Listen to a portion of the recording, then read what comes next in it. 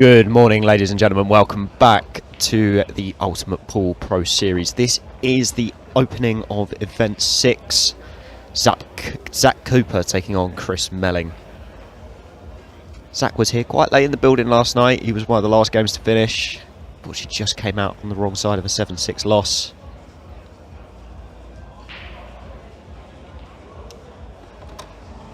And it looks like it's going to be Zack to break. For those of you that are interested, obviously still in Pro Series 5 and seeing that progression, the quarterfinal is at 6 PM tonight.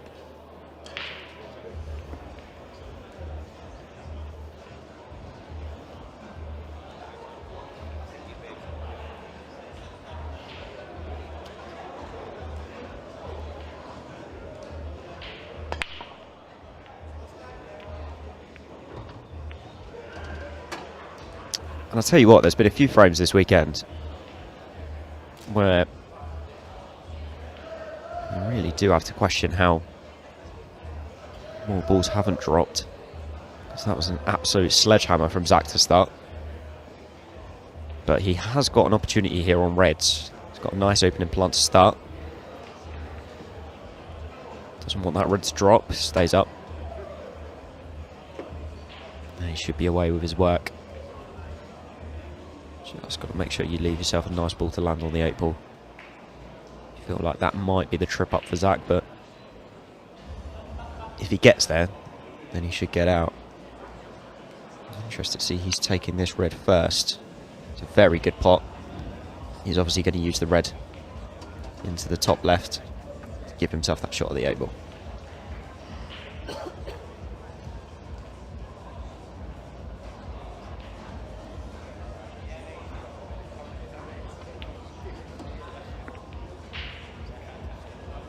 That's a really clever shot as well, just to promote the black a little bit more for himself. Zack's had a really promising start as a professional so far. Yet to really kind of, I suppose, break the fourth wall in terms of getting into that really deep run into a competition. But some last 16s and last 32s in there for Zack. A couple of good wins on the board. Will stand him in good stead for his first year.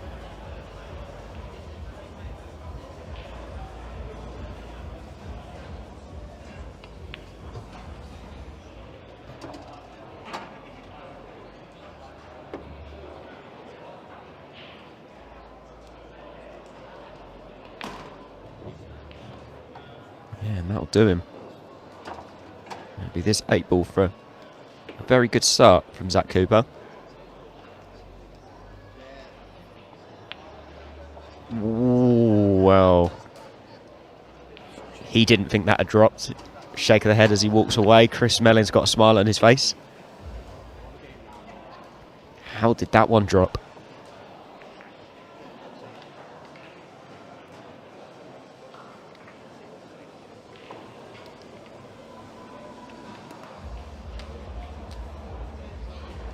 But all in all, despite the fact that there was a bit of a rattle on the black, very good and efficient first frame from Zack. Had the cue ball on a string.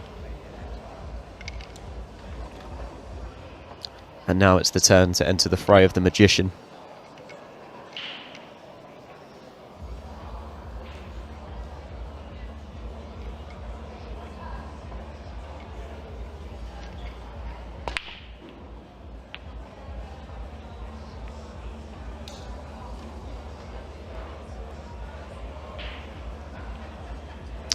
And the magician comes up dry.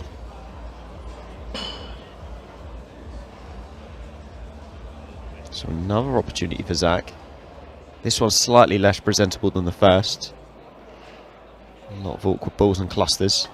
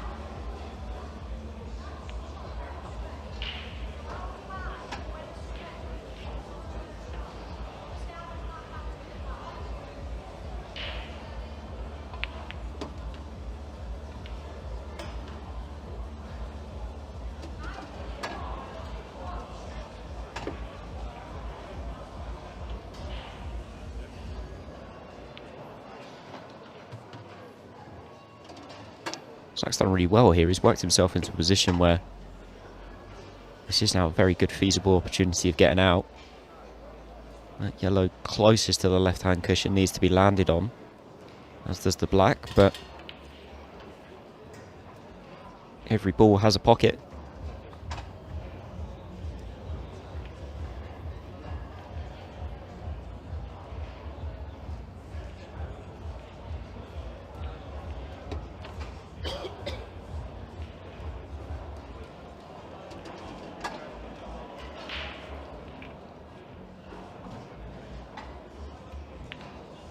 Yeah, that was the shot for Zack. That's a really good shot to land right in behind it. As I am joined in the comms box by Nick Finn. Good morning, Nick. Good morning, everyone. Good morning, Luke. A bit late on parade. Had to get myself a coffee. We must have started early. We were a frame in and only 3 minutes gone. Yeah. It was a quick one. It was a very quick first frame, actually. And the second one, this has been a very good finish again from Zack Cooper. And he's looking in good form. Tidy player, Zack. I watched him last season. Obviously, he won one of the challenger events, and I think he got to a second final as well. Yeah, there were a couple of semi-finals as well in there for Zack.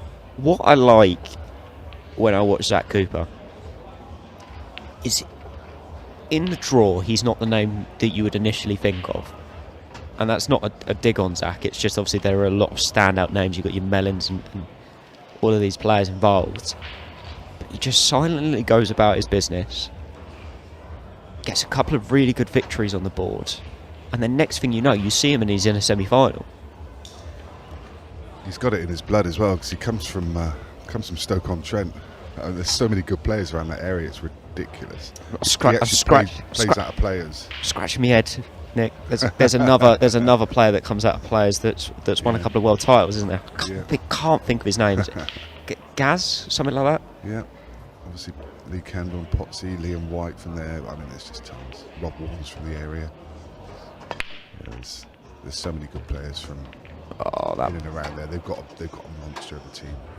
I'm talking about monsters. That's another monster break from Zack Cooper as well. 3 in off the break. Red, just on the right hand side towards the middle pocket, is a little bit of a pain for him, but other than that, really good opportunity again.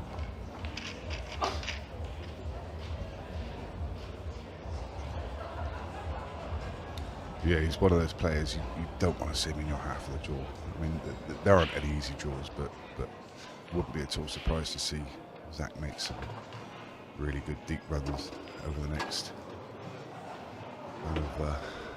year or so as he grows into the pro ranks. I like this shot he's played, by the way. I was looking at the reds, but actually he's got a big pocket with a yellow to double, so good vision that from Zack. All the hard work done already. It's just looked effortless so far. He's going to have one pot to play here, just because he's the wrong side of the yellow in the middle. But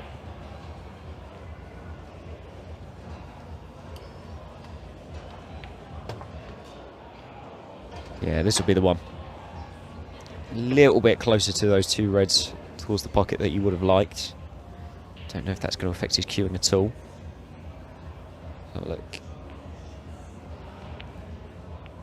Yeah, it looks absolutely fine. He's just got to pot this ball. Oh, right in the heart of the pocket.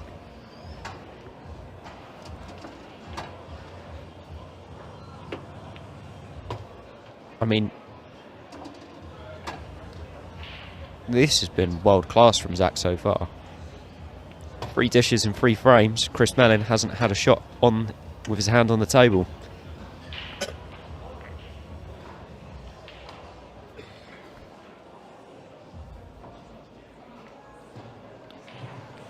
Yeah, alarm bells may be starting to ring for Chris Melling. I mean, it's only 3-0, and he's one of those players that can put together short bursts of frames.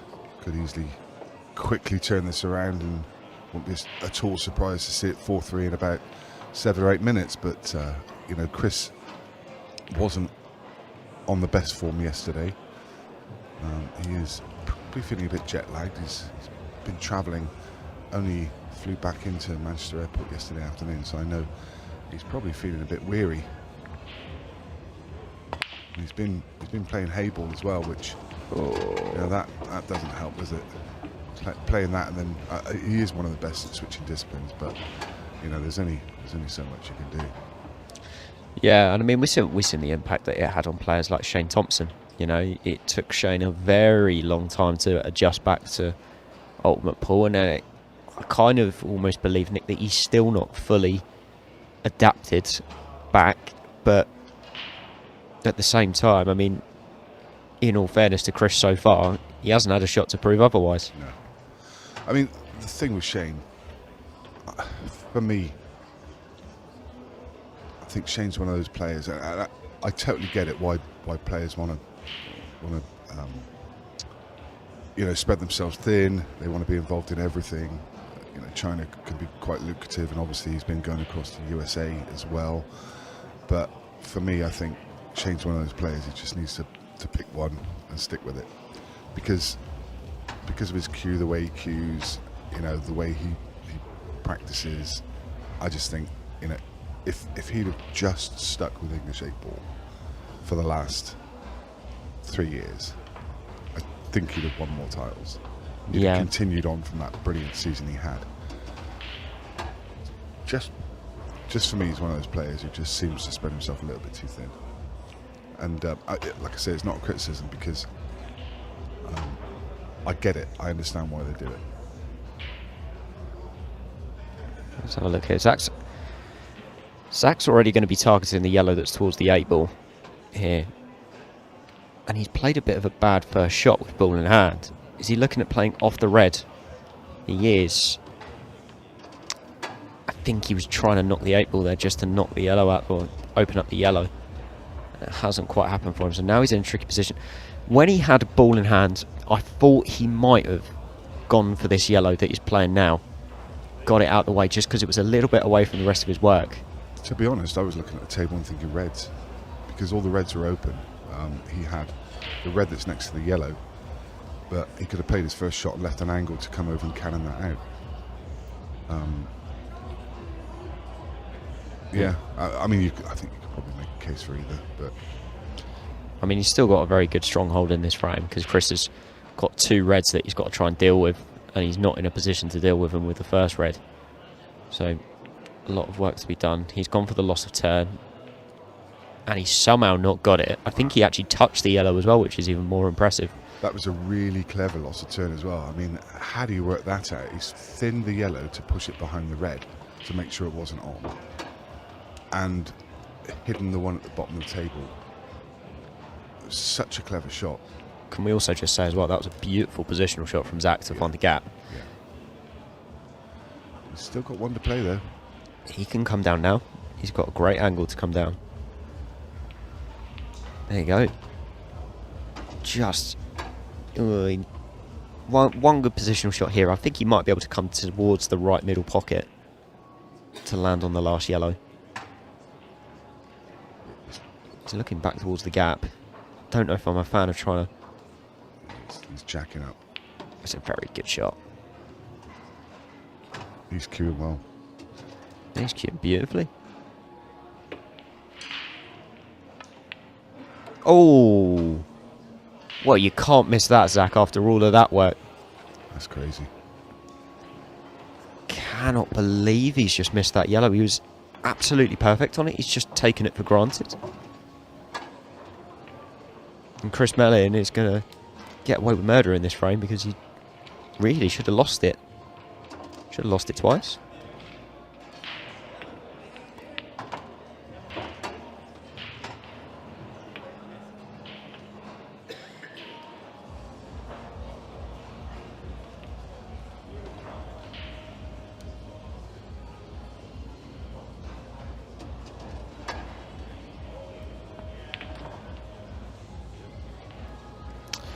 And in the end, Chris Melling mops up from that mistake.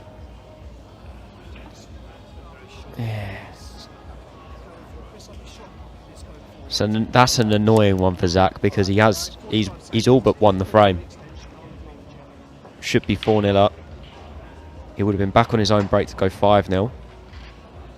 Now all of a sudden Chris is on the board, and if Zack doesn't make a ball, there's a chance he could be back within 1. So Massive mistake in the context.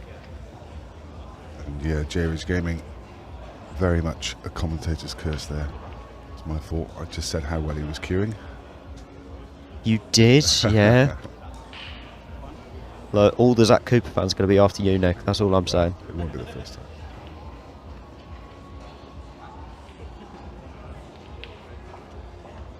Anyway, Zack, he's going to break next. Needs to bounce back. It's a horrible feeling when you lose one the way that you do and then you break dry in the next.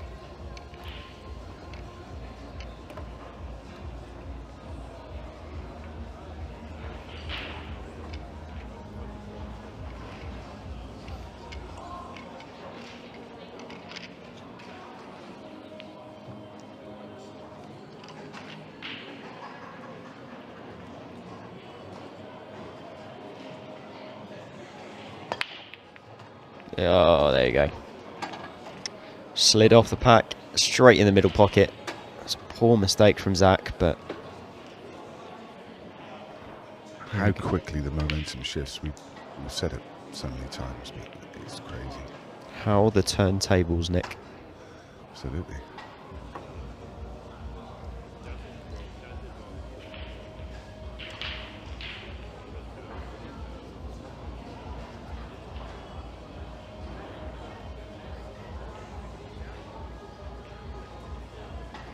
This is a tricky little one. Chris is looking at playing a free ball plant here to get things kicked off. The red into the bottom left. 4-ball plant. Brilliant shot. It was well set, but still tricky to deliver on that amount. Balls being connected. And now he can fly at them. We've got the scheduling for today for this table, and I'll tell you there's some great games coming up. After this one is going to be Ben Doyle versus Craig Waddingham. Following that, Sean Chipperfield versus Andrew Patchet. And then we see Sean Story against Cy Fitzsimmons. And for the start of the evening session, we go to the ladies' quarterfinals, first quarterfinals between Babs Taylor and Marion Jude. So there's some great action coming on this table through the day. Do you know what? The one that really stood out for me there when you shouted them out was Sean Chipperfield, Andrew Patchet. Yeah. I think Sean and...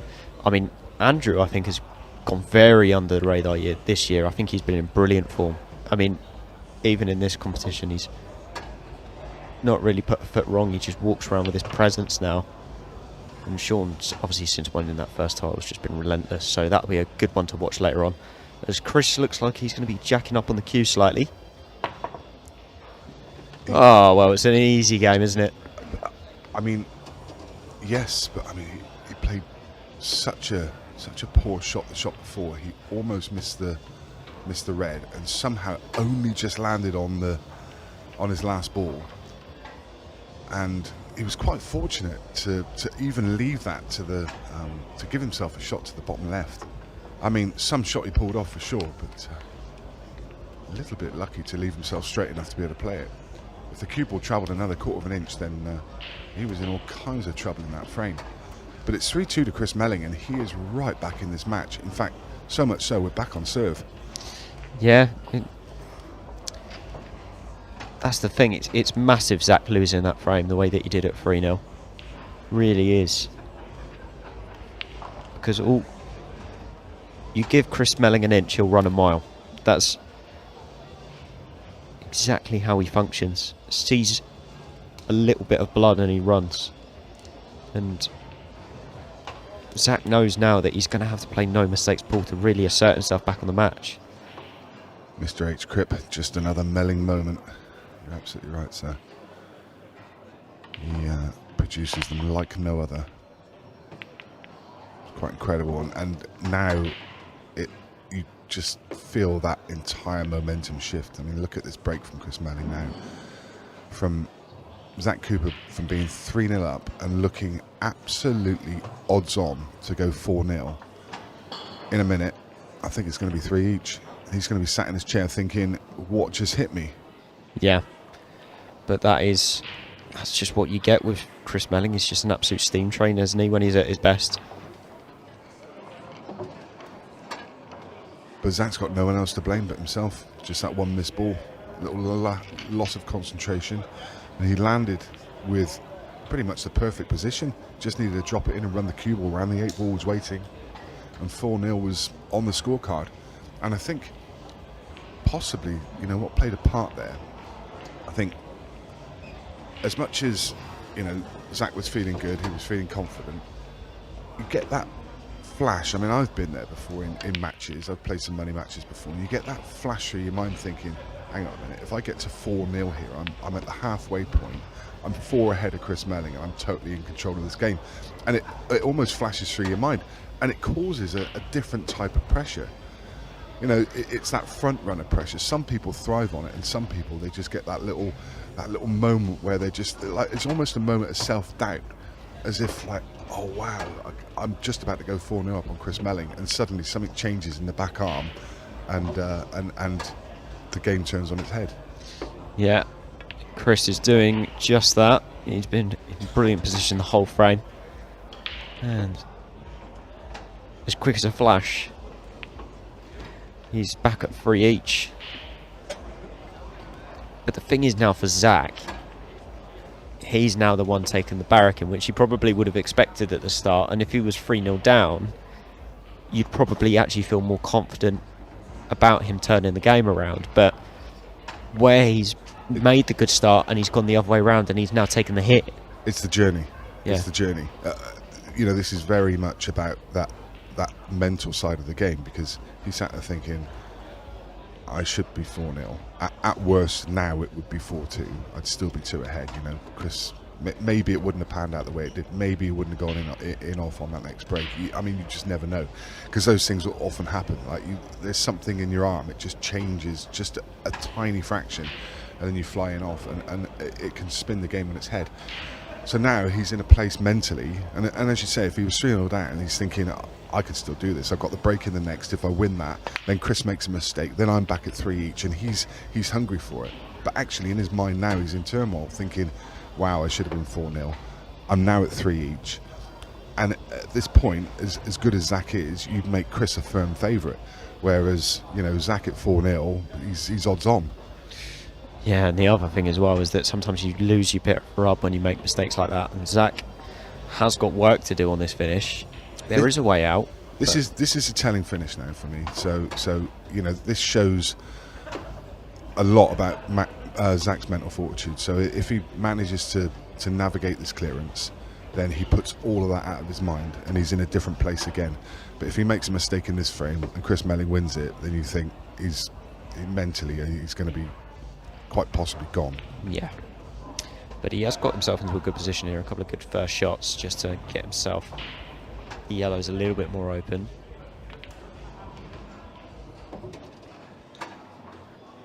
But this is where he made his mistake before. He had an open opportunity and then he just took it for granted a little bit.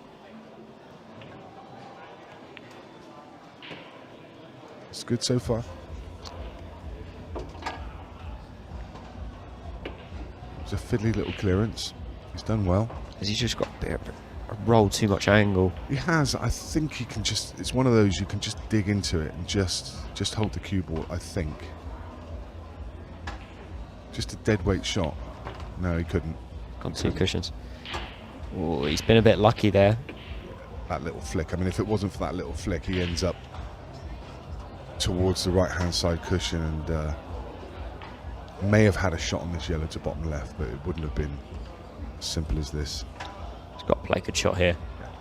Got to play a very good shot here. He wants to be close enough to the yellow that it's fairly easy, but enough that he's got angle. That's not bad. Yeah, that's okay. He can thin this in, and just a trace of left side, the cue ball naturally comes across the table for the 8. Oh, don't lose the white. Ooh. Yeah, it's a bit of a cutback. It's not bad. You just want the shot on it, really. A lot of pressure on this, though. A lot of pressure on this ball. And has he missed it? A No, lot it drops of pressure. Oh. It's a very good pot from Zack. Yeah. And yeah, under pressure, very good finish. And he gets his lead back. I tell you what, that just shows so much about that man's character. It really does. Brilliant. Very good. You know, Chris Manning's firing back at you, and and you know, you've made a couple of mistakes. You've missed the ball, gone in off the break, and he could have easily crumbled in that frame. Yeah, Zack's rolled with the punches so far. But it is going to be Chris Melling back on break. Chris will want to keep his momentum as well.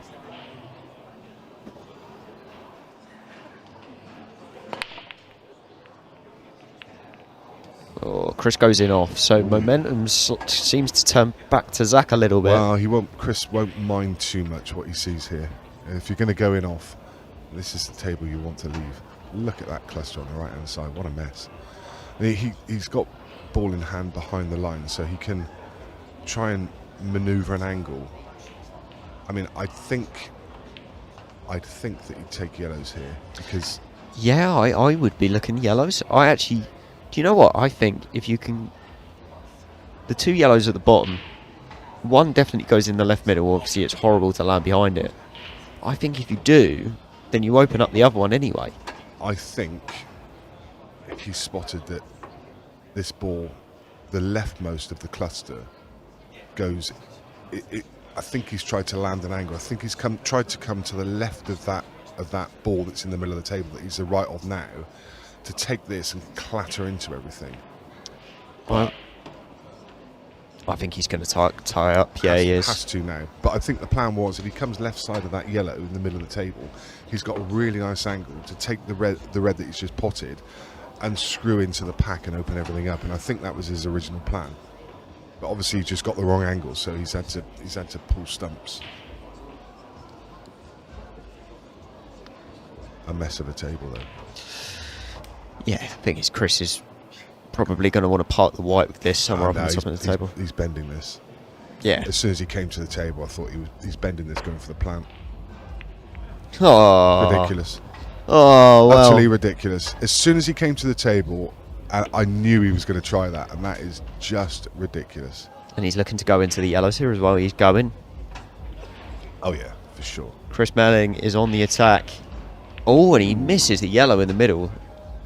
Didn't see that one.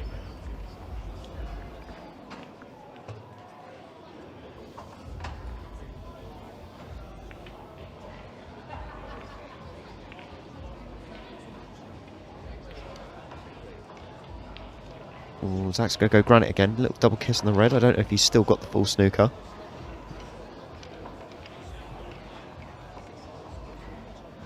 Yeah, surprising miss after pulling out that swerve plant. Audacious, isn't it? It's just crazy. It's Chris Melling, though, isn't it? You just almost there's almost a small part of you that expects it. I mean, you predicted it, Nick. That's a nice shot. He's just pushed the yellow into a potting position. But has he left a path for this red? I don't think Zack can pot it, but he can just push it down towards his bottom pocket. Just get some more traffic in the way. Well, he's left an open table for Chris to go at. I think he was trying to get the cue ball side cushion in behind the 8-ball. Chris has got an opener to middle. I think the red closest to the cushion probably just passes. Sorry, the yellow closest to the right cushion probably passes. He's having a look at it now. I think it passes to bottom right. Yeah, I think it does as well. And he can actually land low on the other yellow if he really wants to and play it in right middle, or he can move it.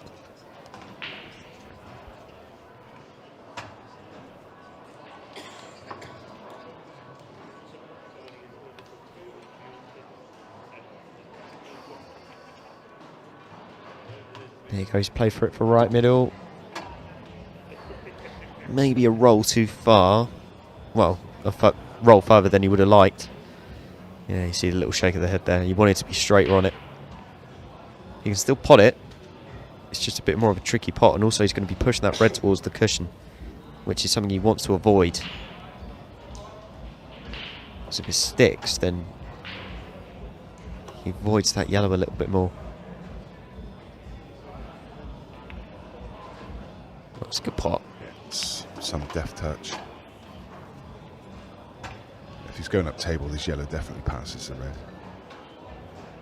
Otherwise, you take it long now. I mean, it's okay. It's not what he played. He played for the cue ball to release across the right-hand side of the table to take this yellow into the same pocket. But a little cannon, he's got it to middle. Not bad at all. He's got a big angle here, though. Yeah. He can't hold. He's going to have to punch this in, I think, and play twice across table. Cue ball naturally comes across that line anyway, so just focus on the pot. What a shot! Floats it in. Wowee! Wow! No. Don't tell me he sat on the red. Never. No you way. Can't sit on the red there. That's ridiculous. The only thing about this, though, Nick, he is seriously unlucky. I always look at these situations and think the Melling magic's going to come out. I don't know how, though. I mean, you know, obviously one cushion into the back of it. Yeah, he's got a guide there as well. So if he does misjudge it and it goes high, it could go in off those two reds. But the problem is with this shot, it's make or break. If he doesn't get it, it's frame over. See, there you go. So Melling, what he does is he finds the potting angle and he brings the cue back to the cushion to work out exactly where it was, finds a midway point, and then he's going to come down and just try and poke the white to try and roll that black in. Like that, off the red. He was targeting that too, you know. He was targeting it off the red. You could see the way he was pointing his cue. He wasn't going direct. He was trying to take it off the red. But I tell you something: if you're going to leave the 8 ball, if you're going to ever leave a ball over a pocket, make it the 8 ball. See, this is where Zack Cooper needs to bring out his inner Chris Melling to try and get out of something like this. He has got a shot with the red to the middle. I don't think he'll opt to take it. It has to be a snooker to start with, surely. I mean, if he tucks in behind the red that he's closest to, I mean, I get that. But if he's tucked in behind the red that's on the bottom cushion, how does Chris get to that 8 ball? Chris swerves it off the cushion. I'm not going to lie. I would back Chris to get that more than this shot here, because this is actually a really thin line that he's got to hit. If he flicks the red on the way through, he's lost the frame. Yeah. I think the swerve off the cushion, I feel like Chris had a little bit more leeway and a way to get away with it. I think he's that accurate with these. He's going to be targeting the knuckle. He's going to be targeting that cushion first to flick the 8 ball. Is in. he swerving? Yeah. Is he swerving off the bottom off half the cushion? So it straightens the cue ball up. He changes the angle. Yeah, that was. Oh, there you go. That was never the line. If you get it wrong, you lose the frame, and that is exactly what's happened. Zack Cooper has played a very clever technical shot, and he was trying to go low, and then straighten the cue ball up off the cushion. But I mean, he went so low, and at that pace, it just doesn't give the cue ball a chance to straighten. No. And that is that for that frame. Zack Cooper goes 5-3 ahead.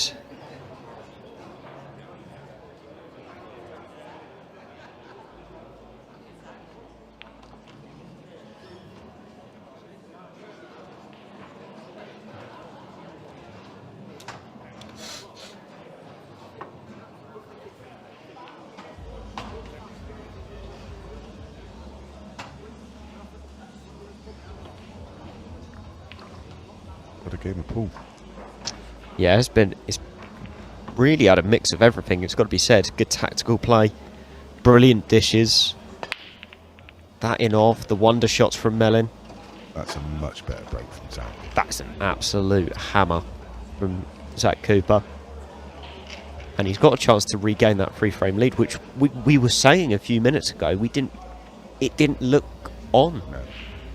No, I think at 3-all, Chris is the firm favourite, but you know, Zack's shown some real fortitude, and these yellows should be gone. Absolutely should be gone. This is going to 6-3. That's a lovely touch from Zack to land straight on this yellow. The yellow that's now over just overhit that slightly. I was going to say the yellow over the right centre. He's about to pot it, but he'll leave another one there. That's a perfect ball to get on the 8. So that'll be his last ball. Yeah, he's worked this out really nicely, Zack, so far. To be fair, I think that was probably what was the plan. I thought he was coming back to take on the plant to middle, and I thought he'd overhit it slightly, but I think this was always his A plan. I mean, the way they were laid out, you could have gone about him in 50 different ways. Yeah, he's straight off with this yellow. He just needs to make sure that he didn't have too much angle. Looks absolutely perfect. Punches it in with conviction. Yeah, he is looking value for money, is Zack. He likes to punch a ball, doesn't he? Yeah, Zack's a real cueist. I like the way that he attacks the white ball when he cues through. Look at him, he's got a swag. He's got that proper kind of... It's almost like a strut, isn't it? Yeah, he's got a spring in his step for sure. That probably wasn't there when he was 3 each. And Melling fighting back at him. Now Melling 3 behind, he's got to do it all again. And he's going to need more mistakes from Zack Cooper. Yeah. I mean, Chris hasn't really put too much wrong. I mean, other than going in off... Well, other than the loss of frame, I suppose. He has been really spot on all match. Zack Cooper's just played really, really well in this so far.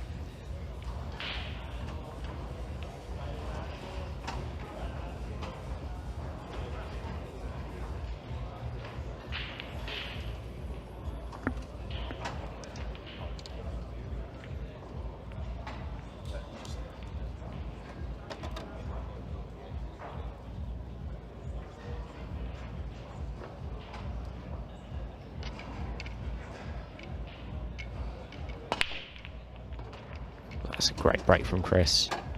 Lost the cue board, a touch. Just he plays it in such a way that he wants it to come back off the front ball, and there's an element of topspin there, so it bounces back off the front if you flush it, and then the topspin takes over and it sits in the parks in the middle of the table. But you just saw there, when you hit that slightly off, when the topspin takes over, it kind of tracks towards the middle pocket. It just bent away in time and then came down the table. Oh, it's missed a yellow. That's a bad miss. Yeah, that's a really poor one from Chris. I mean, it wasn't the easiest shot in the world. Do you know what? They're the ones, Nick, those little kind of cutbacks in the middle where if you're not playing a lot of English pool or if you're switching between different sports, they're the angles that catch you out. These reds look really good, apart from the 8 ball. So, because of that, he may... I mean, you could make a case for either, but... I think if that yellow passes into the bottom left, yeah. You're out on the shame. yellows. Yeah.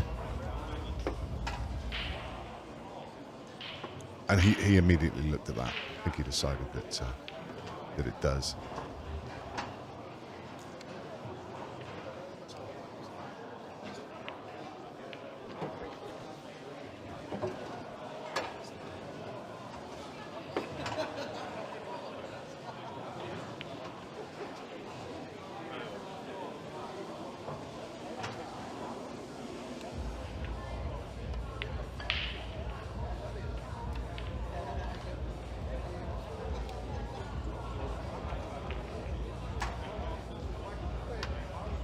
See, that's just the line he wants to land on. Just because of how close that yellow is to the black, you do want to land nicely behind it.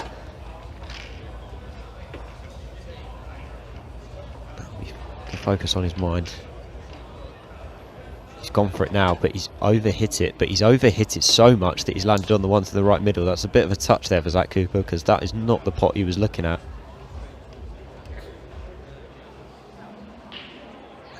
Just screw on and off the cushion to land plumb on it now, and he is in perfect position. A little bit fortunate there, but a good result.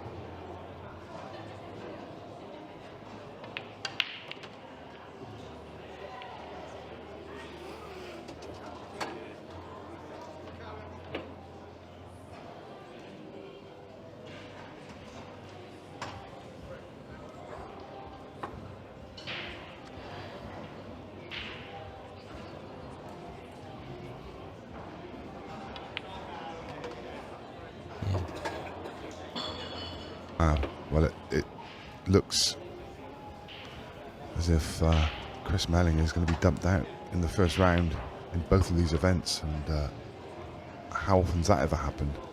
That's a real rarity.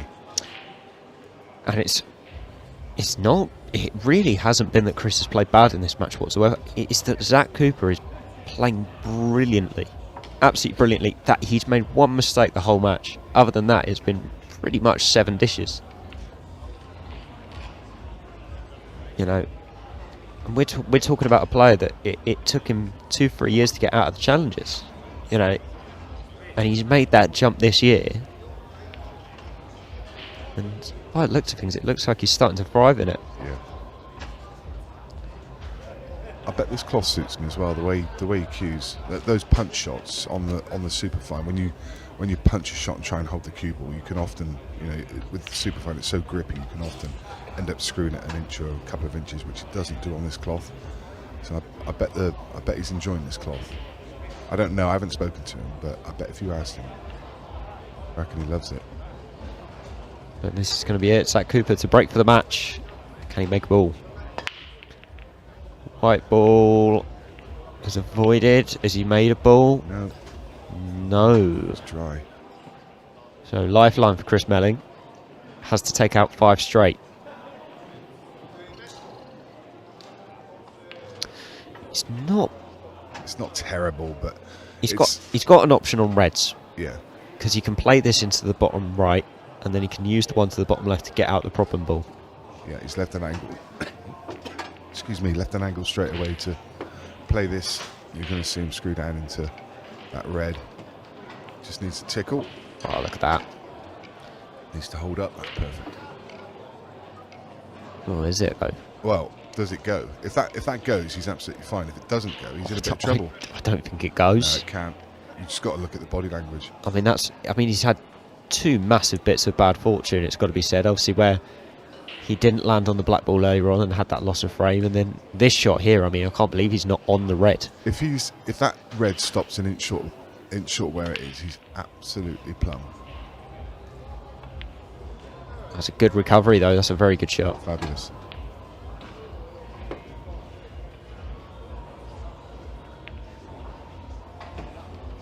Yeah, now he's in a good position.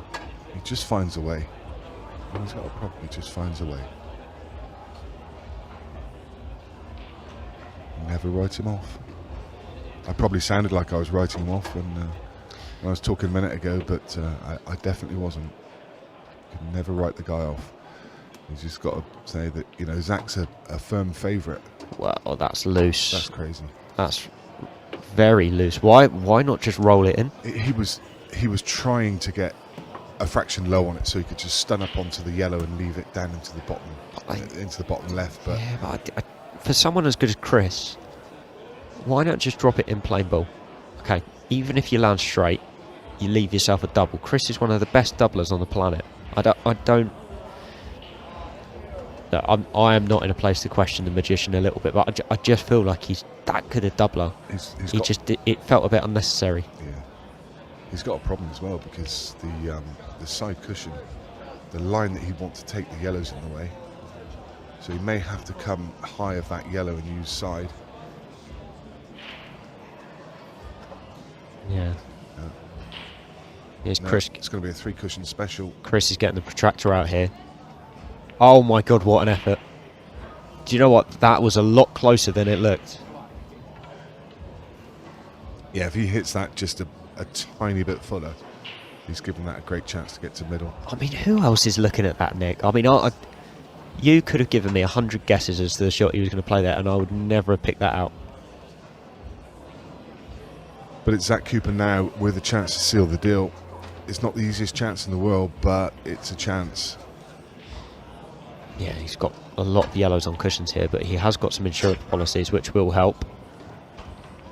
That's a very good shot. Yeah, nice kiss.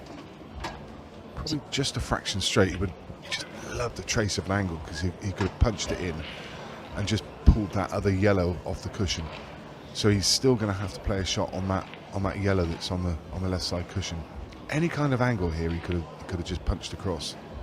I think he's just going to opt to play the snooker here. Yeah, he's just going to bring it out. He's going to bide his time. It's dangerous with Chris Melling, but you see why he's done it. But again, it's clever because yes, Chris can come 1 cushion behind the red, but Zack's covered the middle pocket, so that's taken away the obvious option for Chris. The problem is everywhere you look. Yeah, see, Chris is lining it up here. Even with this shot, the yin off is on. If he comes off a couple of cushions and tries to pot it. So top cushion, side cushion. Yeah, this is, as I say, that Chris Melling protractor is well and truly out.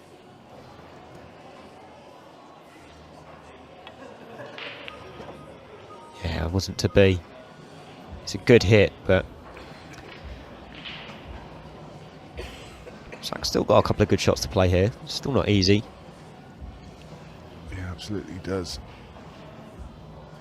He's looking at a plant to middle. Just I wonder if the shot down the rail's not the right shot to play, you know? Only because, you know, he was on it, and if he gets it, he could have brought the cue ball across the left side of the table and taken those two reds up into the top left. Doing it this way, he's still got a land on it, and now he's just pushed that yellow a little bit awkward. Yeah, this is getting hard now. Do you know what? In that position when Zack had that yellow that he's just played in the middle, I was looking at that going, I think he's got to take it to the bottom corner. Because if you play it that way and you make the pot, then you're out. Because you're going to be right behind the yellow. But now, he has still got the cut in the middle, but the white's going away from his work. He was on the ball to bottom corner. He was on it better than he is now. So, you know, why not take it there and then? Yeah. Because I think you're out. This is a shot for the match, though, so if Zack can cue one good one, then this is done and dusted, but... And this is an easier shot to play at 7-3 than it is at 7 each. Let me tell you that much. Can he cue one in? Oh, it's just about... Wiggles his way in. Chris just shaking his hand, yeah? I mean, I would have certainly made him... I would have made him play it out. That's a fiddly little 8-ball. There's no way Chris Melling's shaking hands there if it's 7 each or 7-6. Yeah. At 7-3, yeah, he's had enough. He's seen enough. Anyway, that Zack Cooper progresses. We'll be back with you in just a minute.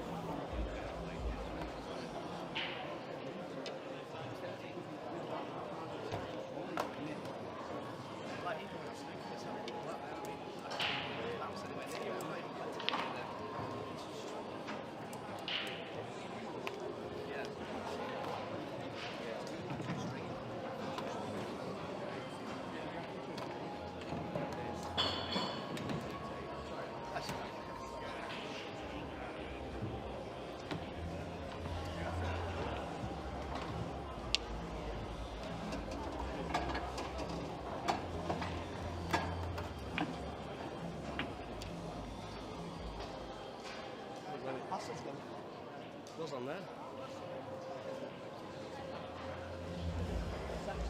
He's back. Oh, hey,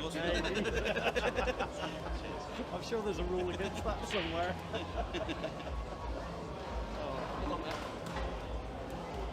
Turns into this year, but she's spoken with this year. That's fine. Thank you.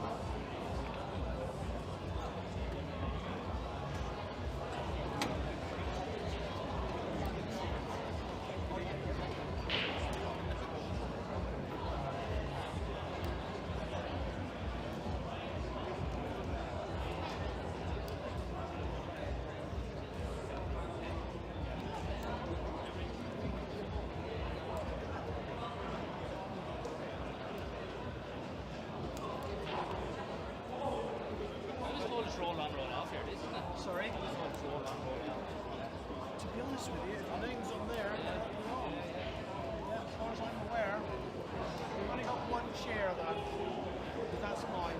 Okay.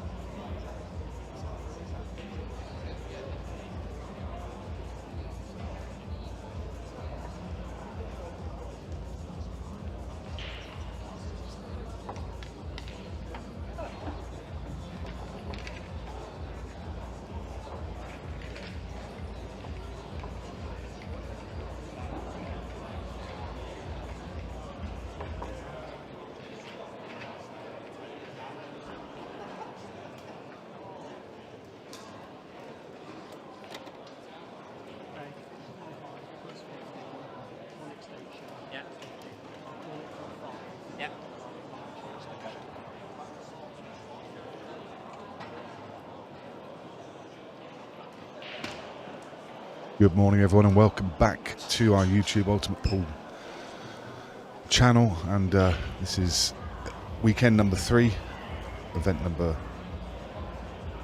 number 6. We are looking at this game between Craig Waddingham and Ben Doyle. Both players are already out of event 5, so we don't have anything else to play for this weekend, so they'll both be firmly fixed on this game and want a good result, otherwise it's going to be an early finish. It's Nick Finn. I'm joined on comms by Matt Briley. How are you, Matt? Yeah, I'm good, thanks, Nick. Yeah, brilliant. Been a while since we've been on comms together. Yeah, it does seem like quite a while, to be honest. Yeah, so, took a little bit of time out and just getting back into it again now, so we'll give the comms a go. Yeah, great to have you in. And so Craig, we saw him play on stream yesterday in event 5, and he looked good in his opening game, but then he was beaten in his next match quite soundly by Jaden Billiards, 8 frames to 2. Yeah. And whilst that's not a shock to anyone, Jaden's a quality player, but you don't see many people beat Waddingham 8 frames to 2. Yeah, you've really got to be on it to do that, and he's not going to give too many chances, and obviously he's playing it full time now as well, and so I'd imagine he's very sharp. Ben Doyle, obviously new to the pro ranks, still finding his feet. He had a really good win yesterday in the last 64 against Neil Raybone, 8 frames to 6. Oh, I think that may have gone wrong there for Craig. I thought that was a little bit of a gamble, that shot. He needed to make sure he left an angle if he was going to play it, because landing straight on the rail, even if he's on this, wasn't ideal. Yeah, and then Ben, following that, he played Rab McCulloch and lost 8-7 against Big Rab. I mean, that tells you that, you know, the guy's playing well. Yeah, he must be playing really well. Because I mean, that's a tough game against Rab McCulloch for sure. To take 7 frames off him, take him to the hill, following that win against Raybone. Yeah, Rab's still going as well, isn't he? He's still going, yeah. Is it the quarterfinals are in now? Yeah, quarterfinal stages. Just quickly run through that actually while we're looking. So event 5 we're talking about. We're watching event 6, but event 5 is the lineups. Josh Jahaz against Joe Prince. Josh having a great weekend, beat Tom Cousins early yesterday. Yeah. Then John McAllister versus Josh Kane. That should be a cracking game. What I've seen of John McAllister this weekend has been absolutely sublime. It's been outrageous. Rab McCulloch's got Hitan Patel and Aaron Davis against Declan Brennan. So what have we got there? Former winners, John McAllister, Aaron Davis, Declan Brennan. The rest yet to pick up a trophy, I think. So they'll be looking at this is a great opportunity. Yep. But yeah, for now, really focused on this event 6. Yeah, so with the one that you mentioned there, Aaron Davies, I watched his match last night against Dave Fernandez. Yeah. And he was in top form. He was. Yeah, he didn't make a mistake. And Craig's got a chance here, but it's tricky. Yeah, it was a good shot where he'd left Ben. They left him side up. There wasn't a great deal they could do. He kind of had to leave Waddingham a little bit something, and it's a big shot coming up now.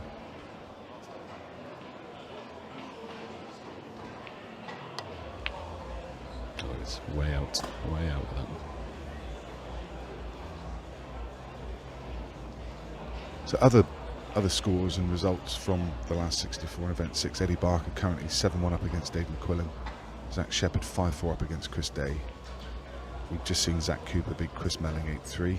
Cole Bedford through against Andy Williams. 2 Welshmen started out early this morning, and Cole won that one 8-2. Shane Thompson currently 5-4 up against Josh Jahaz. Darryl Whitworth 8-3 against Ian Alley. Ian's not had the best of weekends, got beaten by Deck Brennan 8-0 yesterday. And Stevie Dempsey beat his fellow countryman Sean Sharkey 8-2.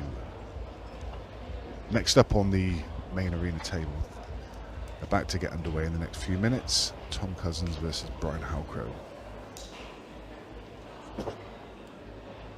Yeah, I watched a little bit of Stevie Dempsey yesterday against. Oh, it's a bad shot there from Ben. That's a poor. Yeah, it's a bit careless. I mean, to be honest, he made it more difficult by putting the check side on there, and I didn't think he really needed to. I think he could have just accepted a tougher pot next, really. And he's left a fairly natural angle for Wallace, and his side cushion, bottom cushion, back across for the red. Yeah. Well, still leave a nice angle.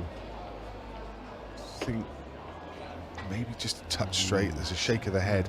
Would have loved just a fraction of angle to be able to screw across table. The trouble is that there's so much traffic here. Even if he could screw back through the gap of the yellows, he's tracking straight towards the 8-ball. He needed an angle to go bottom cushion and side up to the top of the table. Yeah, I wondered if he might come this way, and his natural was for the other pocket effectively. That's about as good as he could have got, and it's still horrible. It's one of those, you've got to pick the line and just commit. Yeah. Nice, very nice. That was a tough 8-ball for Craig. I'll be very disappointed with that. That was a good opportunity after Craig falling out of position. Absolutely, you've got to take your chances. But first frame of the day, always a toughest frame, really. Yeah, getting that first one on the board, it certainly is. We watched Waddingham on stream yesterday morning, and he played Dave McQuillan. And, Dave got off to a great start.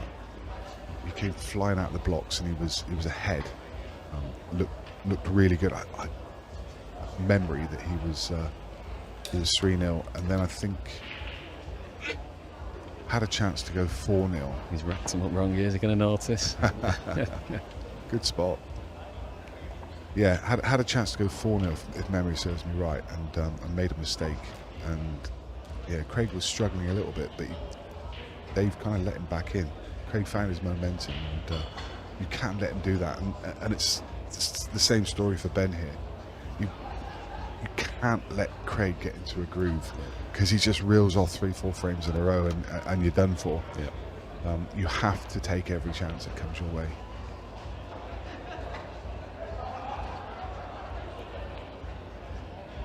Yeah, I saw it drew a bit of a crowd yesterday actually, the Waddingham game, where it was 3 or 4-1 down, wasn't it? And then, like you say, he just got into his groove then.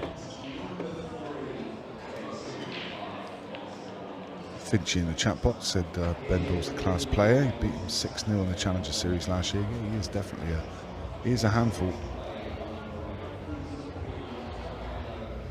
Yeah, I've not really seen anything with Ben, so interesting to see how he gets on in this game. Great to have you all watching on this Saturday morning. As I mentioned, the show is just about to get underway on the main app. Tom Cousins about to start. JMO and Cy Webb are currently in the arena having a chat. So if you're interested in that game, that will be across on the Ultimate Pool app. Or you can just stick with us. We're here right the way through until the conclusion tomorrow evening. We've got action all the way from the Pro Series this morning, and then this afternoon we start to focus a little more on the ladies' game, semi-finals and finals. And we'll also have some action from the Challenger later today as well, which will be great. We'll have the finals from all of the Challenger events, all of the tiers.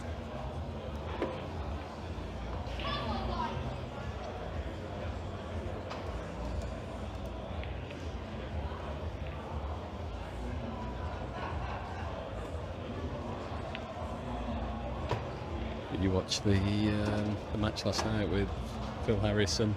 And, I didn't. I wasn't on the. It was McAllister. Yeah. No, I didn't get a chance to. I was on this stream, and I could see bits of it on the other stream. Yeah, it was superb, was McAllister. Yeah. Whenever I've seen him this weekend, he looks to be on top form. I think he must be.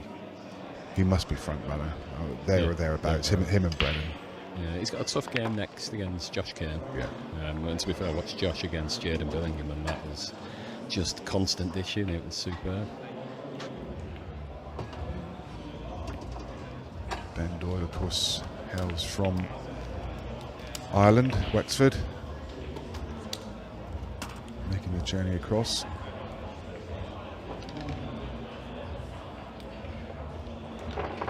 You'll be happy there, Ben, to get on the board after that mistake in the first frame. He's took those out nice.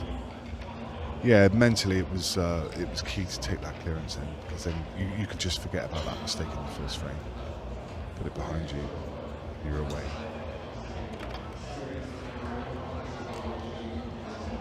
Craig Waddingham, one from the north of England, Scunthorpe, breaking in frame 3.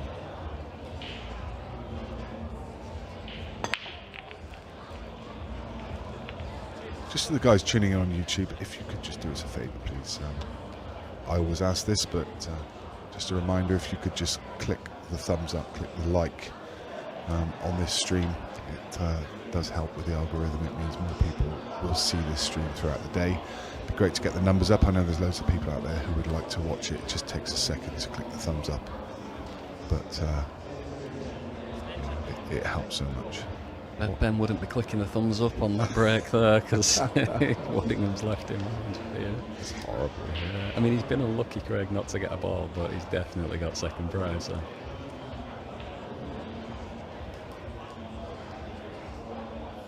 It's such a fiddly one too. Yeah. Horrible.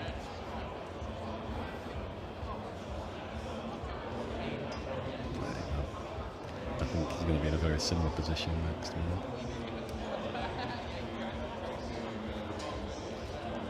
It's like reminiscent of old rules. This serves the common play, really, wasn't it? To be honest, I find those shots very fiddly now. I mean, years ago when it used to be, the old EPA rules, you used to play those without thinking about it. Now you look at it and think, it's a tough shot, I'd rather have a pot in there. James is just mentioning what can you do about the live scoring, it's not working. I know there have been some problems with it, but I believe the problems have been resolved. I can tell you for one thing, if I go in through the app, then I have a problem with it. But if I go in via browser, so I'm looking at the scores right now on Safari, and all of the scores are up to date. So I think it's probably just the way you're accessing it. You need to go in via the via browser rather than through the app, or just change the browser you're going through, because mine is definitely updating. It's spot on. Yeah, I found that to be the case yesterday. It didn't work on Safari on mine, but when I changed to Chrome, it worked fine. Yeah, I'm on Safari at the moment and it's absolutely fine. So hopefully that's resolved that problem for you.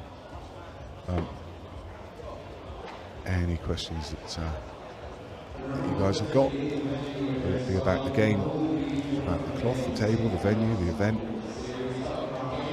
what it's like playing in the event. Matt has been part of Ultimate Pool since the start, really, haven't you? I mean, Yeah, and before that, off, the Supreme Series. Yeah.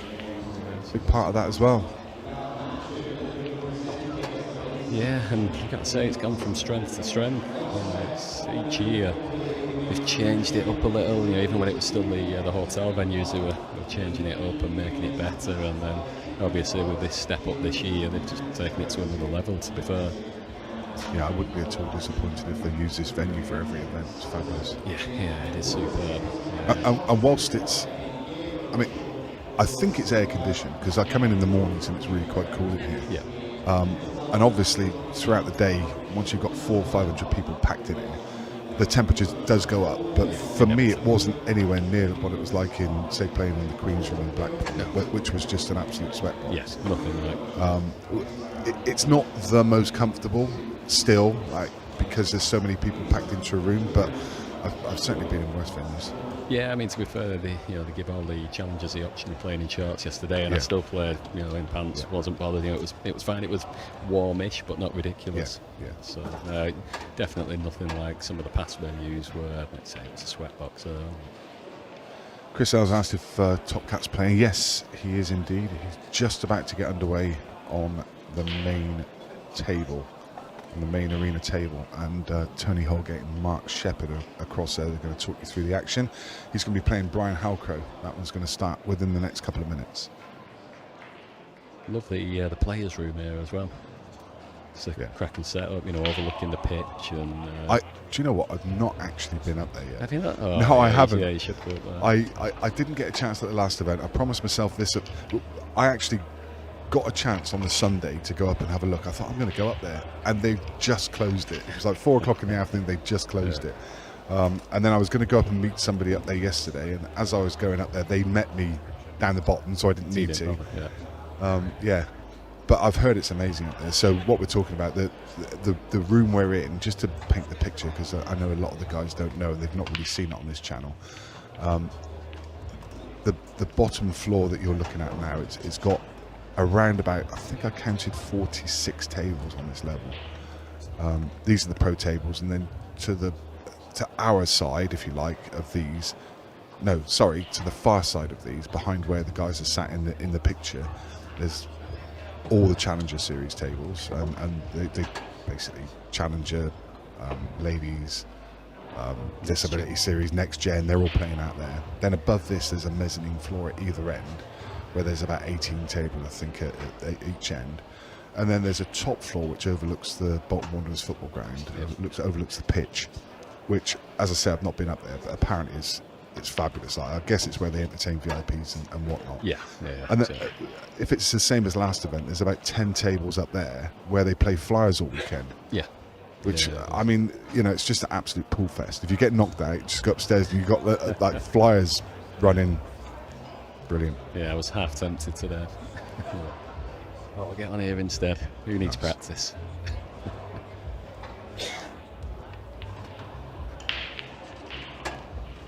Makes me wonder now with this cloth that Craig there, he's missed 2 balls. I mean, it was a tricky shot, this one, where he's gone for a thin chip, rake of side.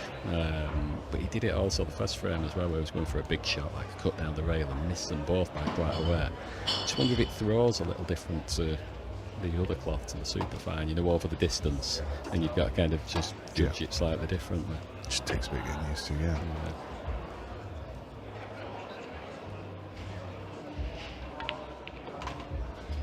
That's well judged.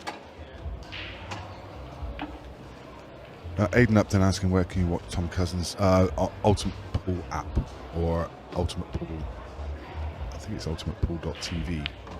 If you Google Ultimate Pool, you'll find lots of options. You can do it through a browser. There is an Ultimate Pool app. You can watch it through there. The TV table, Remy, does have a timer. This table also is on the clock. You can't see it, it's out of shot, but there is a referee. So we're not on a match clock, but we are on a shot clock. It's a 45-second shot clock. So it keeps the games moving. In fact, we've been ahead of schedule all weekend on this table. We haven't had any long games at all. Yeah, I think it's a good idea to have the time on these tables. Yeah, you're only going to get the odd game here and there that drags on, but really you want it to be flowing. Freddie Onyang asking, what time is Caesar playing? I know there's a lot of interest in Caesar over this weekend. We watched him yesterday. I think there is a desire to get him on stream today, but we don't know if we're going to be able to. I don't know what time he's playing, if I'm honest. If you go to the Ultimate Pool app or the Ultimate Pool webpage, you can go to the live scoring app, and you will see all of the tiers. If you look at Challenger Tier 1, you can see his draw and the way it pans out.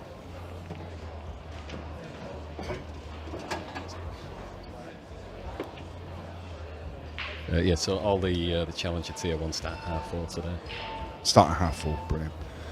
Yeah, so yeah, it looks like he's in action. Don't think you're going to be able to watch that game, but you can certainly keep up to date with his score. We may be able to stream it. We're trying to work on it at the moment, but we're just looking at juggling the schedule and how we can do that. So we will try and get it on for you, but if not, as I say, you can. All of the draw, every player, if you've got interest in it, any player in this event whatsoever, go to the live scoring app. This is well worked from Ben so far.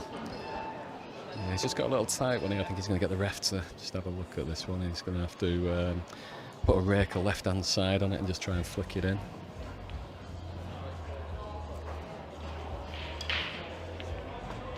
Yeah, it's fine. Okay, Chris Cunningham said he just won a tournament at his local last week, beating Josh Kane. Previously, we were talking about Waddingham. Were you talking about Waddingham beating Josh Kane, or you beat Josh Kane? If you beat him, well, fair play to you, sir. It's a great result.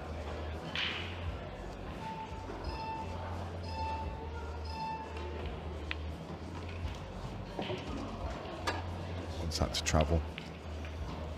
Yeah, much thinner than he liked. He was trying to get another foot across the table, just to drop this into top right and run down for this one to middle. But I think it's going to be a reroute. He's going to have to take middle first. Yeah, should be okay there. Maybe just a little bit of check side and just straighten it up. Yeah, excellent.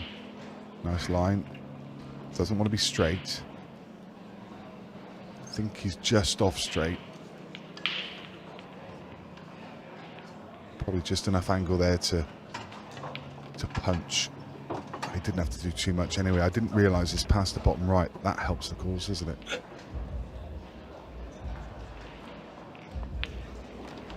Great stuff from Ben Doyle so far. Just that early mistake. I mean, yeah, could quite easily be 4-0 here, couldn't he? He could be. Yeah, he's been flawless, to be fair, from that point. Craig's just throwing a couple in that you wouldn't expect from him. Nothing ridiculously easy, but yeah, you just think with Craig that, you know, once he gets to the table, that's it. Again, lots of people joining us, lots of people tuning in on this Saturday morning. If you would be so kind just to give this stream a like, it would be most helpful. It's all we ask in return for a free weekend of pool viewing. Just click the like button. Yeah, I wonder if that comment before, I think there might have been an event on last weekend at Murphy's where I think Waddingham and Josh Kane might have. Oh yeah.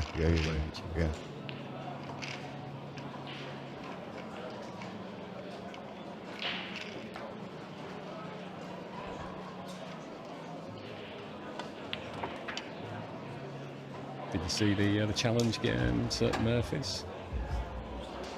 No. With the £32,000. £32,000? Yeah, the break dish. Yeah. There's some payout there. Incredible, yeah.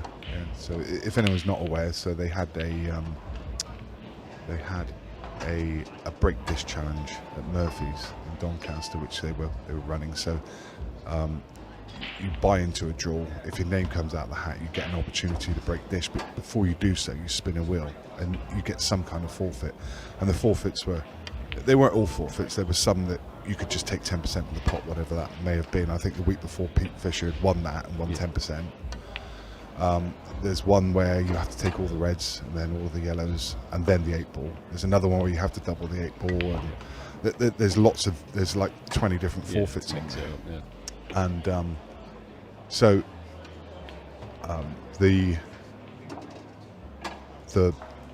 when the pot got to 32,000, I think it was Tom Barley, wasn't it?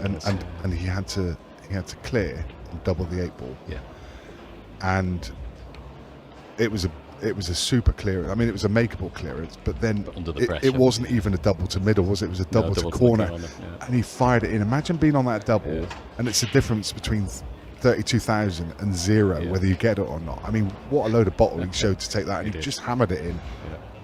So then, because the pot got so big, they had a backup pot, and the backup pot started at like 6 or 7. It got to 9,000, and then I think it was last week got one again. Oh, so, been one again? Well, so what happened was, I'm trying to think who got it. Another known player. So he spun the wheel, and it's come up. Golden break counts. So he's played a cut break. Yeah. Smashed. It's on video. So all of them are Facebook Live. So if you go back to Murphy's page on Facebook Live, you'll see it. Yeah. So he's played the cut break. The 8-ball's just sat there. It's not moved, and a ball's come off the bottom cushion and smashed it into the top left corner pocket. And he's golden broke and won £9,000. That's definitely the nicer way to do it. It was ridiculous. It takes all the pressure off. Yeah, absolutely crazy. I didn't realise that the 10% was one of the spin the wheels as well. I wasn't sure if that was just you always got the option of 10%. No. Yeah, it makes more sense, to be honest. Because otherwise you'd always be taking that, really, because otherwise it's a bit of a gamble. Absolutely, yeah.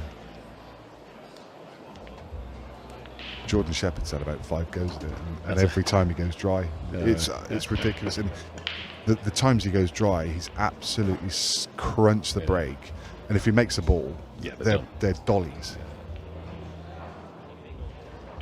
He was messaging me saying he cursed. Well, whilst we were talking about that, Craig Waddingham took out a quick fire finish.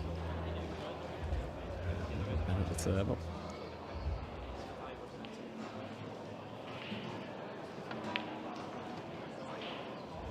It's a nice shot. A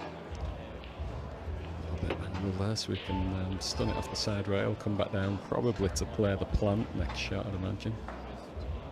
And really, this should be relatively straightforward. He's leaving this one for his ball for black. Excellent.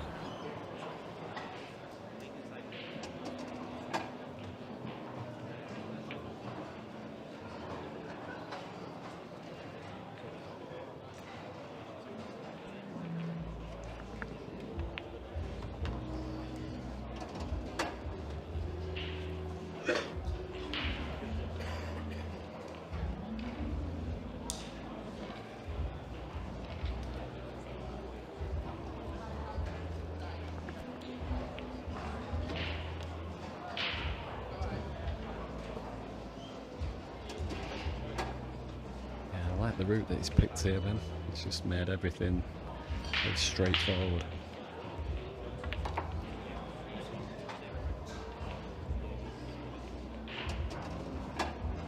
Such an important aspect of the game as well. Just picking those patterns right, you can make what would be a tricky clearance much easier if you just take them out in the right order. He's looking in fine form. Is Ben Doyle? He's retaking a 2-frame lead. He's really putting the pressure onto Craig Waddingham.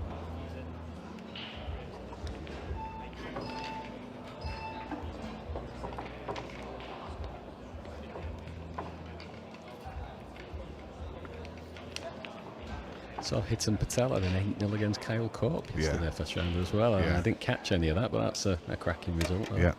And then went on to beat Stevie Dempsey. Yep, I was talking to Stevie outside, and he had a time foul against him in the middle of the game, and on this table, and he was fuming about it.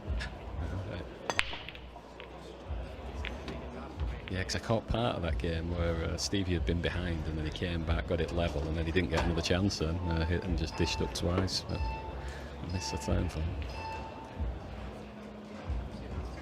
And then he had another nice win against Christie right after.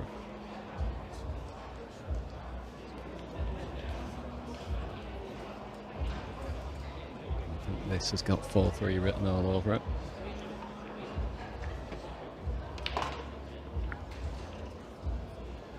Yeah, the only thing he needs to work out here is the yellow just on furthest left.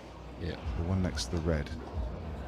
Just wonder if he'll play just a delicate breakout shot and he'll drag this back now, leave the angle. Yeah. He's leaving it, he's obviously happy. He's happy to land on it, isn't he? Yeah. Just the breakout shot was so easy just because of the fact that you've got that ball to the right hand side, you're guaranteed to land on, you're guaranteed to get the breakout, but it does go to be first, he's just made sure he's left the angle to know that he's going to get on it. That's nice.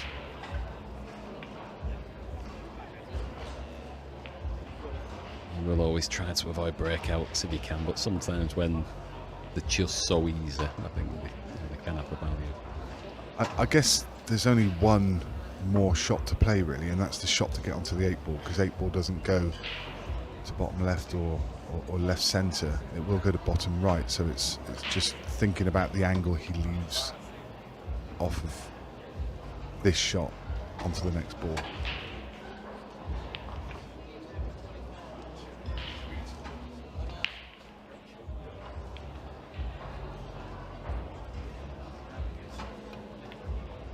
I mean, it looks like he's probably just going to take his medicine here and I'm just wondering if he's going to play take for the it middle. long. No, I think he's going to come round off 2, play for the middle. I mean, he's got the nice angle to do it. It's just It's there's a bit more risk in there. There is a bit more risk, yeah. I think it's just for the angle that he's left. Yeah. Well, that works. Yeah, and I think, to be fair, he did look at the corner before. I think he's made sure it goes in both and thought, don't snooker myself, really. Yeah. Whichever I landed, I'm fine. Yeah, it was a fairly natural path for the cue ball, so it was just all about the pace. Very nice from Waddingham. Pulls it back within one frame again.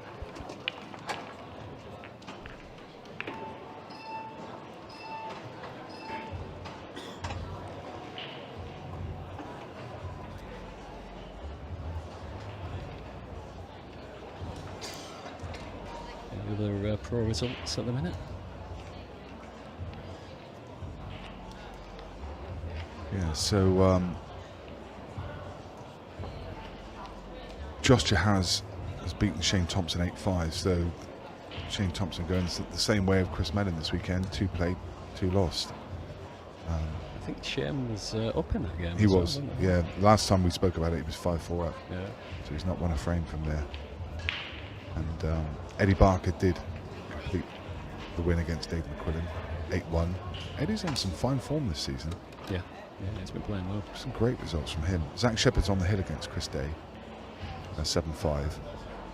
Cousins over on the main arena table, 2-1 up against Halco. John Rowe 2-0 against Liam White. Luke Gilbert is 7-1 against Aidan Hughes. 7-1. Yeah. That gets us up to date with how things are shaping up so far. Don't forget, we're at the quarterfinal stages of the Pro Event 5. You'll be able to see those matches later. That is a very nice break. And if the red passes the yellow to the bottom left pocket, which I suspect it does, he's having a look at it now, he's going to be going reds here. The only difficulty is just that red on the top left there. It's not the nicest of balls, whereas with the yellows, you potentially could play the breakout on the one back ball. Yeah. I mean, my kind of, I guess my deciding factor there really for reds was the yellow on the left side cushion. You're right, it can break out, but then you've still got the yellow on the right side cushion. Yeah, you don't need to move it, and you can back yourself to pot it, but they are a little bit tricky. Yeah, it's a little bit. But you're absolutely right. You've got that red at the top of the table, top left, which is aloof. Yeah, I think personally, I'd leave these down at the bottom end of the table now. I'd take the one that's near the blue spot and the yellow. Yeah. Just stun across, leave yourself straight on the one into the right pocket, and then obviously break that other ball out, and then you'd have had this ball here. Yeah. Because really, when you're playing that breakout, you just want to have another ball there to make it a little bit more guaranteed that you're going to have an action. Yeah. And then the ball on the right hand side, the yellow on the right hand side, I'd just leave it as last ball for black. I think he was undecided because he did look at that red a couple of times to see if it passed the yellow. I think I'd try and... I think personally, I'd probably try getting on the one on the bulk line then, just so that then you could then play the breakout and have the one that's sort of middle of the table next. Yeah, he's going to try and leave an angle on the one just above the bulk line.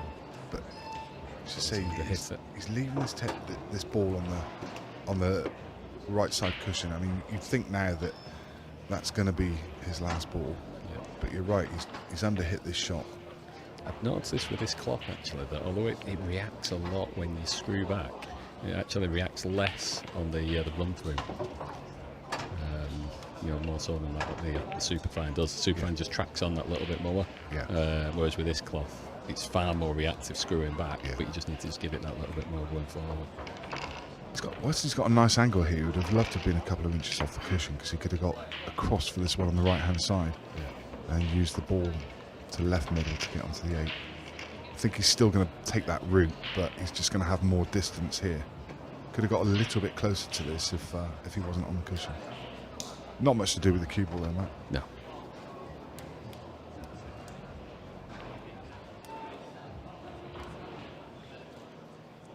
Just makes you wonder just how much of the pocket he's got to that last yellow going past the black.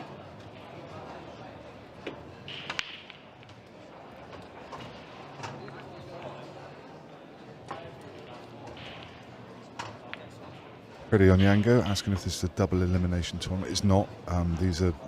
it's just single elimination, but there are 2 events over the weekend, so everyone gets a second bite of the cherry. The schedule for this table, as Ben Doyle retakes that 2-frame lead. Schedule for this table following this game is going to be Andrew Patchet against Sean Chipperfield, and then Sean Story versus Seifert Simmons. Then we step across into ladies' game, Marion Jude versus Barbara Taylor. That's the quarter-final from Pro Ladies 5, and then it's back to the men's, and it's Aaron Davis versus Decky Brennan, and the winner of then it'll be Josh Jahaz and the winner of McAllister and Kane.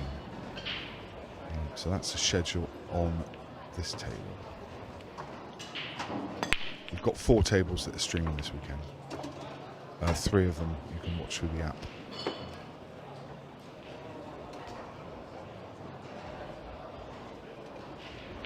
Tom Cousins in action on the main arena table, currently against Brian Halco. They're locked up at 2 each. Again, you can watch that one on the app. Following that game, Jimmy Croxton versus John McAllister, then Carl Morris versus Jaden Billingham, and Rab McCulloch versus Phil Harrison. That's action from the Pro Event 6. And then we turn our attention to Pro Event 5 this afternoon, or late afternoon. I think Patchet against Chippy should be a good game. Nice and attacking. Yeah, definitely.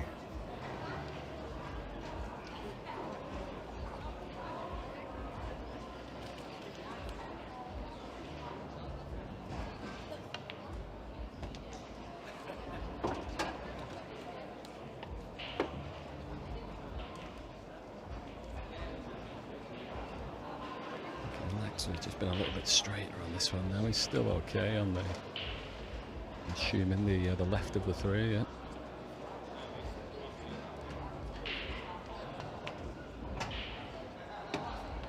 And he's played it nicely. Left himself a good angle on this one.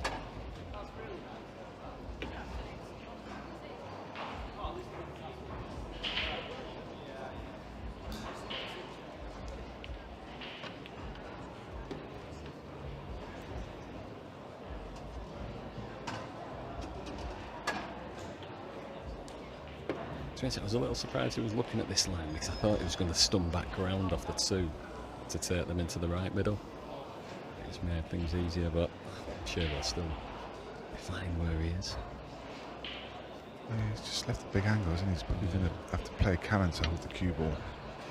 Just comes through the gap. I thought he was possibly going to try and cannon into the red. Maybe he was trying to and just drifted past it because he has left another fairly big angle. Should be fine. You can use the red just below this yellow, full ball cannon in that, and he'll be absolutely plumb. Just digging into it a little more to make sure. Yeah, that's the danger was sliding off it. Yeah, a full ball contact, and he's got 2 drop-ins. Yeah. But as soon as you glance that red and you don't get that contact, you end up with this. Now, if he's left the thin snick to middle, he's been very fortunate. He's certainly going for it.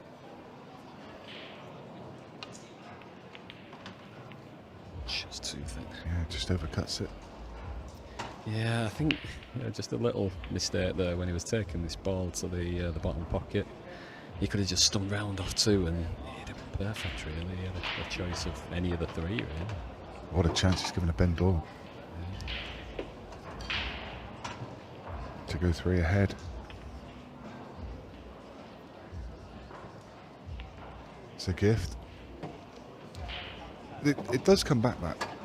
You were mentioning the choice of shot from Craig. I mean, Craig backs himself. He's got a great cue ball, and he backs himself to get anywhere on the table. But he left a big angle, which meant he left a big angle on the next shot, and then he was digging to try and get that full ball contact, and anything but that full ball contact, and he could easily be in trouble. Yeah, he's a bit unlucky to finish where he did, but you know, as soon as you just run that few inches out of position, that's what you risk. Yeah, you get that domino effect. So as soon as you run out of position, the next one just tends to be that little bit more out, and that little bit more out. And Well, if you think back to the shots, the one that he's had to play into the middle to make the cannon, if he's straight on that, punches it in, he's got a straight neck shot for a straight black into the top left. I mean, it's literally 3 stop shots. yeah, But as soon as you're just 2-3 inches out of position, they give it a chance to unravel. yeah, but that's why I thought the choice of shot was a bit of a risk, because to get straight on that plant, you either had to land it perfect just underneath your opponent's ball or cannon into your opponent's ball. So he's obviously played it a bit tentative to sort of stay away, so he wasn't taking any risks snookering himself. And then you're always guaranteeing that you can have a bit of a big angle. So it's possible just miss the shot.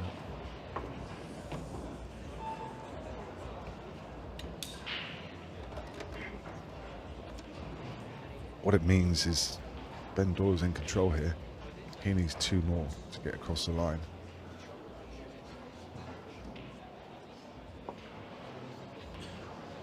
He's breaking in frame 10.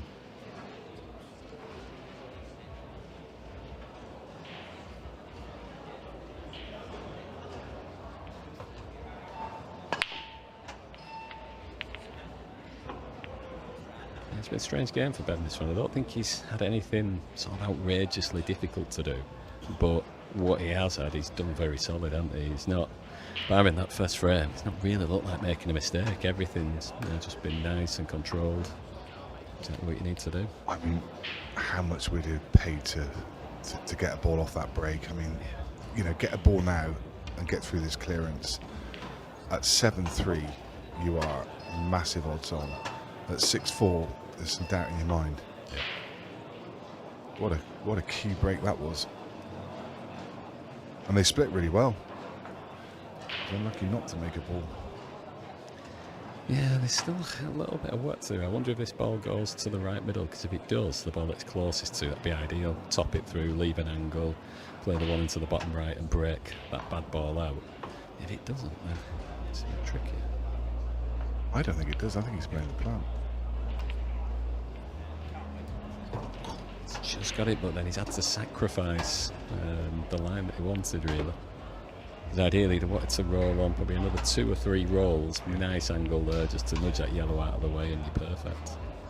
And this is the, as you say, you know, another roll up the table, and he's in perfect shape to develop. And he was hoping to get that red out and leave an angle.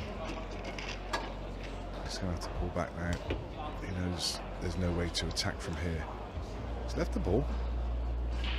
Left the ball to middle. Yep, certainly has.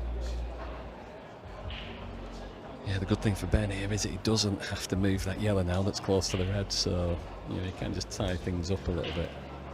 Bide his time. He doesn't need to push the boat out here, really, because it'll be Craig that will be needing to do that.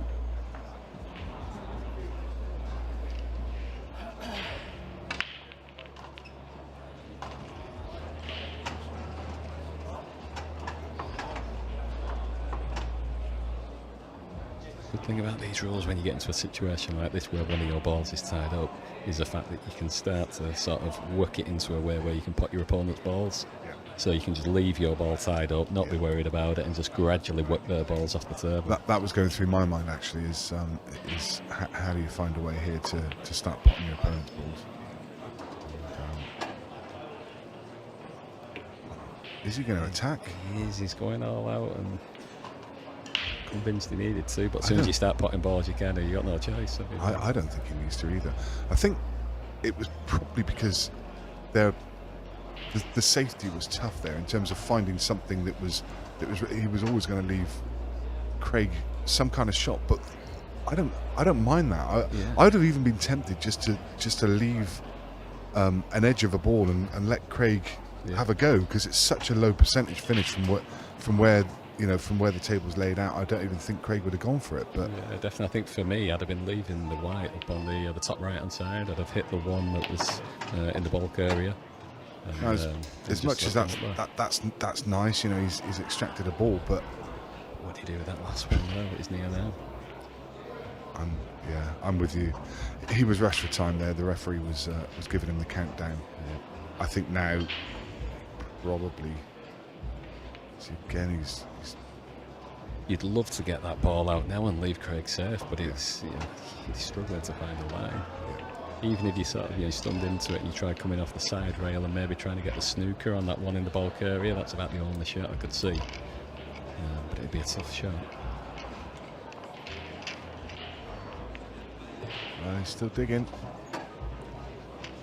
He's still trying to go. I mean, this is an ambitious one, but you could try and pop that one into the middle.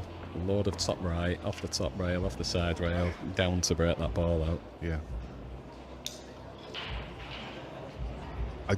It's 6-3.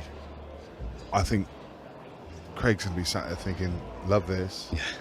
Because, he could have tortured Craig. Yeah. With 7 balls on the table, he could have just tortured Craig for a while. And, the last thing you want to do is start gifting frames. It's sure what he's thinking here, unless he's just accepted that he's going to have. Maybe he's trying to open this ball up here, maybe. Yeah, he's trying to pop the yellow off the red. And open up that pocket, but maybe have to screw it back to try and get straight-ish on that one on the rail. Yeah. It's a big ask.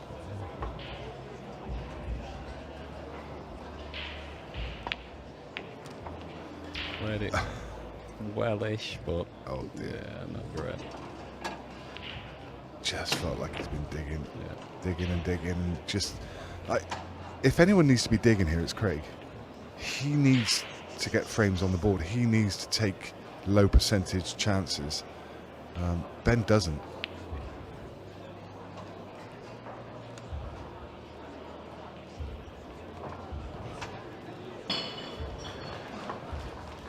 The hope really is that red doesn't pass the black, because if that's the case, you can afford to just open up this yellow here and not leave him anything too easy.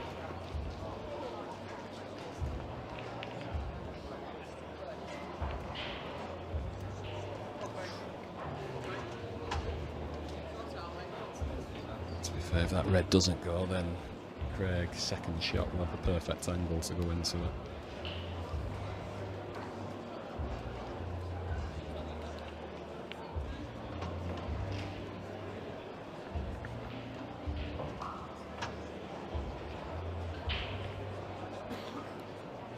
Burr saying that Caesar's game is not amongst the live games from today. They are trying to wrestle him into the schedule somewhere. No guarantees that we can get him on there. Tends to be the challengers tend to get exposure from the latter stages, and it was an exception yesterday because we know how many fans that Caesar has. We'll try and get him on stream today, but as I say, there's no guarantees. They're trying to get him on. There are 4 stream tables, but he might get onto one of the side tables. Not currently scheduled onto this one or the main arena. Such a good opener there from Waddingham to open that ball up, but then a bit of a loose one here. He's still on and you'd still fancy him for it, but he's made it much trickier than he needed to. Yeah, he's going to have to power this through with top spin.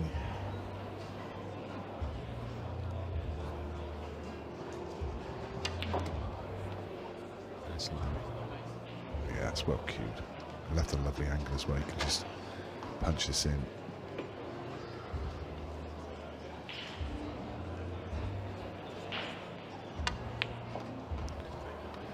And you feel this is one that got away from Ben. Okay, there's no guarantees that you can win that frame, but he just didn't need to take on a low percentage finish. And you wonder if he'll look back at the end of this match and see that as a key turning point. You can see he's just gone off for a comfort break there, I think, just to probably get that frame out of his head, because I think he'd definitely been much better just tying things up there, biding his time. I mean, maybe he was just feeling that he's potting nicely, he's playing well, maybe he didn't want to get bogged down with a safety game, but it was the ideal opportunity for one.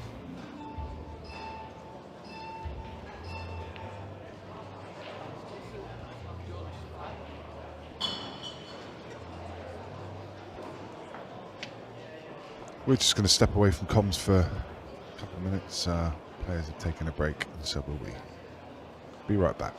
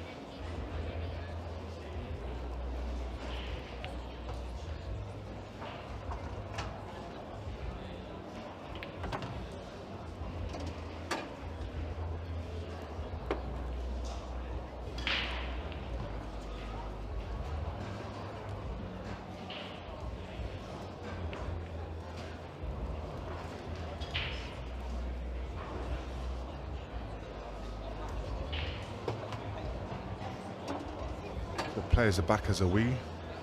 They're trying a delicate shot there just to come across the side cushion and nudge that yellow, stay on the one on the inside. He's having a close look at whether he can just kind of flick cushion first and flick it in, but I don't think that's on. Now the red's in the way of the gap that he wants, so he's going to have to see what he was looking at there was whether this this yellow outside of the 2 passes, and I think he's decided that it does. Yeah, I think he's just had to accept that maybe off the far jar it might just sneak in, so otherwise he's struggling really.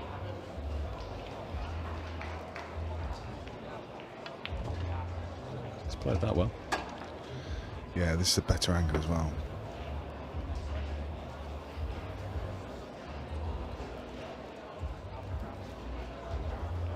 This is a fiddly little shot though, especially if it only goes off the knuckle. It's one of those you need to play a really soft screw drag shot just to try and get the cue ball back. Oh, it flew in. Just he's had me on there. The amount of times he looked at it, I thought it was tight. The thing is with those shots, when you're at the table, they do feel so tight, don't they? You're looking at it, and then when you actually play it, they just fly in and that's it.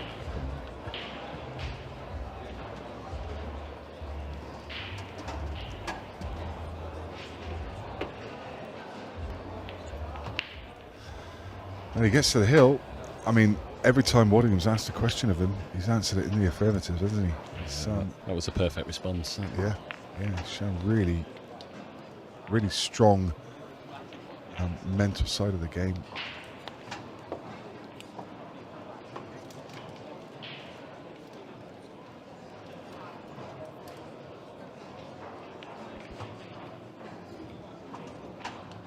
Needs one more. Craig Waddingham needs the lot. Ben Doyle has the break in the next. See, all the next gen players are into there. Great, on the journey there. Is there anybody that's not standing out as yet on those for through the ranks? Tough to know. I met a couple of the lads yesterday, come up from Cornwall playing in the next gen, and it's brilliant seeing those youngsters. I was saying on comms yesterday, it's what an opportunity for them. Just I said to the lad, who's your favourite player? I'm just going to say that's unlucky if that gets kicked in. I said, who's your favourite player? He said Tom Cousins. I said, who you had a chance to meet? He went, yeah. He said Carl Morris as well.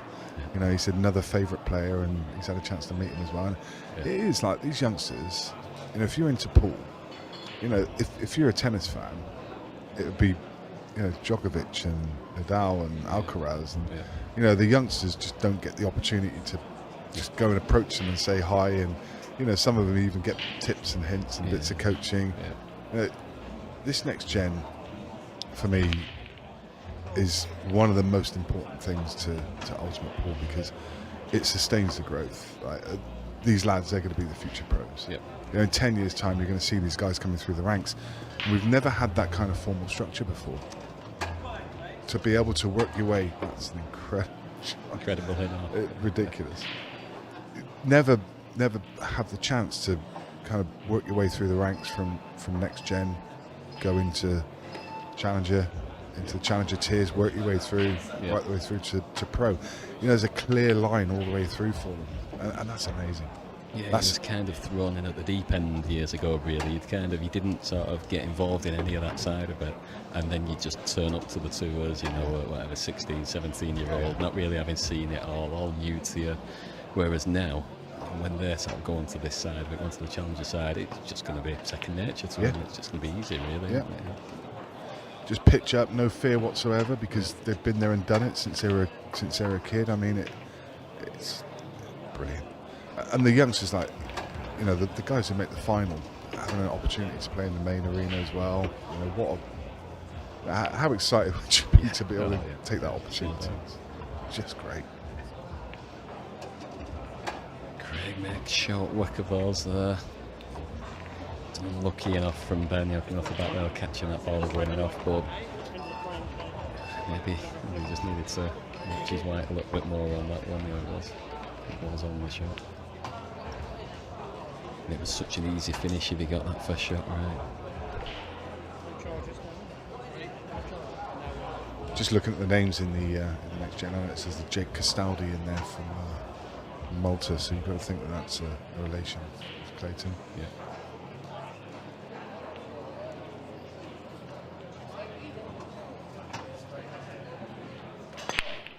Harrison Kendall, of course, Lee Kendall's son. Craig Waddingham's turn to going off. What a mistake that was. He just screwed it straight in.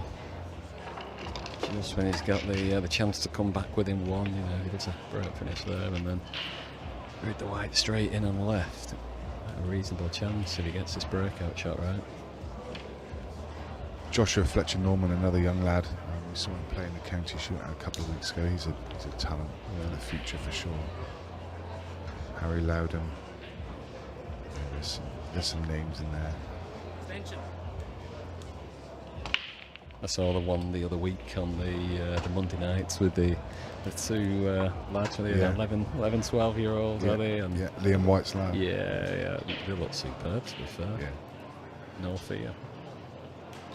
Lucas Earnshaw, another name for the future.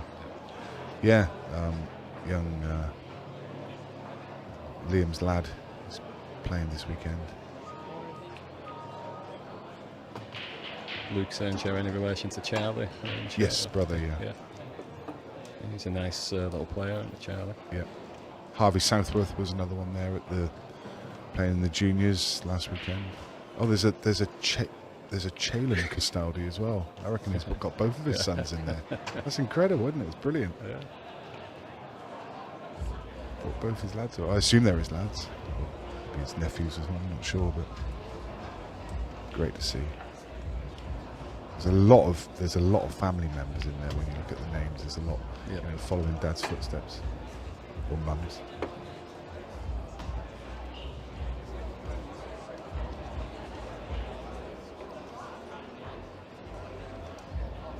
I didn't realise there were quite so many. It's 32 groups of 4. Right. 32 groups of 4, 128 players in there, and it's fully subscribed. I mean, I met a lad yesterday. He said, "I said, are you playing in the next gen?" He said, "I couldn't get in." He said, "I want to play in it next year." They may have to open the numbers up for next year and maybe have a next gen tier 2 or something. I mean, it's crazy, getting crazy. It's ridiculous. 128 in the next gen. And I'll tell you something else as well. The disability series is growing. You know, from the first event, I looked yesterday, and there's so many new players in that.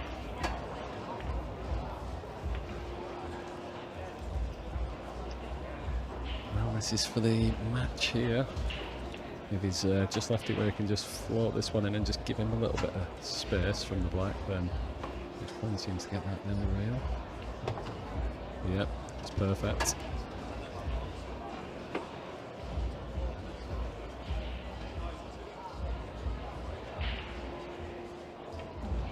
Big shot coming. Ben Doyle, another great week, a great win over this weekend. He's got it. There it is. He's got it. The players will shake hands, and that's Ben Doyle through, and Craig Waddingham, another early bath for him.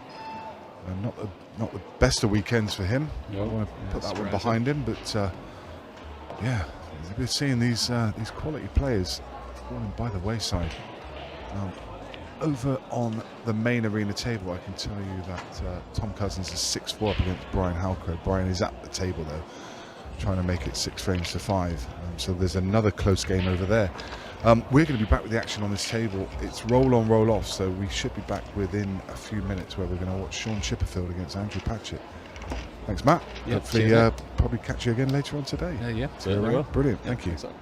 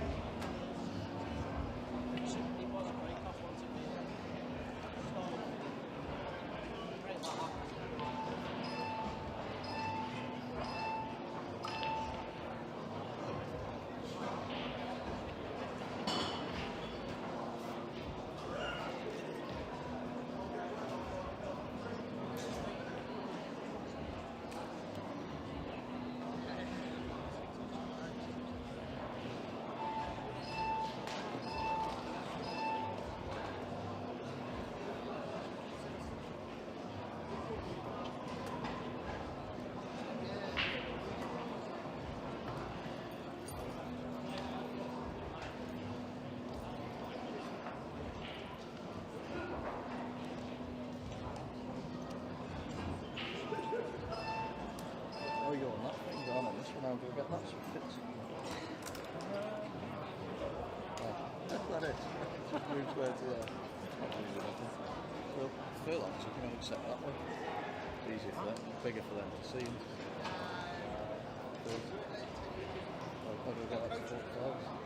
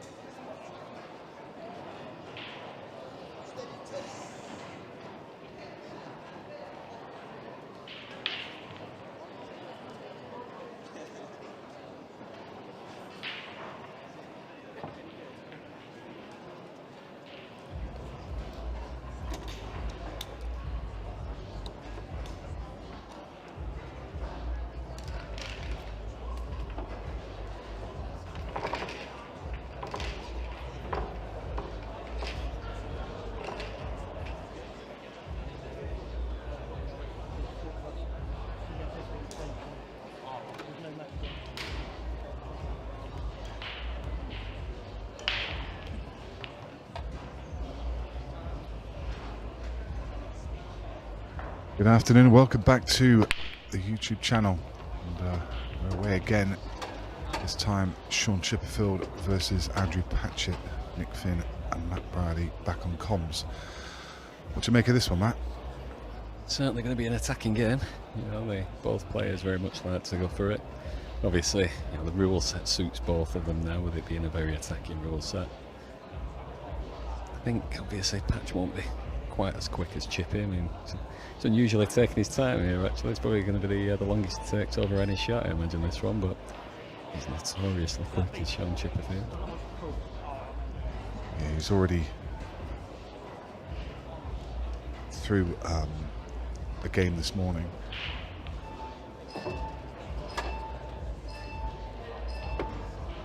So I'm just looking at the wrong event. Yeah, this is last 64. I was going to say he's not played a game in this one yet.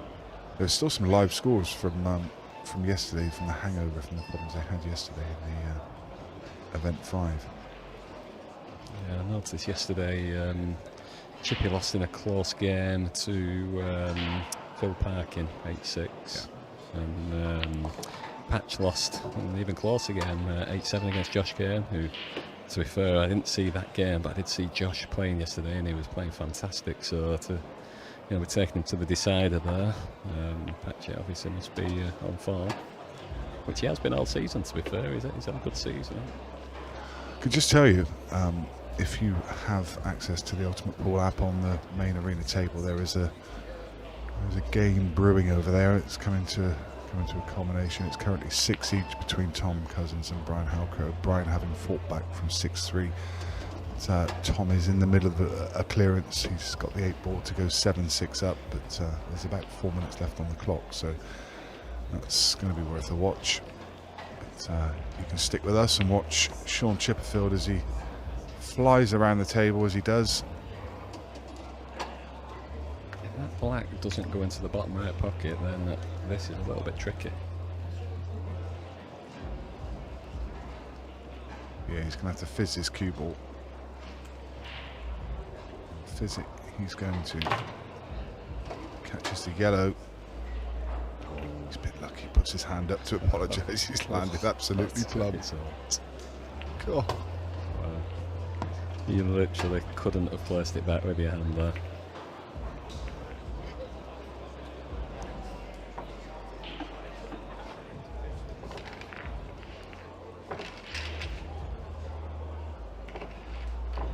Click Custadi currently 4-3 up against Dom Cooney.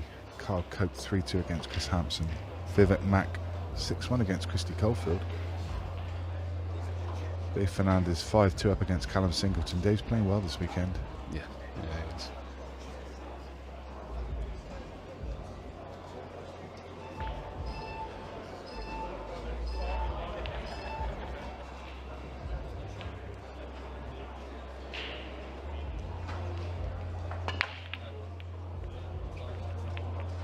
Andrew Patchet with the cut break. Didn't feel like he quite timed that well. Didn't get that burst of balls. As you often see when that happens, you get a big cluster of balls on one side or the other. On the left-hand side of the table normally. Yeah, it certainly seems to be the favoured break on this cloth, doesn't it? The cut break. Everybody seems to be going over to it. Yeah. Can't say I'll find myself doing that, to be honest. I think I can't get away from always being a top ball breaker. We'll see once you start using this on the challenger side. Have you had a chance to play on it? Yeah, I've had a couple of games on it over at Kev George, challenger player. He's got a rat on with this cloth on. It's nice. I do like the cloth. It definitely reacts differently to the Superfine. So, although I've had a couple of games with him, I've kind of avoided playing too much on it because obviously it's not going to do me any favours for playing on the Superfine. But certainly, once we get to the next event, I believe they're bringing it in on the next event, aren't they? Yeah. Then I'll be looking to practice on it. I say it's a very nice cloth, and from what I've seen of it as well, it does seem to be pretty decent wearing. Sort of like Kev's had his on now for a couple of months. It's had a decent amount of hammer really, and it still looks like new. That was a lovely previous shot from Chippy. He just unlocked the frame, and these yellows looked an absolute mess. Yeah, he's still got that yellow on the left-hand side cushion that he needs to deal with, and the 8-ball Might open up now. will open up. Yeah, played off the red. Just overhit that one. Probably just far enough now to take the ball bottom 2 of the yellow perhaps, and try and come off the bottom cushion and find a gap between the reds for the one down the left side rail. Might have to play into that red that's sort of, you know, near the brown spot, as it were, you know, near the ball line. Yeah. Because it would be a natural to get you on that ball, but obviously leaving you a tricky shot. But yeah, Sean does like his tricky shots. He doesn't fear much. That's for sure.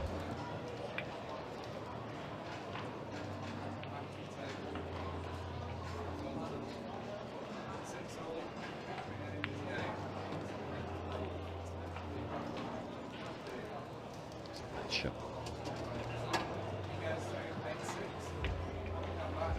Yeah, just over on the main arena table, Tom Cousins has gone through against Halco. Halco was trading 7-6 and had a dry break and left the table. Tom Cousins, so heartbreak for him. Oh, is that going to drop? No, it's not. Wow. Very surprising miss there from Chipper.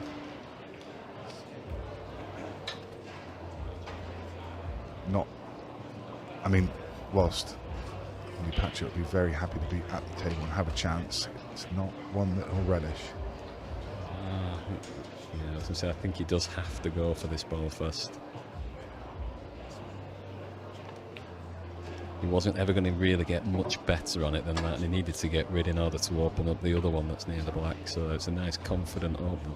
Yeah, that's nice. He's left the middle of the 3, which is probably the ones he wanted to land on. He's also on the plant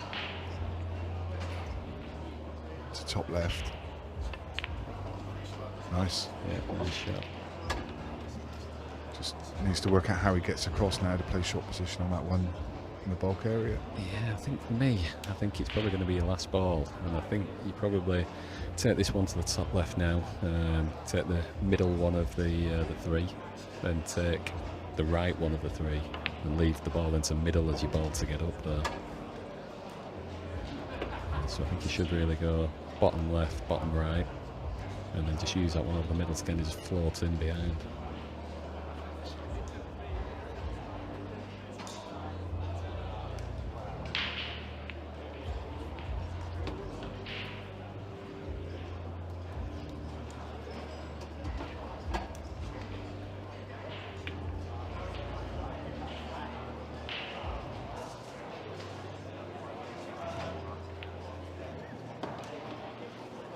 Nice angle.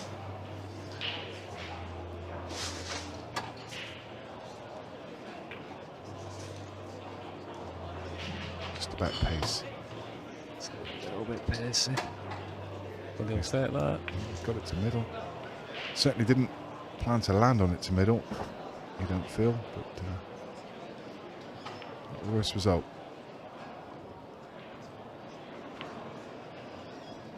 Maybe Patchet steals one. You would have feared 2-0. Chipperfield was on that 8-ball.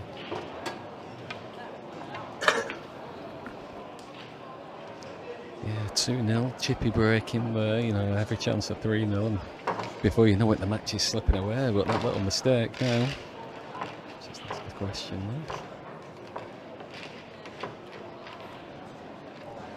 Next up on the main arena table, John McAllister versus Jimmy Croxton.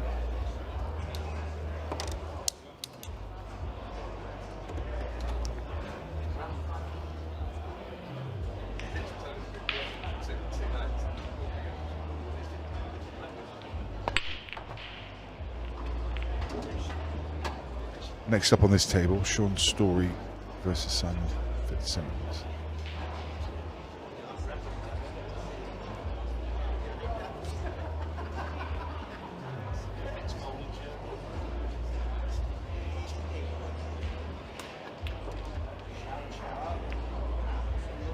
I can let you know that they have managed to get Chandiga into the mix.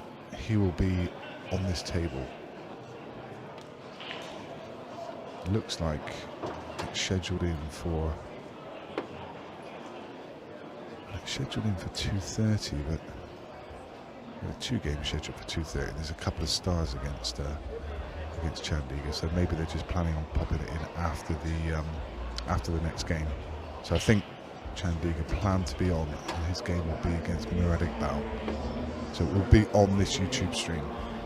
So if you guys tuning in from across in Africa, I want to let all of your pals know.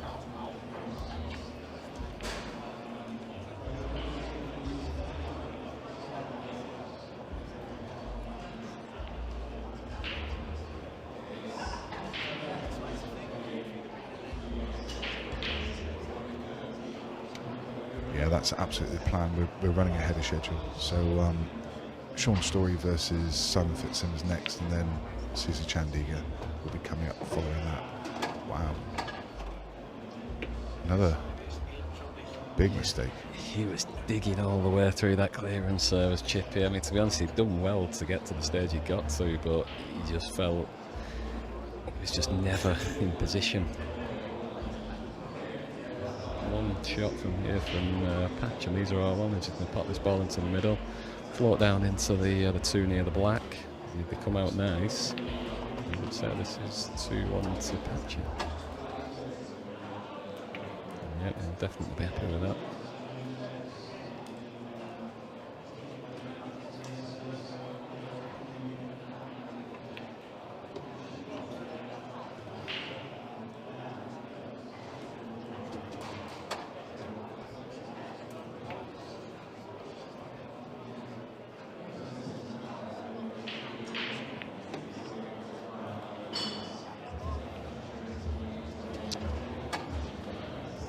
Still be on bottom 2 of these yellows. Didn't plan on that kiss. Yeah, it's a little result there, really. He just wanted to go past them and do a straightforward finish, but as it happened, didn't stop him. Roger Devine asking, is Chris Melling still in this? No, he's not. He was beaten in the first round. First up this morning on this table.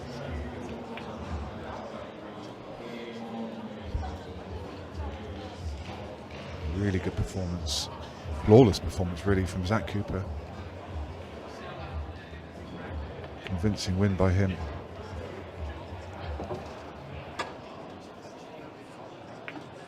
So the last couple of frames, both players have had good chances. Andrew Patchet comes for another one after Sean Chipperfield just falls short on the 8 ball. Both of those frames, left is slightly thinner than he wants, but it's still comfortable. Chippy could easily be 3-0 here. Finds himself trailing by 2 frames to 1. And it's all happened in really quick fashion, which is pretty much what we expected now. Yeah, no surprise there, really. I don't think either of these 2 players are really going to mess about.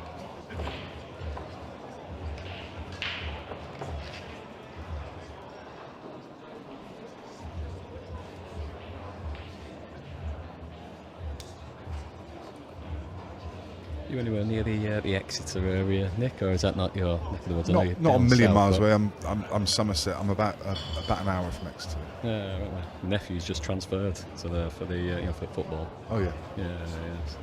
Wasn't sure if it was in your neck of the woods or not. He plays for Exeter, does he? Yeah. Well, he plays for Brentford, but he's just done a loan deal with Exeter. Okay. He's just on a year loan. What league Exeter now? League One, so I'll be back here soon to watch him against Bolton, because all the local games I'll certainly be getting over to.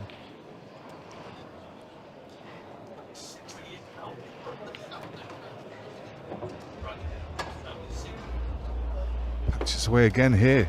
Yeah, nice chance there.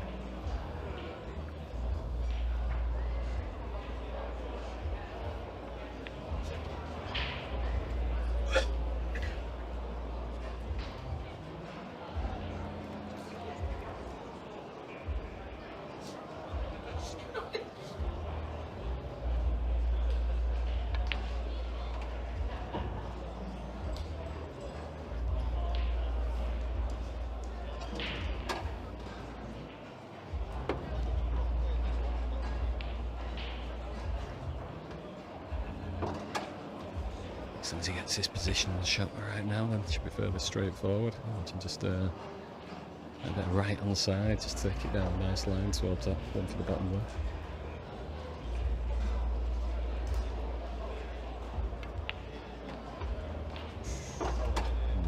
Not the greatest of shots. Oh, that's a big angle. Impossible to hold. It's one of those shots that you just got to play like a delicate little screw. You're obviously going near the middle, but just you want the side to kick in more than the pace, and it's just hit it a little bit. Yeah.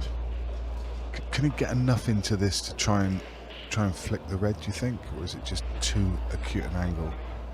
So pot this and really drag it and flick.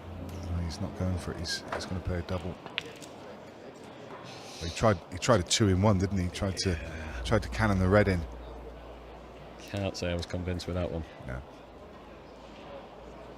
I thought the shot that you mentioned would have definitely been the favourite there. It's one of those, if you kind of really dig it with loads of left-hand side, you feel that you could just, even if you flick the red, you're going to push it towards the pocket, and chances are you're probably going to be left with some shot. Oh, wow. Chippy is not at the races at the moment. Is that yellow going to come and save him? No, it's not. Yeah, we can screw back off the side rail down onto the back rail here, then it's perfectly fine.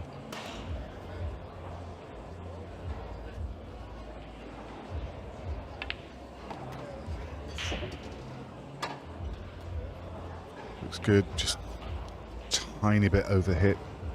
You can understand why he was making sure he got past the yellow, so he's left a thin angle. He's going to be looking at a cannon. Needs a full ball cannon on this yellow. If he gets half ball, he's going to lose the cue ball. Should have a shot on the 8. That's really nice. Fabulous judgment. There's 2 balls missed there from Chandler. Just you'd never see him miss. I can't remember the last time I saw him miss 2 balls like that. Yeah, such a good potter. Gucci asking if they managed to sort out the scoring on the app. Yes, well, what my suggestion is, don't go through the Ultimate Pool app, because there are still some glitches through the app. If you access the web page, so ultimatepool.co.uk, through a browser, I'm looking at it on Safari, and it's working perfectly well. Oh, he's not happy now. I mean, when he gets down and just smashes the brake like that, his head's not in the right place by any stretch of the imagination. He's literally just got down and pumped it. He never takes too long over that shot, but he's... Yeah. I mean, Patchet will be loving what he sees here. 3-1 up, and Chippy throwing his arm at the brake.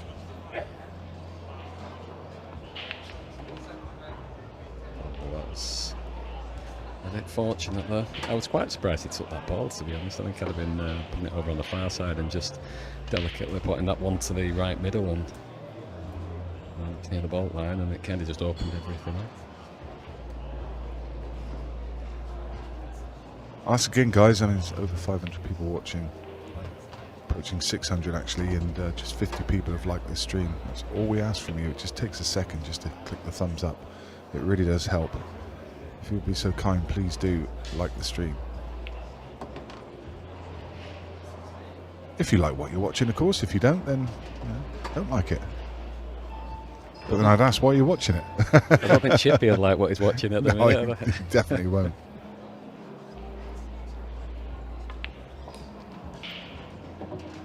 It's played that nice.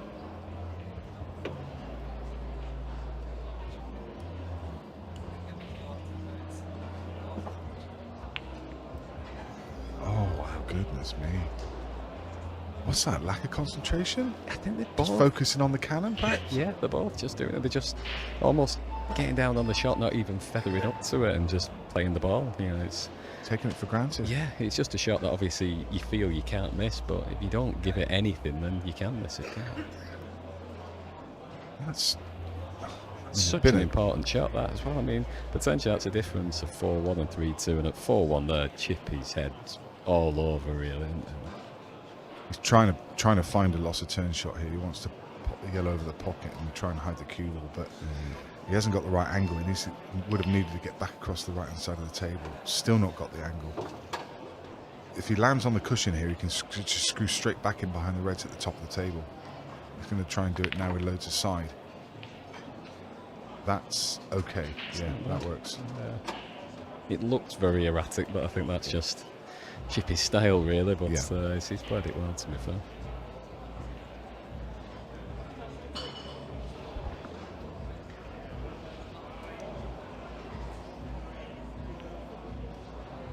Do you go for the pot?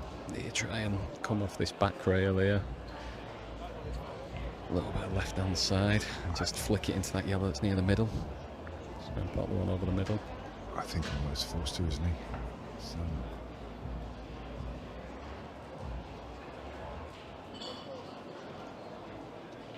Don't really like a safety here, and rather not let Joe back to the turn.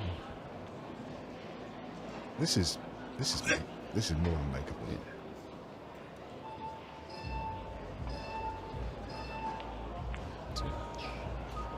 Yeah, it's just a touch too much side, or maybe not enough. I think, was he just trying to go cushion first and flick it in? Either way, it's Chipperfield at the table. I wasn't actually convinced it was a foul, to be fair. I did, as it came up, I did wonder, but I didn't think it was. I thought he probably did just catch the rail after it. Patchet must have said it was a foul. So.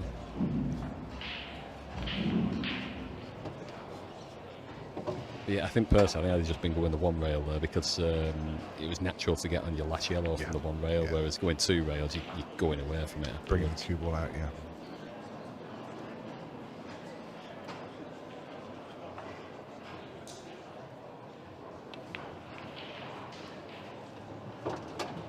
A chance maybe that Sean Chipperfield shouldn't have had, and what Patchet needs to be careful of here is, Chippy was, I don't think, in the best place in his mind.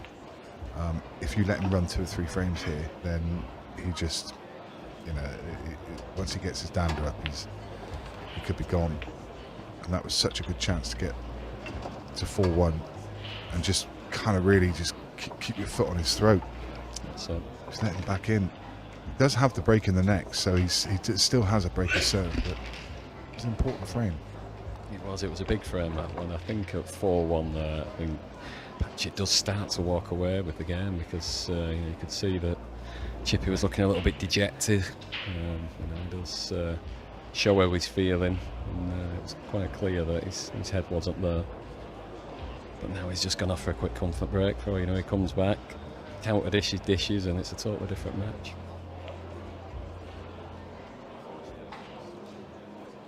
Do you follow the tennis at all? I do a little bit. Yeah, I was watching a bit of Alcaraz yesterday, but I never caught the end of it, to be honest. So he was 1 set all when I saw it. Yeah, Alcaraz v Sinner. Sinner beat Djokovic 3-0. I'm not an avid fan, but I do enjoy watching Wimbledon. Yeah, same, to be honest. Yeah. Certainly the latter stages.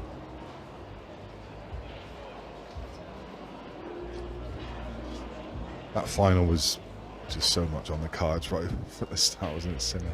I mean, Sinner got lucky there, didn't he? So he was 2-0 down against Dimitrov,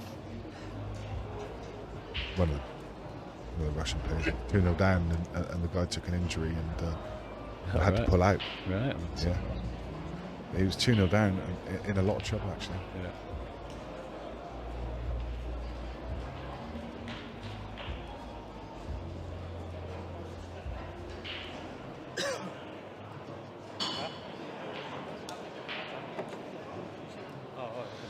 So Chipperfield back in the arena. The score is not updated yet.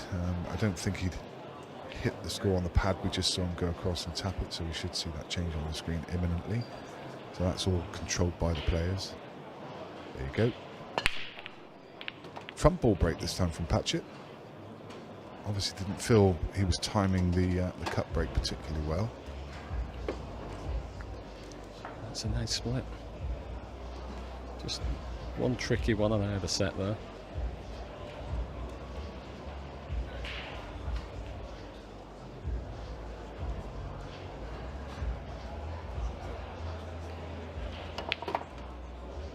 He's tried to come straight down, isn't he?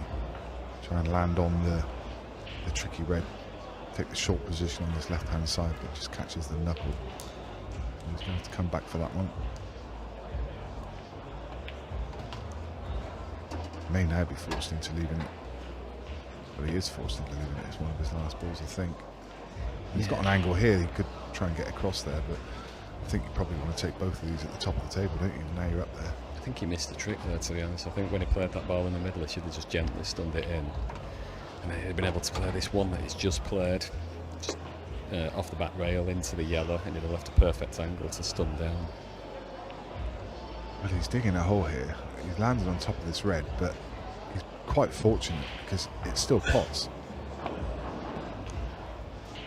He's desperately trying to land this red.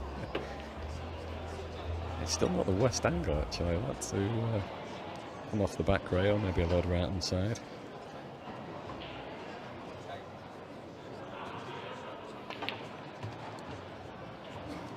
Goodness me. Yeah, he's asking a bit now. Cue ball's on a bungee cord here. If he'd have found a way to pot that red there, Chippy would have just, I think he'd have just snapped his cue in half and walked out the arena. Yeah. As it is, he's left him an extremely easy finish. Yeah, and how this game's changed. From, Patchet looking really good for 4-1. I've seen this a few times on the stream over the weekend. Games turn. It happened actually in the Zack Cooper Chris Melling game. Zack was 3-0 up and Chris Melling came back to 3 each. But Zack showed a lot of mental fortitude to just keep on going in that match. Won it convincingly in the end, but just can't let these players back in, especially someone like Chippy who's just free flowing. You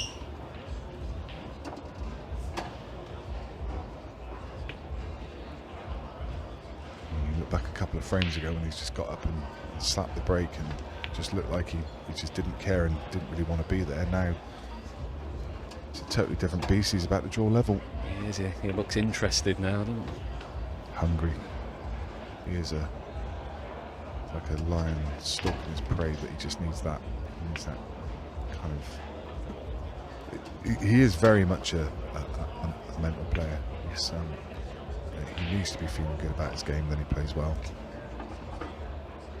Yeah, I mean, I remember in days gone by when it used to be world rules, you could play Chippy and know if you'd won in the first couple of frames.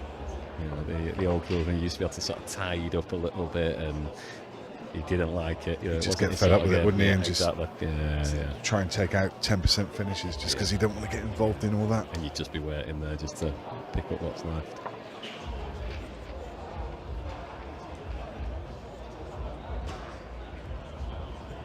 But when he was on it, he just didn't miss, did he? Hence him winning the world champs at those rules. Callum Singleton was trailing Dave Fernandez 5-3, it's now 6 each. Vivek Mack beat Christy Caulfield 8-2. Clayton Castaldi, Dom Cooney, Clayton's leading 6-5. Carl Cope 4-3 up against Chris Hampson. John McAllister and Jimmy Croxton are over on the main arena table, they're currently 1 each. And the final score is Rob Chambers 3, Dylan Leary 2.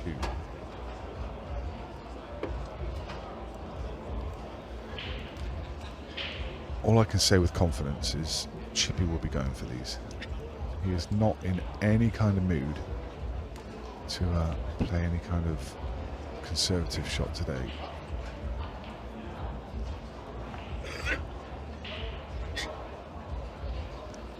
Yeah, I think the first or second shot is going to be looking at a breakout on the 3 near the black and going straight after it, aren't you? Yep.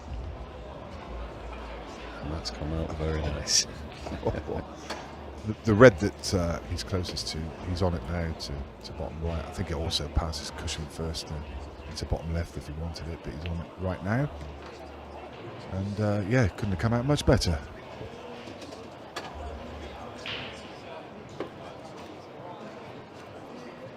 He's got so much cue power, it's a great thing to have in your arsenal.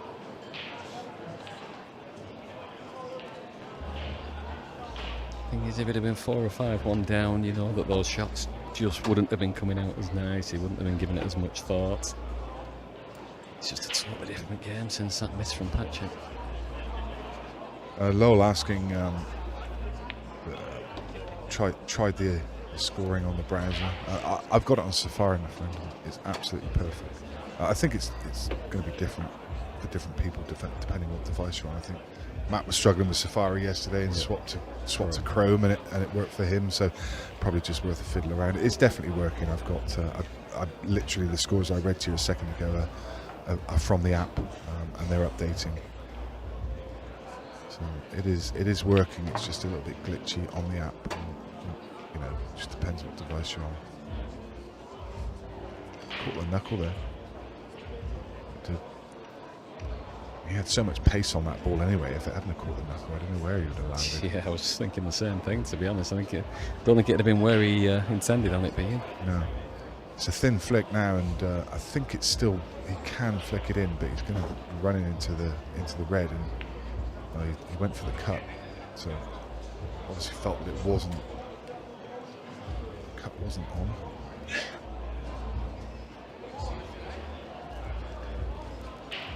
This is a big visit now for the match. Victor asking a question, is Caesar playing today? Yes, he is. He will be on this very stream. The game after this is Sean Story versus Simon Fitzsimmons, and then there'll be a bonus game. The only reason we could put it on is because we're running ahead of schedule, so we've got a bonus game. The Scorpion, Cesar Chandiga, will be playing Muradikdal after the next match. So stick it up on your Facebook and your social media, let your friends know. So I know, especially yesterday, there was so much interest. There's so many people tuning into that game.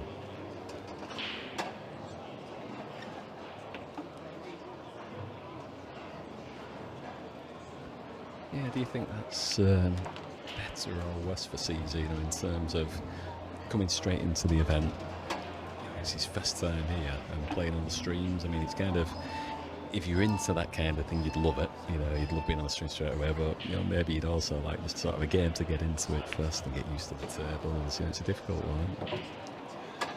Yeah, I don't think yesterday it did him any favours at all. I mean, he came up against a very good opponent. Yeah, But good player, Alex. yeah, Alex Cameron. But yeah, I just don't think it did him any favours at all. He's, you know, we do it because he's got such a massive fan base, and there's so many people want to watch it, and there's so many people want to tune in to see him play. So, you know, that's why we put him on. But you know, he's a young man. He's not. He doesn't have a massive ego. He's just a polite young man, and I think being thrust into that environment yesterday was ridiculous. The main arena table, there were hundreds of people around him trying to watch. You know, and he knows he's got 3,000-4,000 people watching online. It puts so much pressure on. It has to. You wouldn't be human if you weren't feeling that. And there's a weight of the whole of Africa cheering him on. You know, I mean, and as much as that must be amazing, it also adds an element of pressure as well. And I don't think it did him any favours. But what it will do, it'll teach him. You know, he'll learn so much from that experience yesterday, and next time he'll be stronger, and then, you know, every time he does it, he'll just come back stronger. Yeah.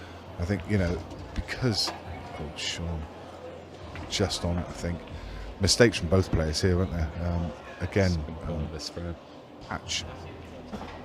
This could and should have been his. Chipperfield a little bit fortunate there. Cannons the yellow and just lands on the 8-ball. It's just unravelled a bit. I mean, you were saying earlier it could easily be 4-3 to Chippy soon, and here we are. Yeah. Just unravelled for Patchet. It was such a big opportunity there for Patch once Chippy had made that mistake. He really needed to get that frame, to be honest, because it's just, he was coming back into the match, obviously, Sean, but you could see that he was just, you know, one little shot away from losing his head again, and when he's missed the opportunity there, it was just a great chance for Patch to just get a hold of the match again.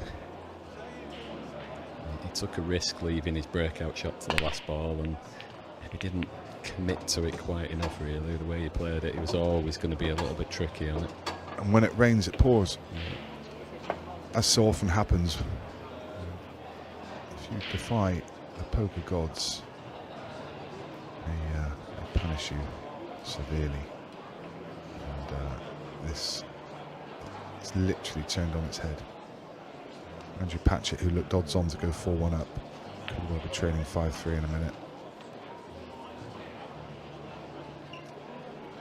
Yeah, it's a very nice break, that as well. I mean, you know, Chippy had the choice of reds or yellows there. They were both good, and you don't see much in the way for him here, really. Should definitely be 5-3 this one.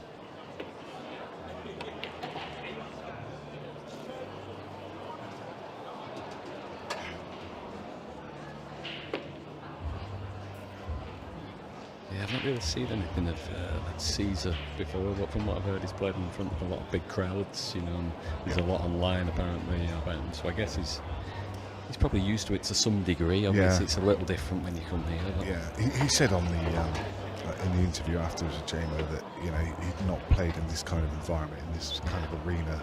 Yeah. It does come with a different kind of pressure.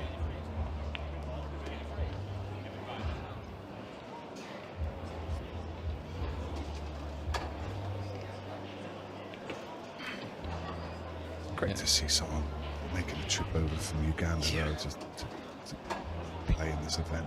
It's fabulous. Because they were all in Mauritius recently, weren't they? And he beat Chris Melling in a comp over there. Yeah, I heard he beat Chris actually, which is a great win.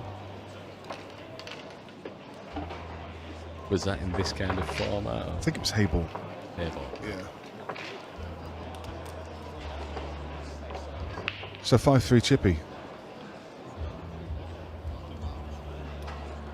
And now in control. So he didn't look, he just looked all at odds earlier on. And the more balls he pots, the more confidence he'll get, the more energy, positive energy, and just feed off of it.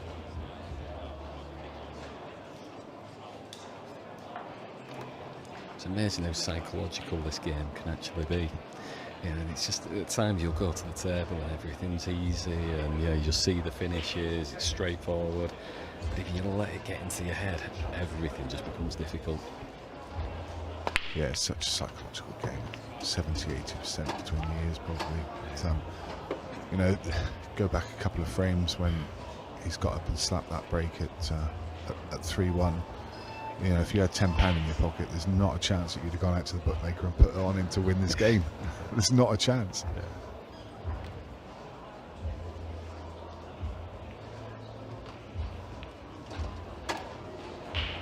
This has got 6-3 written all over it.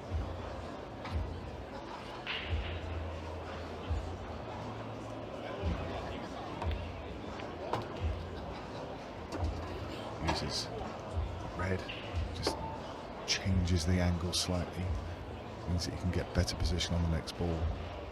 Those little touches just come so naturally to him.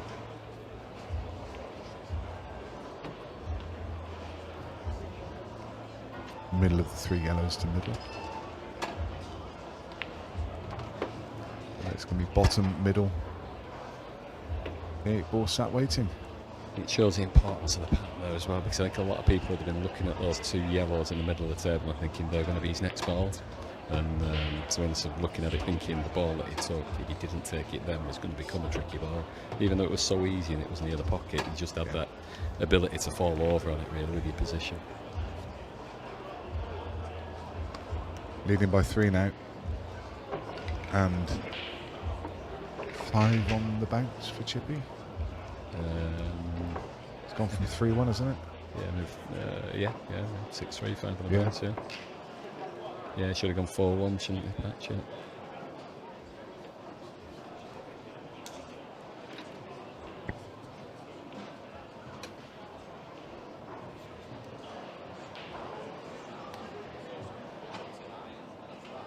Jimmy Croxton leading John McAllister 3-1.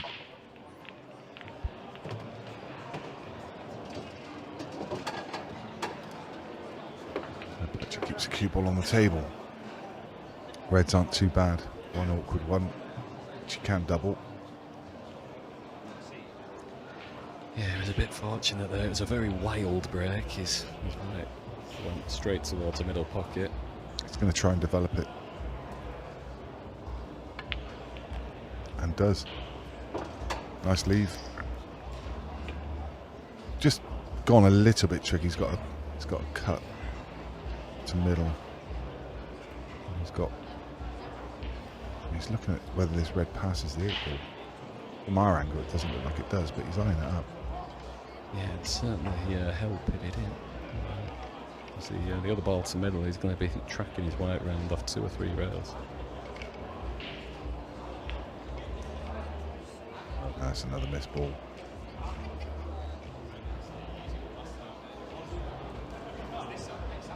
Again, can change. He looked so confident in the first few frames. One missed ball. Chippy, developing shot that he plays so well, opens up the table again.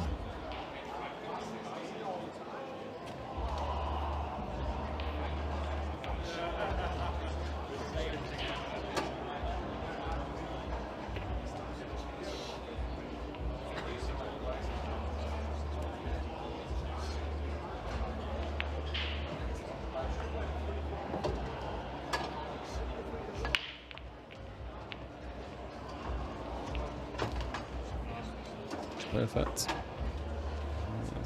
Yeah, just fine. He can just come off and leave himself high.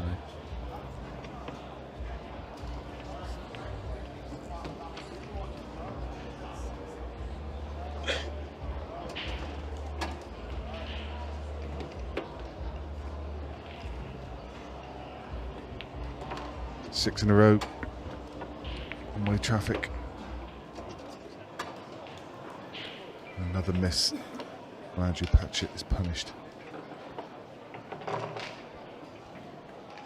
Just a quick reminder, Sean Story versus Simon Fitzsimmons next. Then Cesar Chandiga versus Murad Iqbal. Then we have a short break. And then we've got action from the ladies' quarter-final, Marion Jude versus Barbara Taylor. And then we go back to event 5. We've got one of the quarterfinals from Event 5 Pro, Aaron Davis played Decky Brennan. Did Fitzy play Story yesterday as well, or am I imagining that? I know he won his first game. He did win his first game, yeah. I think you might be right, yeah.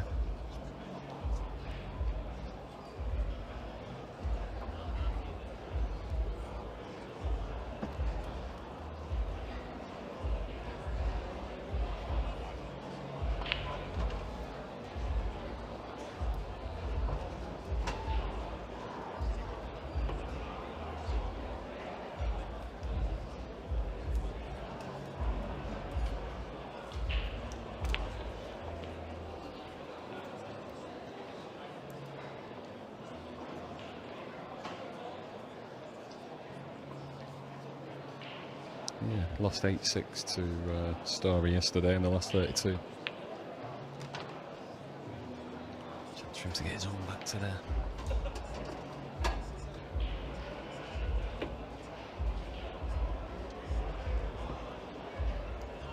wonder if get to the potting angle of the red on the right hand side. No. That answers that question. He's left an angle to come across and move it. Well, he's tried to leave an angle. I think he's finished just a fraction low. I think he goes to get it out of this shot now. Or do you think he plays back round for... I think he's just a touch too low. It's a bit too thin to... Yeah, I was thinking of the one that's sort of like what would be the black spot at snooker, yes, effectively, like the bottom one. The bottom one, yeah. Yeah. Top it through, yeah. He's played the double. The double and played it That well. works. Yeah.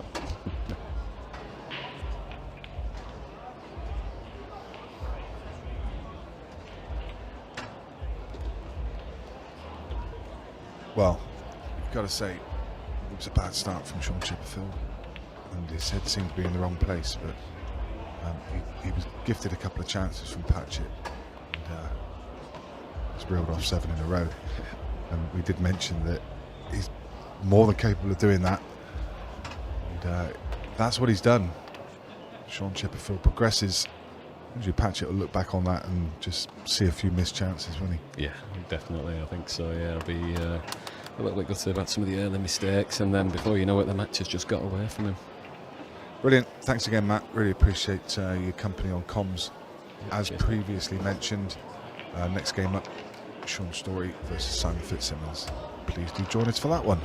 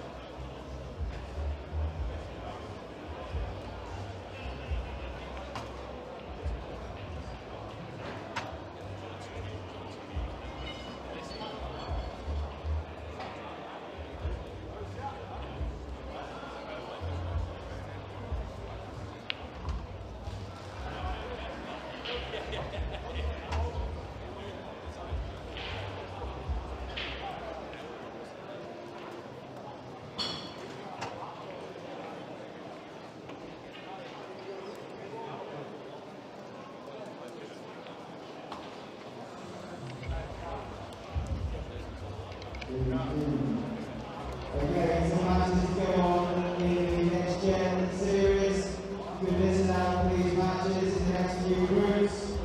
The talents are sending out at the moment, so look at the winners, please come up to the top table after the match, and let's have the results. On table 15, Alfie Harding, Thomas Doby. Alfie Harding, Thomas Doby, table 15. Table 16, Max Bowler, Archie Gala. Max and Archie, table 16. On table 29, Joe Bowden, Robbie Sutherland. Jacob Robbie, table 29. Table 32, Louis White, Oscar Newton. Louis White, Oscar Newton, 32. On table 18, Skylar Gregory, Roy Hills. Skylar Gregory, Roy Hills, table 18. On table 33, James Goldsmith, Jack Watson. James Goldsmith, Jack Watson, 33. Table 24, Keane Holmes, Aidan Franklin. Keane Holmes, Aidan Franklin, 24. Table 37, Roy Cheatham, Jack Harding. Roy Cheatham, Jack Harding, 37.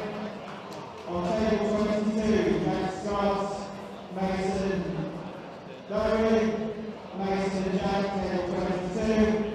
On table 64, Santiago Rodriguez and Morgan Bridges, table 64.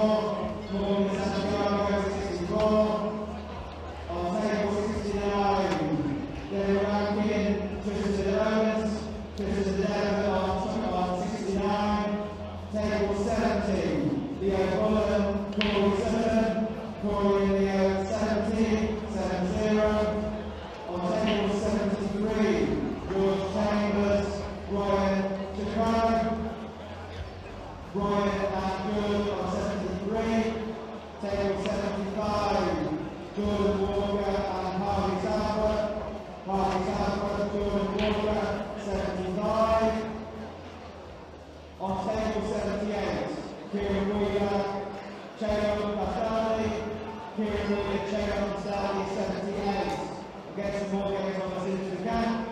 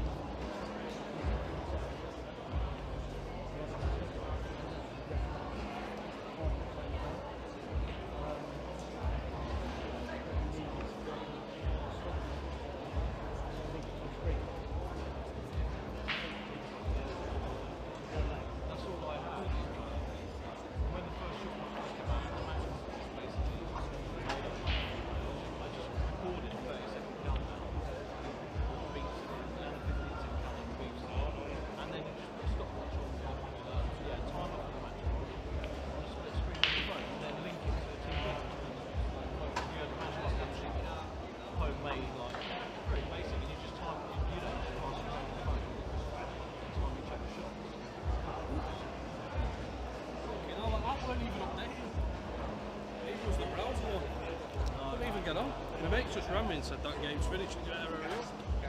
Literally just pulled up getting dressed. Well, it won't be, will it? Nothing fucking works in shambles.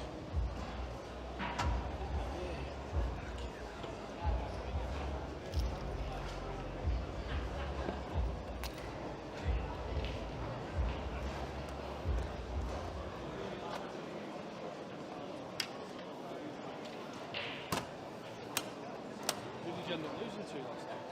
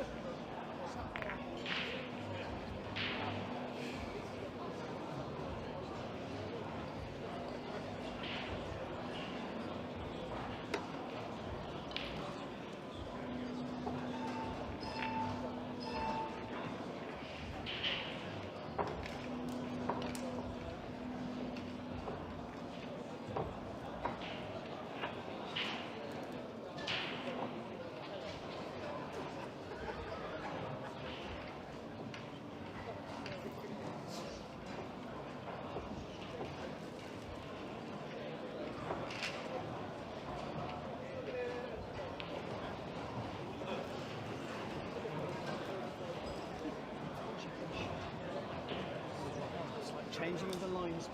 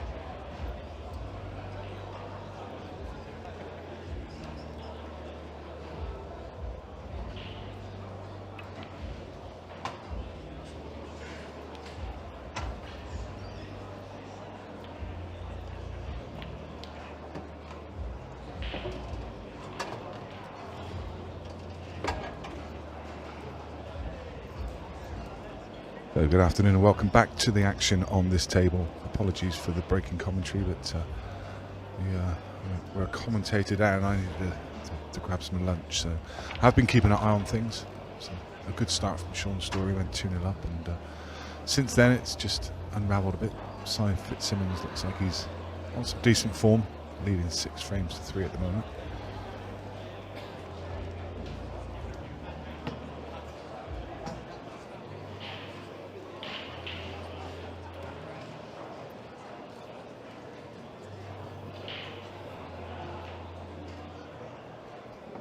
Obviously a race to 8. This is action from event 6. Last 64.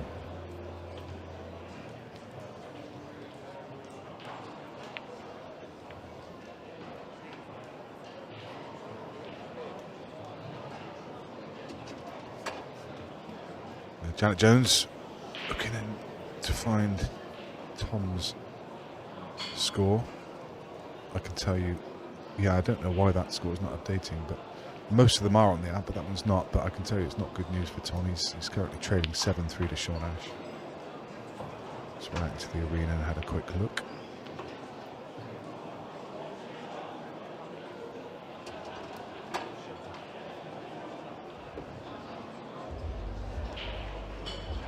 All the other scores seem to be updating okay. This one certainly is correct, 6-3. Just over on the TV table now. Getting underway. Shortly is going to be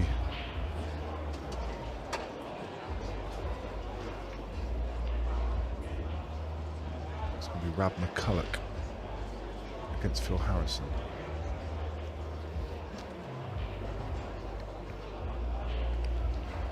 But in the meantime, here we are across on table 4 where Si Fitzsimmons needs 2 more frames to book his place in the last 32.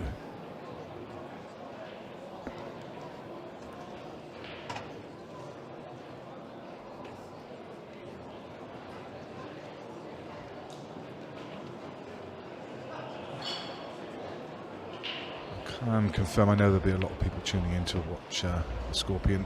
He will be up after the conclusion of this game. There'll be a short break. And I'm sure the players are already out there and ready. So I would expect that game, unless there's a big turnaround in this match, I would expect that game in the next 20 minutes. So take your opportunity, grab a drink and settle in to watch that game. So if you are tuning into it, please do share it on your social medias, because I'm sure there's lots of people over there who would like to watch that game. I imagine coming up in around about 15-20 minutes. We are roll on, roll off. We're slightly ahead of schedule as well.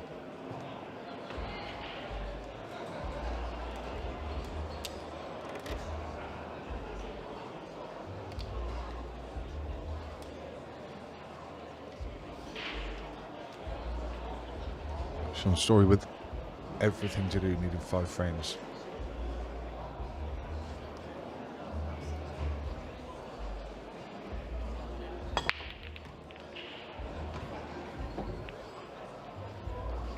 That's a very decent start.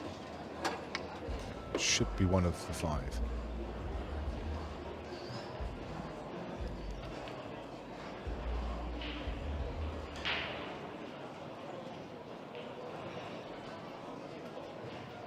A cut break. That's about as good a lead as you can ask for.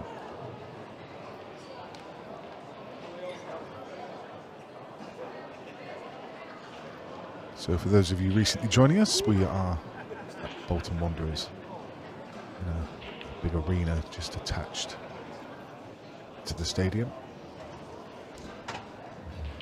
Backed onto by a big shopping complex, which is really handy. Lots of food places up there. You can see Sean just rushing that shot. That's because they are on a timer. 45-second clock.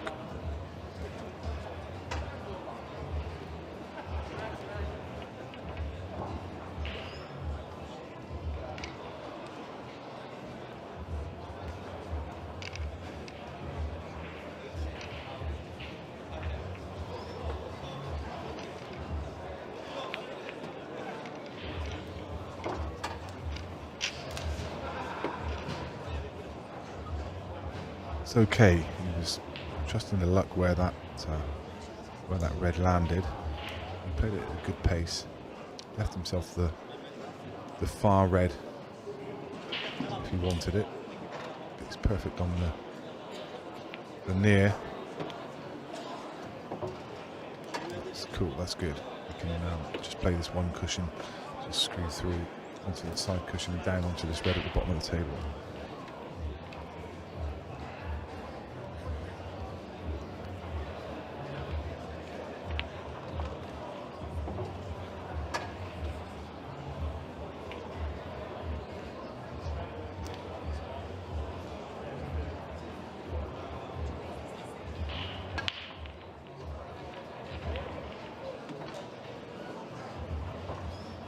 Cannon on the yellow, pushes it to one side, allows him to get his hand on the table. And it should be one back.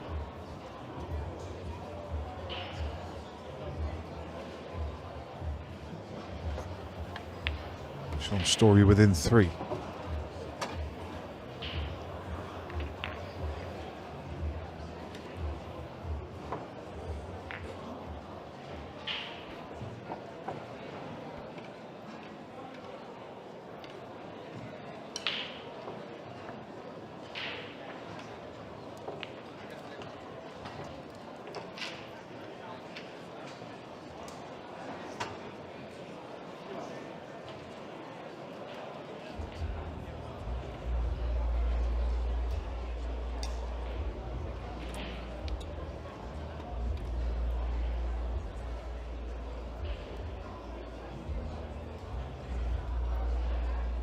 The bouncer.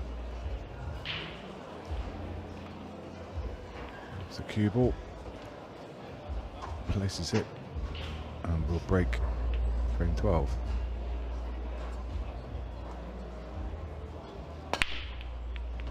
Lovely contact. Oh, a nice little nudge just at the end as well. I think this could be night-night Story. Could be the bedtime story.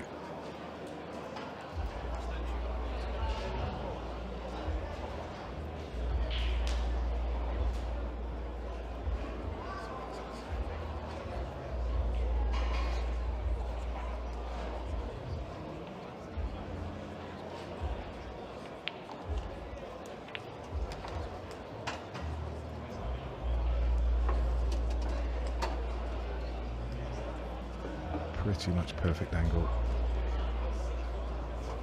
Stun down into the gap on the left hand side. You feel.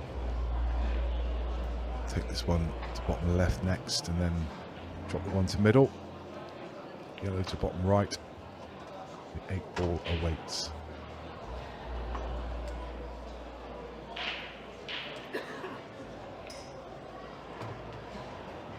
Perfect.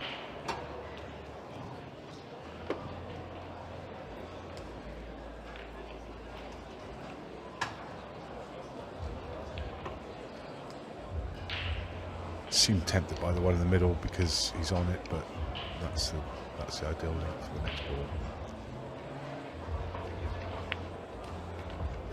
All about linking from one to the next. It's a good lesson for club players there. A lot of club players may have been tempted to take the yellow to middle, but this is a perfect ball to land on the last yellow. All the work done.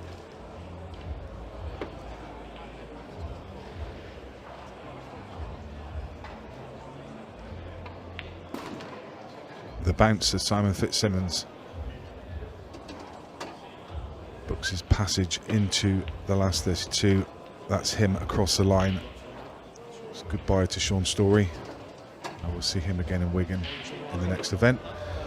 So next up on this table, we have some bonus coverage. We didn't have another game. We were going to go to break now, but we have some bonus coverage for you guys. Certainly the guys watching over in Africa, because it's your man, the Scorpion. We're going to see the sting in his tail. He will be playing Murad Iqbal as soon as we come back to this table. See you shortly. that over there was awful. Like, so yeah, as soon as I seen on these, it's like, go through the cut weight in front on here. Cut weight in front of 2 reps every time. What on it? No, on that one. They play these all new. One was played on yesterday. Cut weight was awesome. As they wear in, when they're new, the cut weight slides down here. Whereas as they get a bit older, it gets a bit higher. For me, I don't like it, even though the cut weight still works. When the cut weight Good one there as well, didn't you? yeah, I know. I've been hitting it really good. But this felt like it was wearing in a bit, so I thought I'd try it well. You break it, that clearance again was. Oh, yeah, that was fucking. I'll have to watch that back. I'll have to watch that one. That was sick. Do you know what? Fucking. Yeah, I chopped away though. I couldn't really see it safe, really. I don't think there was one. So once I potted a couple, you're not getting an advantage. It's just 50-50, isn't it? once I potted a couple, I'm in, aren't I? Is that right? I'll see you next time. So no, good luck. Thanks,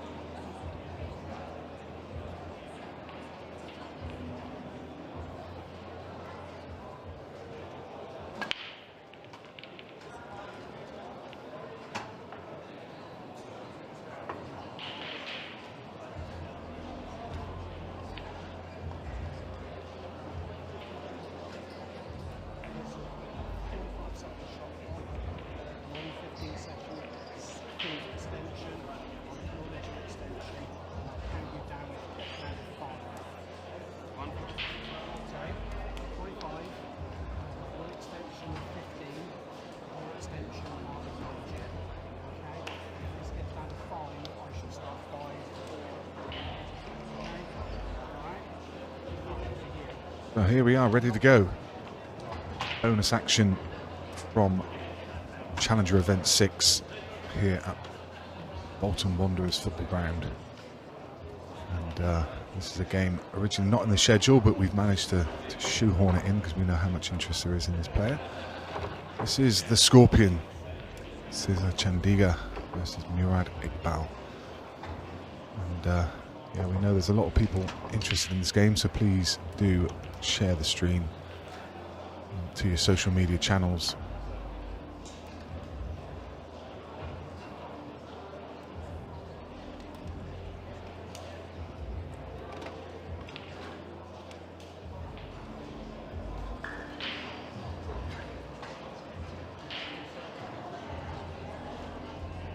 We saw Caesar play yesterday, just on the next table to this, which is the main arena, and he came up against a really good player in form, and went out in the last 64, but he'll want to make a better fist of it now. He comes against another tough opponent here, Murad Iqbal.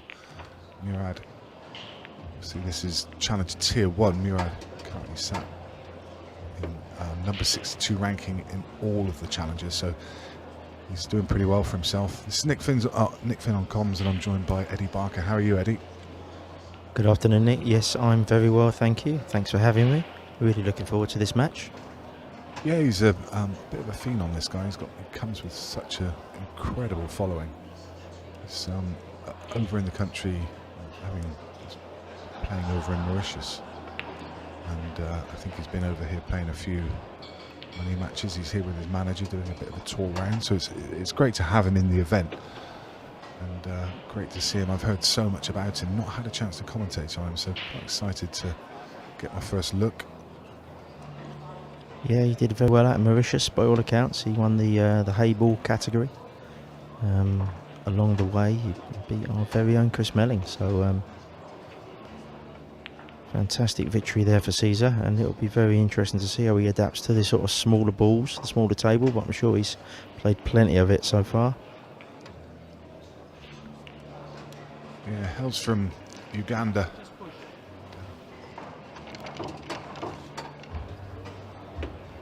Murad, I think Murad comes from around the Ormskirk area. I'm sure people on chat will know him. Correct me if I'm wrong, but I think he's from that area of the world.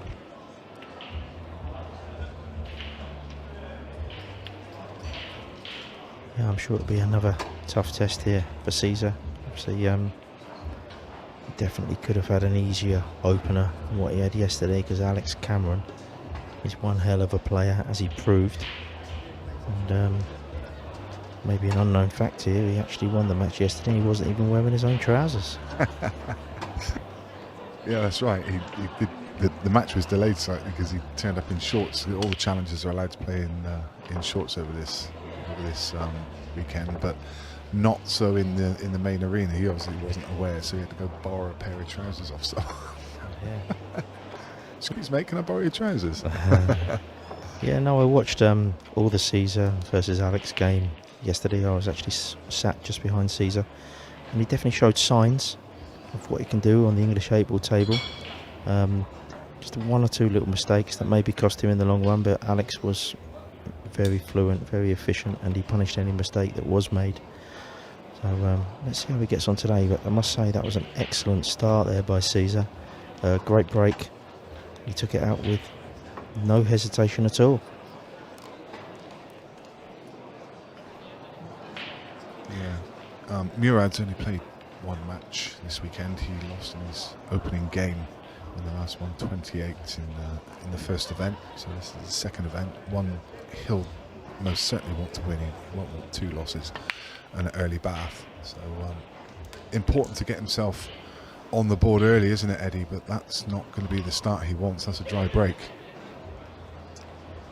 Yeah, no, that's exactly right, Nick. Yeah, I think Murad's got some pedigree. I know that he's played some money matches in the past around about the northwest region against some excellent players, and I think he's had his fair share of success.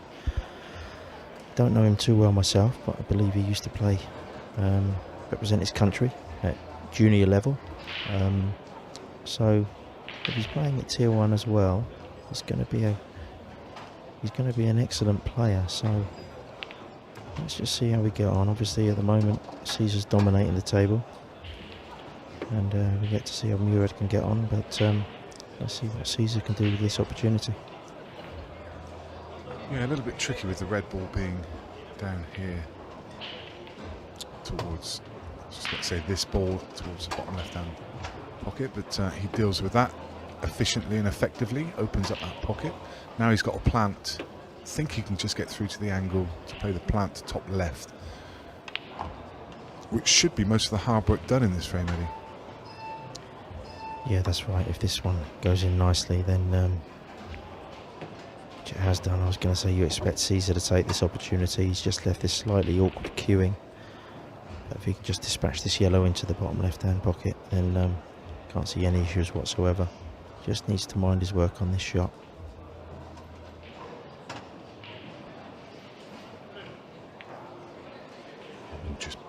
It was that hamper queuing, wasn't it? It's cost him. It makes such a difference. And you know, bear in mind this is only his second match on these tables as well. But Murad comes to the table, and he probably could have asked for an easier opening opportunity because he hasn't really got a decent chance of a clearance himself, and I can't see any safety in sight. Now, I was wondering if he's forced into opening his account with the double, the ball just to the right of the cue ball now. So he's seen a different pattern. Yeah, if he decides to go aggressive, there's two key shots he's got to play in the top left-hand corner. He'll be trying to play the skill shot, so play the red onto the yellow and follow the red down. And he'll still need a double on the red on the left-hand side, so that's if he decides to go aggressive.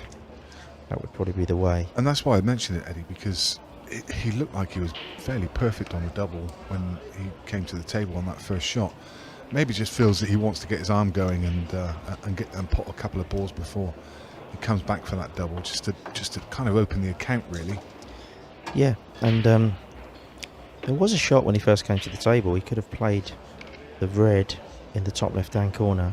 Could have played loss of turn or skill shot in the top left-hand corner.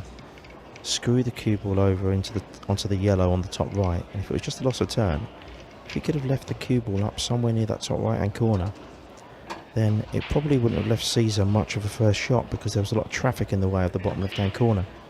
But he's decided to go aggressive. The issue he faces is he's left his two problems till last. Now, for me now, I'm playing the double now because you're perfect on it in the corner pocket. And to be fair, I'd actually probably try the triple because you've got a big pocket there in the bottom left-hand corner. So he could either go for the double, and if he misses it, miss it to the thin side, or just go all out for the treble now. He's gonna try and move it. That's a good effort. That's a good shot. That's a very good shot. Yeah. He's played that nicely. Yeah. Absolutely. Right. And he's left himself an angle, whereas he can just drop it in and land perfect on the skill shot.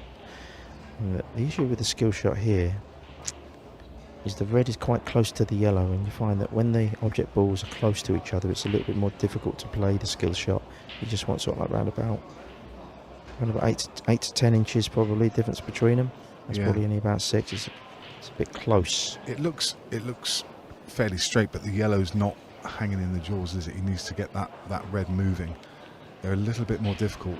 The yellow just a inch and a half away from the pocket. But if he doesn't play for the skill shot, I can't see much in the way of a double or a treble that he can play for. He's tried to move it. I don't think that shot was ever on. But funnily enough, he's still on the skill shot. Yeah. But the problem he's got now is, in order to get on the 8 ball, he needs to play this at pace, and the skill shot just won't work at pace because the red will sort of stun into the yellow rather than hit it and sort of like top spin through into the pocket. So you need to play this shot sort of medium pace so that it doesn't stun the yellow when it hits it. So if you can get round on the black here and play the skill shot, well, that would be a fantastic shot, but I can't see it happening.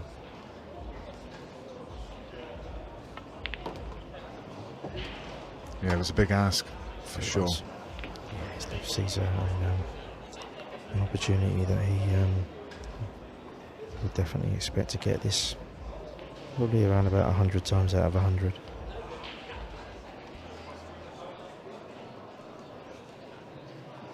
Yeah, it's been a tough start really for Caesar. I know there's such a weight of expectation on him, and there were so many people. We had over 3,500 people tuning in yesterday to watch him play, and playing in the arena.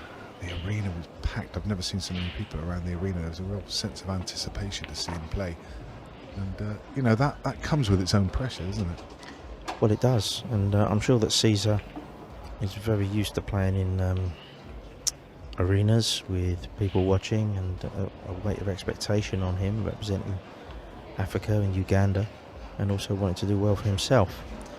But to play in the arena straight out sort of into the lion's den, and you're playing English 8-ball with smaller balls on a table that you're probably playing on for the first time.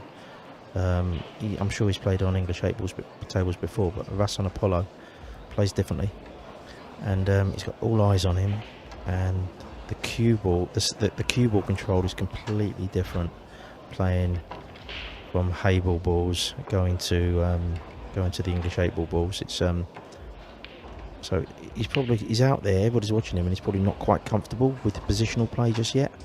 Yeah. And that's probably what maybe cost him yesterday. So the perfect start for him. I mean, yes, a missed ball in amongst that with hamper queuing, but he got a second bite of the cherry, and he's 2 frames to 0 up. This, of course, a race to 7 in the Challenger, race to 8 in the Pro. And going to be a lot of happy people watching on, seeing their man 2 frames to 0 up. So, interesting fact for you. I actually introduced myself to Caesar yesterday because I've never met him.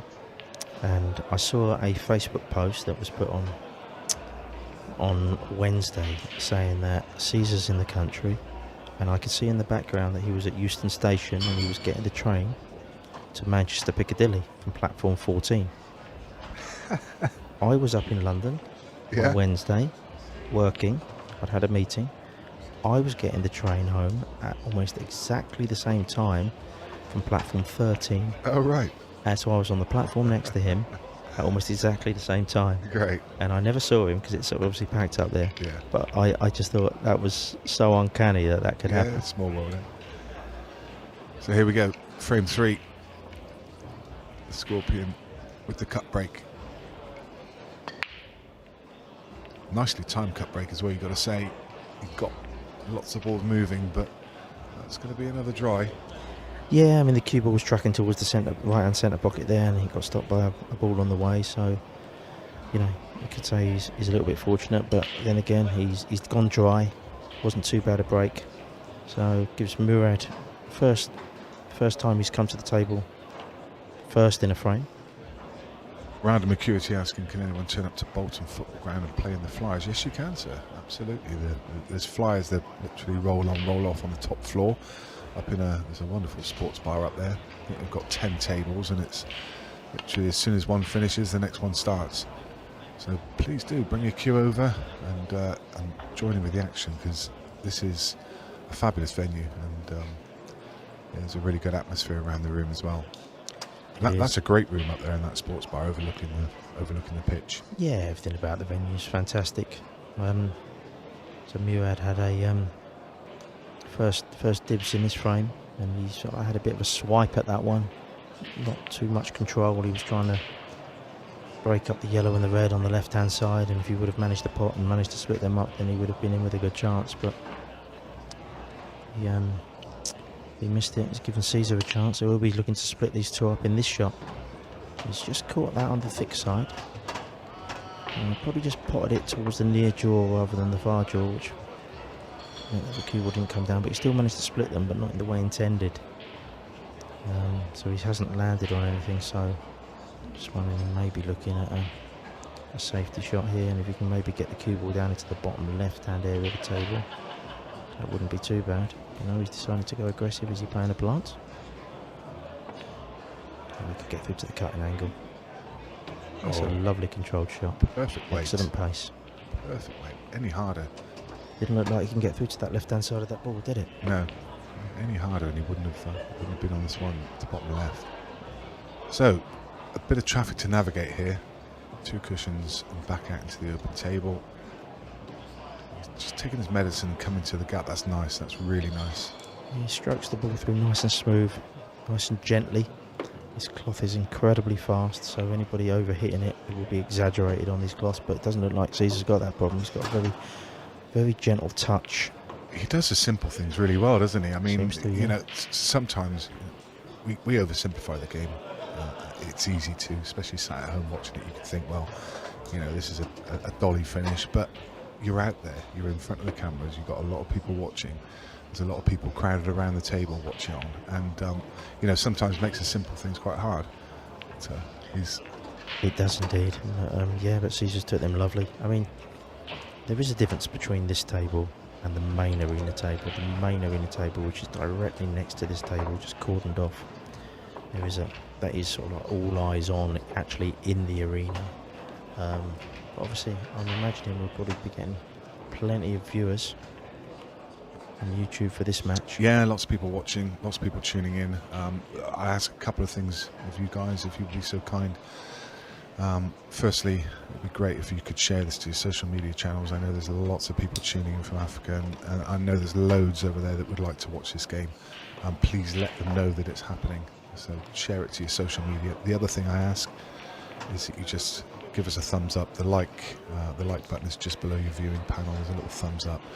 Just hit that for us, because it helps so much with us to promote this stream. 8-ball going in makes no difference whatsoever, apart from the fact I'm not sure it spots. He might just have to spot it high. The yellow might just be in the way. He's asking the referee to do it because it's a bit of a close one. He doesn't want to make a mistake and foul.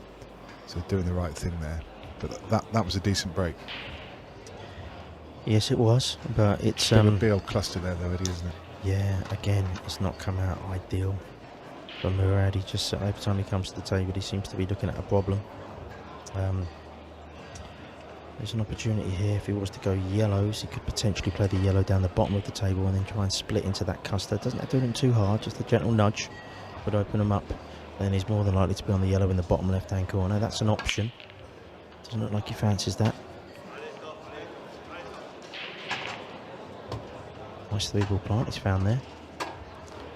So he's still got the problem of the cluster. So he probably needs to put one of these reds in the middle pocket and then leave an angle off the other red to try and go into them.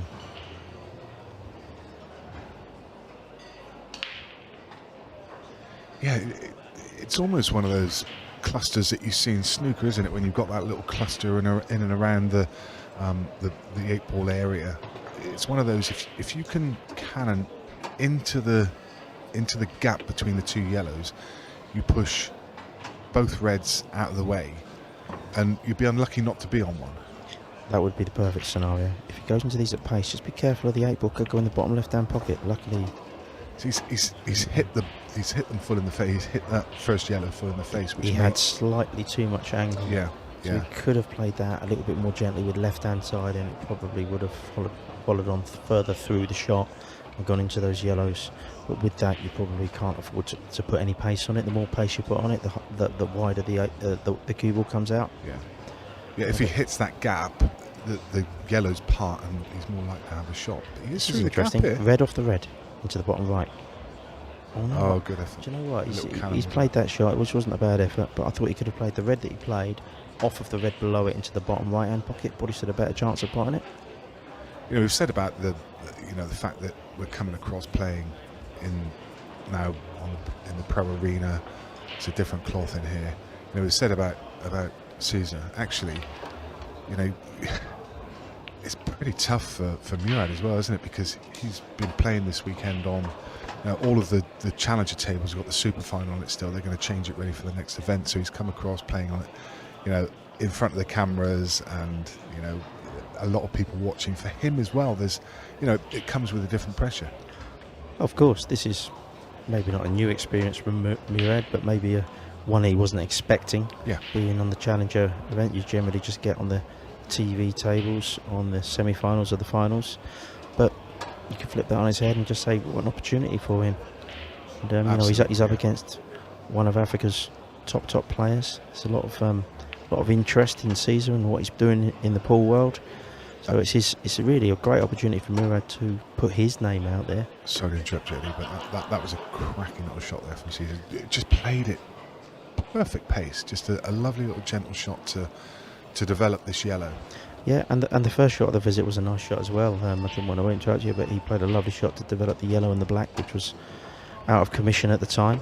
So yeah, he looks like he's cueing very freely. He's very relaxed. Obviously, yesterday's experience would have put him in good stead. I know he didn't get the victory, but he's becoming more comfortable. So yeah, if he continues to play the way he's doing, then good luck for the rest of the field. I love the way he cues. I agree Yeah, with you. he just sort of floats around the table, doesn't he? He's sort of like there's no. Very understated, isn't he? Yeah. Very understated. No, Nice, relaxed cue action. I like it. there's no kind of like flair or pizzazz, but he just doesn't need it because he's had the cue ball on a string. Just doing his job really well. Nice really finish. well.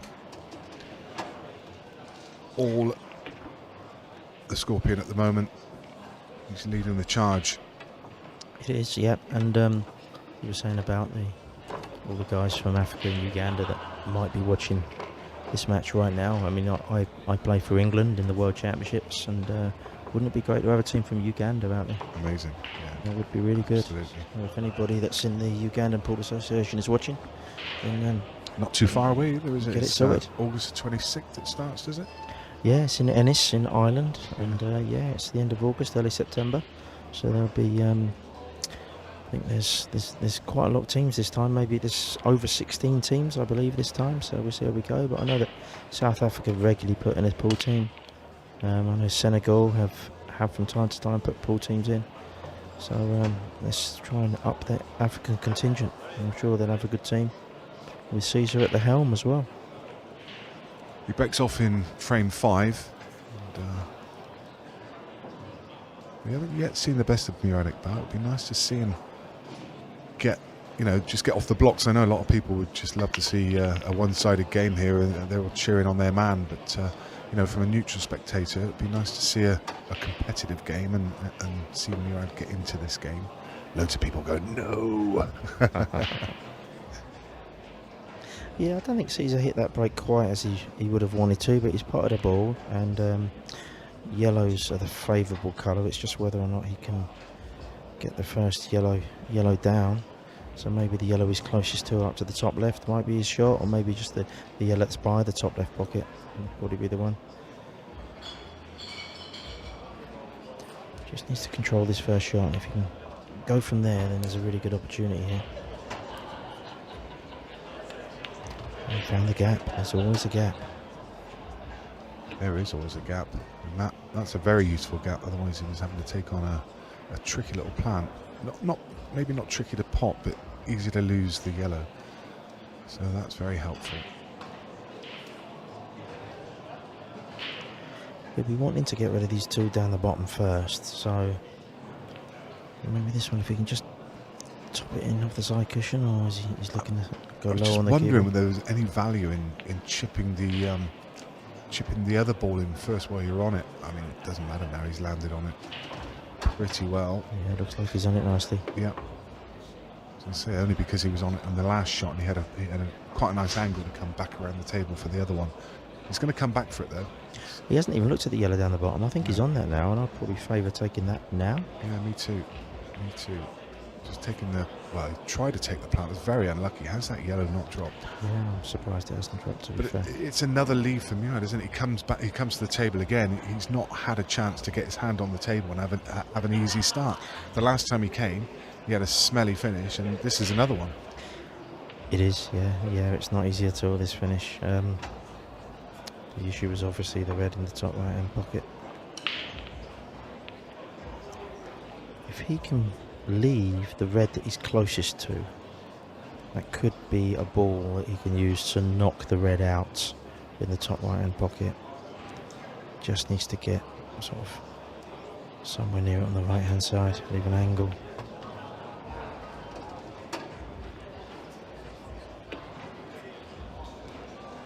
The red just below the 8 ball will go off the 8. That one kind of takes care of itself.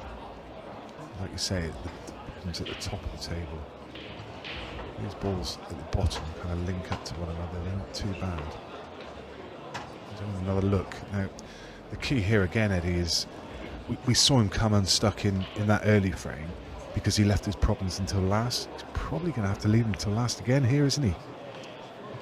Yes, he probably is. It's just the way that he landed on that ball down the cushion there. You really wanted to be sort of able to get the cue ball out rather than be straight on it, but he couldn't afford to play the first red any harder in the middle pocket. So it's still not easy at all, and he could play this red into the bottom right hand pocket, then leave an angle on the red into the left centre to then get up to the red that's near the balk line to give yourself the angle. But then it's then getting down to the red by the black. But yeah, if you're going to miss the pot, then obviously it's then all your options are gone. So I think you'll probably see Caesar here just coming off the right hand side cushion, just nudging into the plant. The yellow will drop. A couple of guys asking if there is a timer on this table. So the answer is yes. There is. There's not a match clock, but there's a shot clock. So there's a referee just out of shot, and he's got a tablet in his hand. We're on a 45-second clock. Neither of the players are playing anything like slow. There's a bit of an issue with that top pocket, isn't there? The balls. Yeah, I've noticed that a couple of times. Yeah, it's happened a few times over the weekend. One seems to just get stuck in there. Players having to help them on their way. Unusual. Maybe just the line has just set Mr. wrong. Cadbury's parrot in there, is it? Yeah. Huge shot coming. Again, just plays it totally within himself. Doesn't try and get too cute on it. It's lovely. Just let the left hand side do the work, and it just got it into a nice little position there for him. So this is a perfect angle. Just block the yellow, white round off 2 cushions. Absolutely beautiful. So it's all Caesar Chandinga at the moment. Yes, indeed. Chandinga leading now 5 frames to 0. Needs 2 more. Eric Bell needs to find his feet. He needs to just get that first frame on the board, settle down. And there would have been pressure on Caesar in this match because obviously he's come up all the way over from Uganda, and he's just come off the back of a massive hayball victory in the Commonwealth Billiards Championships in Mauritius. And he's come over. He's lost his first game. In the whole eyes of the world are watching. So now, if he was to lose this game, it would, he wouldn't have been very happy with that at all. But it's so there's pressure to get this victory, and he doesn't look like he's got any pressure on him whatsoever. He's playing so fluently. So Murad needs a ball. How? Explain to me, Eddie, how that's gone dry, because that is crazy. I can explain that to you quite easily. That's what's known as the ball gods not being on your side. Dear me. McQuay Adam was asking what's the difference between Challenger Series and Pro Series. So basically it's like the setup is like a football league. So you've got the pro section, which Eddie is part of.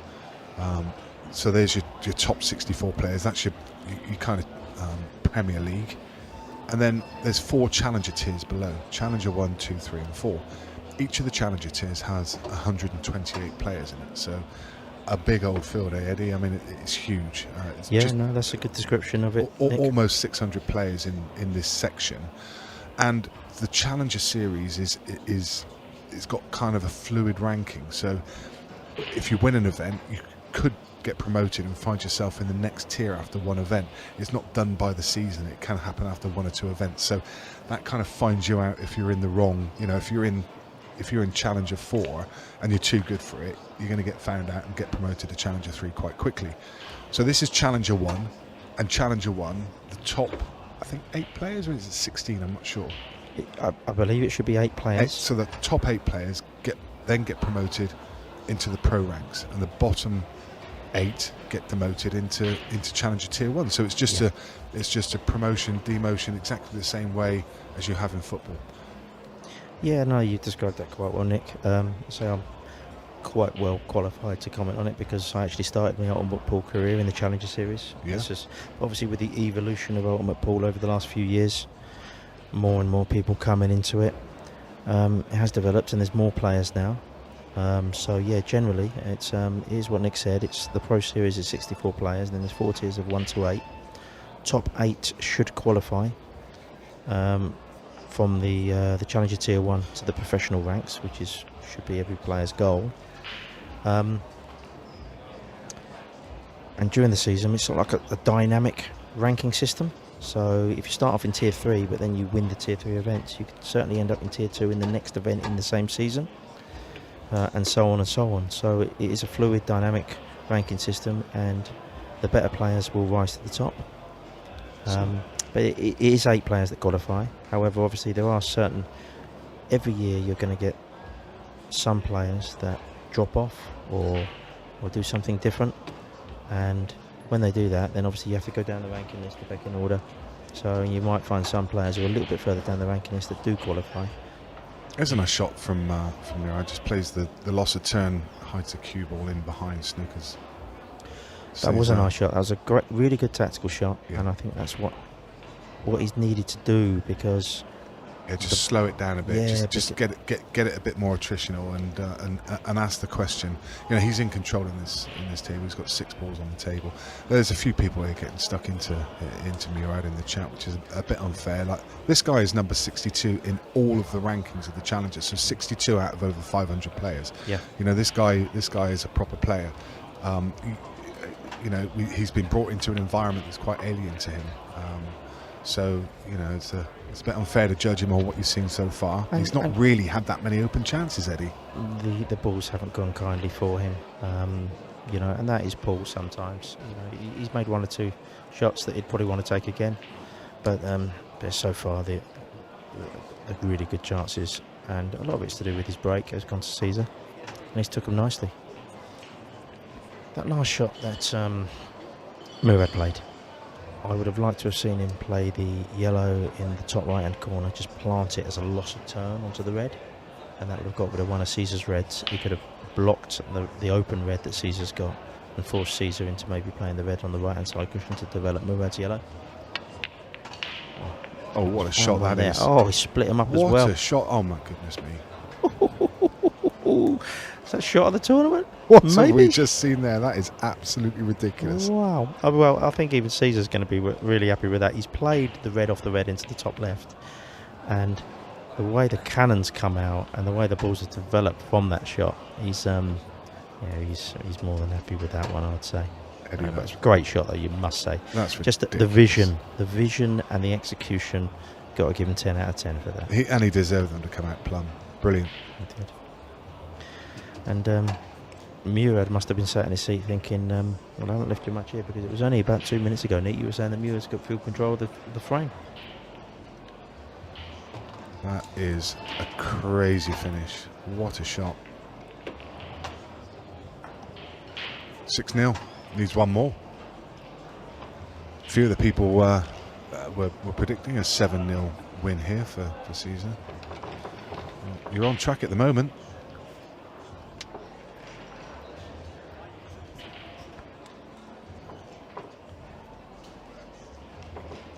Sadly, we can't give you an action replay of that shot. But you lucky people, you're watching on YouTube, so you can literally go back and action replay it for yourselves.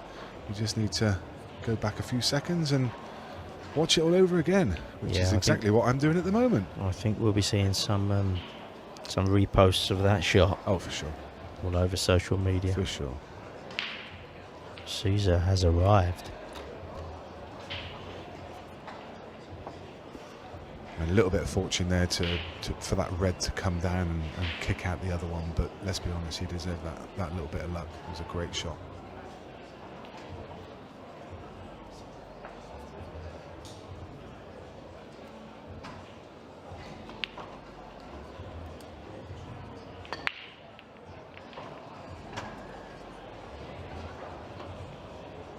So Caesar's turn to have some misfortune this time.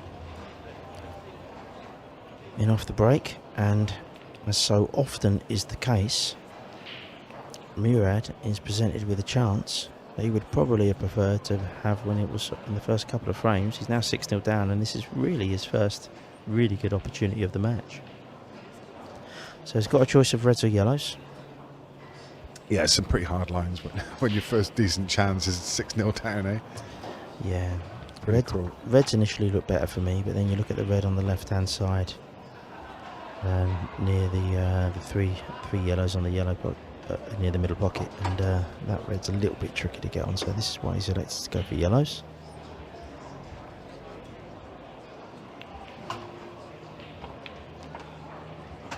So from a neutral's point of view, it would be nice to see Murad get a frame on the board. Nobody likes to see anybody get a whitewash. Nobody wants the donut. And it's an opportunity for Murad to show people what he actually can do. That's a nice shot. The only ball he could have found it tricky to get on was this yellow on the right hand side, and he's played that really nicely.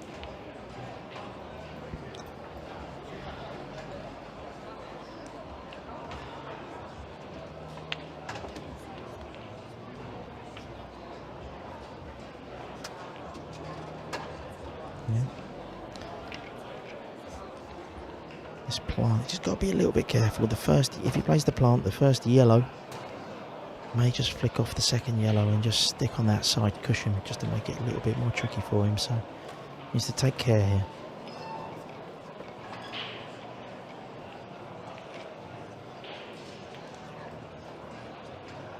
Oh, he's got it too thin. And Caesar, Chandigarh could not ask for a better chance to wrap this up 7-0. Yeah, what we've seen of him so far, this is hard to imagine how he misses from here. He's been... And he's got a choice of 3 stars.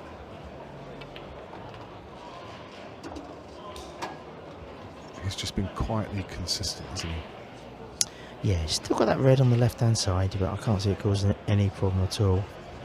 It's just something, that's really the only positional shot he has to play in.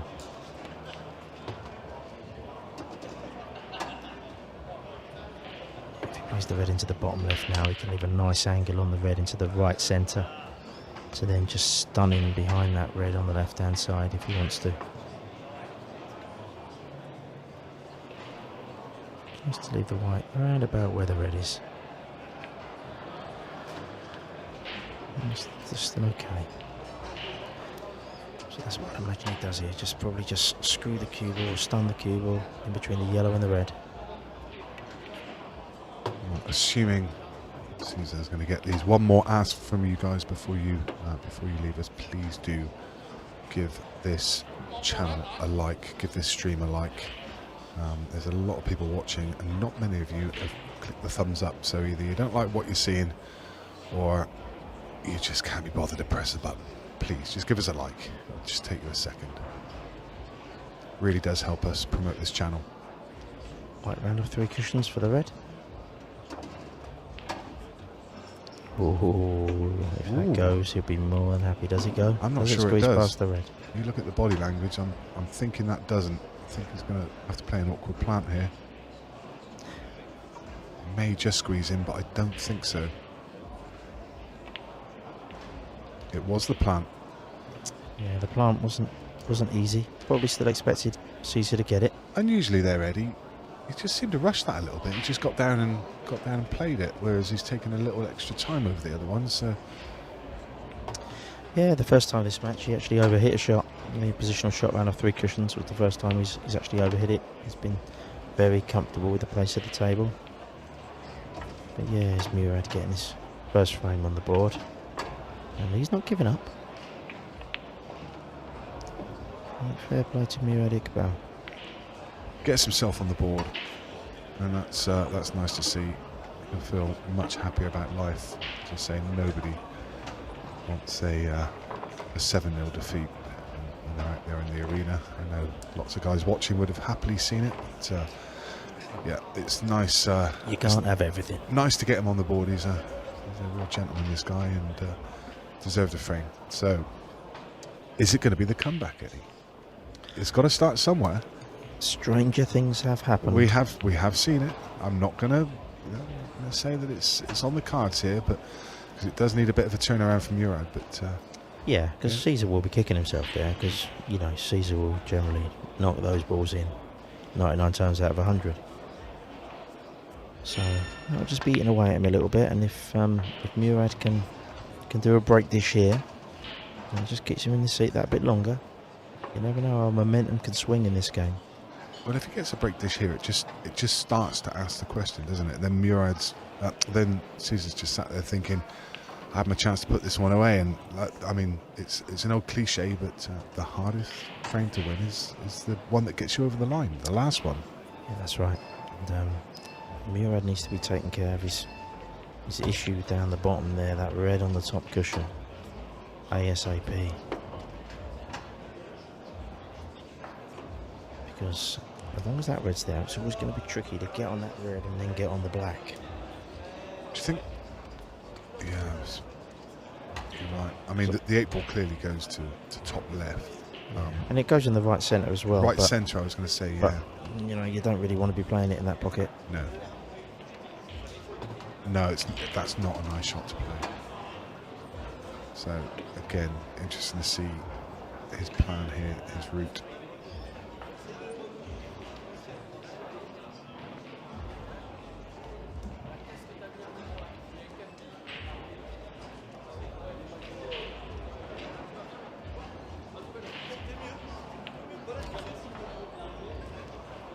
Okay, so one good positional shot required here. Got to open up this clearance here from Murad.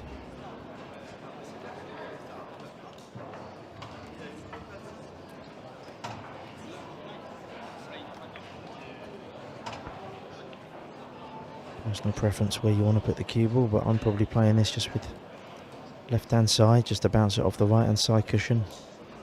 Probably take it in and out of the left hand side cushion in the yellow round about where the bault line is. That's a bit strong to me.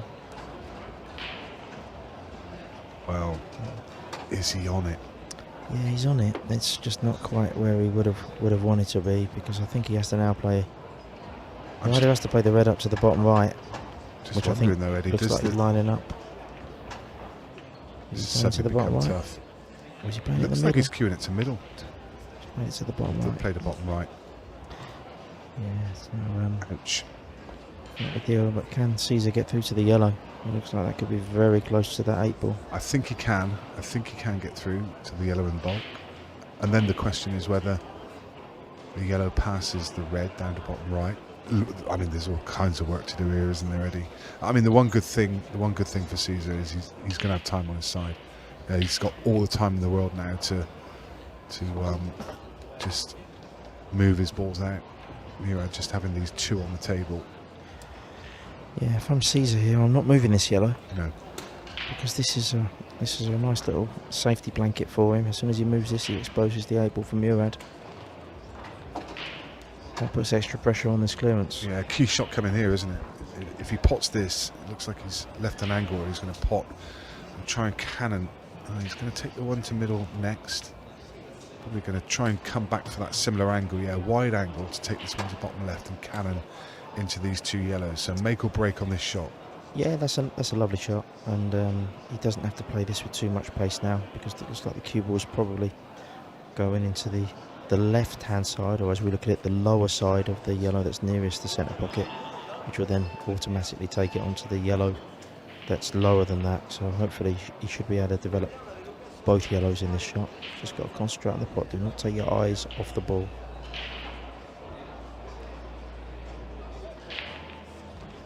And he didn't. Played it lovely. So Yes, we've he still did. got the issue of the yellow on the right hand side. I think, I mean, he's having a look at it again now, but I think he's decided that it goes. If not, he can double it. Yeah, it looks very tight. I think he might be trying to put this yellow into the top right and leave an angle on the yellow to then come up and develop it. Oh, He's lordy. missed it. Caught the knuckle as well. Yes, he did. And actually, if he potted that yellow, he didn't leave it too bad, because he could have dropped that the one he's near now into the middle and either left the double or chopped it through for the yellow down the rail. But a miss. Yeah, and I think Caesar's got to be quite happy. I think he's made the black. I don't think it can go into the top right hand pocket now. So otherwise, Murad would probably have been tempted to play the double. Yeah. And then go up for the red along the top cushion there. But Looks like he's ducking for cover at the top of the tables, and he's half ball off the red and just trickling behind the yellow and the 8 ball. yeah, he doesn't want to play the red. If he's going long double, then I don't think this is the right shot. A lot of risk in that one. The problem with that one is he's always going to leave Caesar the easy snooker now. So Yeah, he gets to develop his tricky yellow, gets to open up the 8 ball, yeah, and Murad's going to be parked in behind that 8. yeah, it was a bit ambitious there from Murad. I think he has left. It's not quite as tight to the 8 as he might have liked. He's left the 1 cushion escape. He's got the 1 cushion. He might be able to come round if he plays it with left hand side just before the centre pocket. Maybe able to play it off 2 or 3 cushions in behind the pair of them. Yeah, no, he's probably he's in. Oh, he's Took found some the between pocket. there. He's found the pocket. Yeah. Now then, I think the shot here, Eddie, surely is to place the cue ball in the middle of the table, take this one to bottom left and try and develop the yellow, because you've got that saver at the top of the table that you can't fail to be on. You've kind of got a free shot to get it out, haven't you? You can play that shot, and there's no danger in that shot. You could also place the cue ball in the perfect spot for the double, Yeah. and just screw the cue ball back Yeah. so that you don't leave Murad a shot if you miss it. Personal And preference. if you get it, then it's definitely game on. Yeah. 2 open balls, 1 over the pocket. Looks like he's playing your shot, and he's trying to develop here. This comes off, it's match over. Oh, beautiful. He's played it nicely. Yeah. Very So, nice. Yeah, as long as the cue ball tracks in between the yellow and the 8 ball here, which I think it will do, then it's game over. And he's played that a lovely soft pace again. Very nice touch, Caesar. Very soft hands by the looks of it. Yeah, he's There got you have it. he's got a lot of style about him, this man. I like what I see. It's very good. It's a different player to what we saw against Alex Cameron. Alex was on a hot vein of form yesterday, and actually still going in that event. But it was Caesar Chandiga all the way in this one. Murad Iqbal, he's had better matches. We didn't get to see the best of him there. He didn't get that many chances, Eddie, to be fair. Just struggled a bit for form, and he'll know he just probably didn't get enough chances. But equally, the man from Uganda marches through. Eddie, it's been a pleasure. Thank you, Nick. Thanks very much for tuning in, guys. Before you go, please do give us a like on the stream, and we're going to go for a break now. We're going to be back with the action from this table. Let me just have a look for you. I believe, 5 o'clock. So we'll be getting back underway at 5 p.m. So about an hour and a half break. Join us at 5. See you soon. Bye-bye.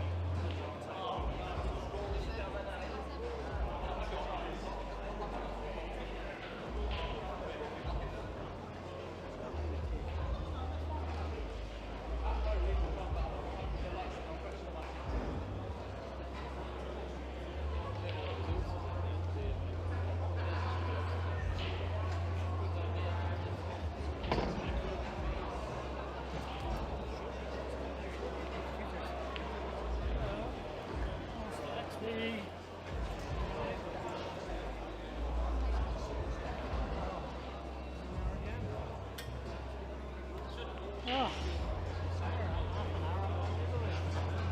Well, there's no one there. Don't look like there's anyone there. Quarters and semis coming through about 5 o'clock.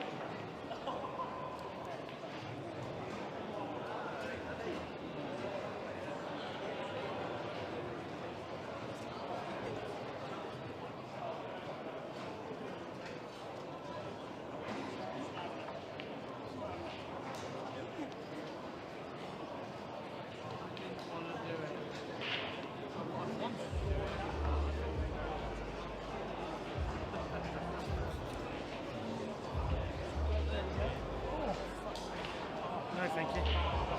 All the same.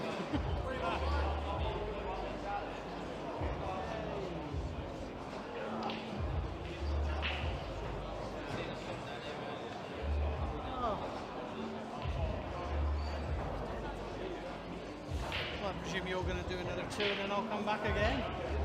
Something like that. Something like that. Nobody's been actually physically giving me a job all day. I've just been doing this off my own bat almost. Yeah, I started over there. I just did that African lad, didn't he, at Caesar? He was on here, yeah. He's a very unusual player, but very good, very. He won 7-1. We can't just do this stuff.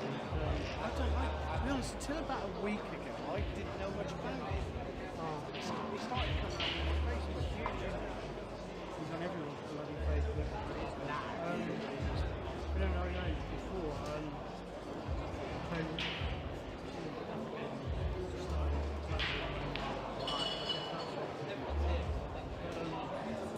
went and did the label when it's, you know when you're big knots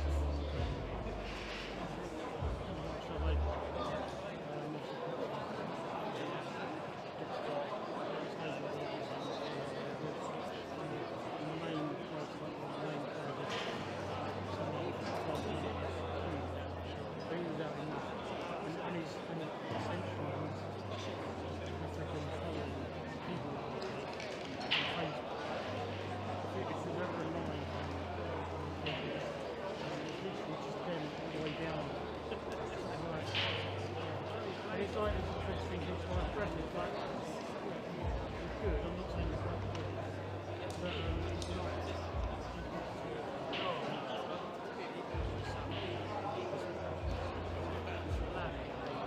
yeah, definitely. Some beautiful breaks, beautiful. We played when you're not up there, Trump's camera is small, comes to the labour, right, yeah.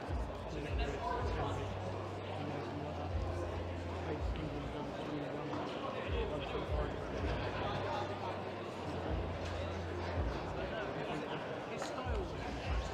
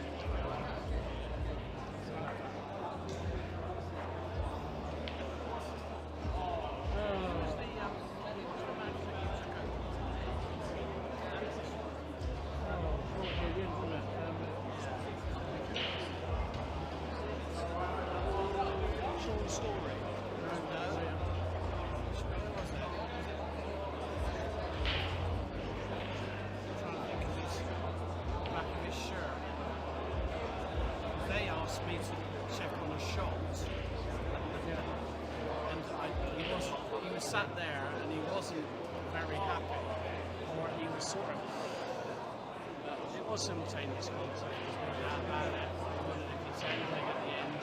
Oh no.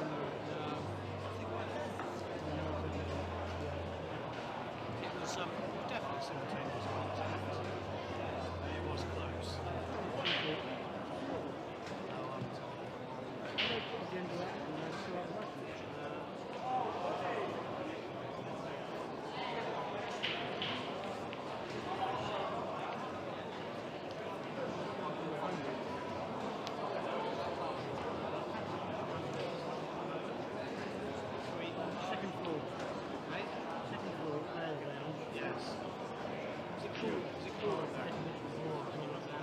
do it. It's literally no brainer. I've got so they're giving away more. I don't mind buying this up and train. No, but I think they've got footballs up there that can go free to play. Right, I'll probably see you in a couple of hours. I guess. Fine.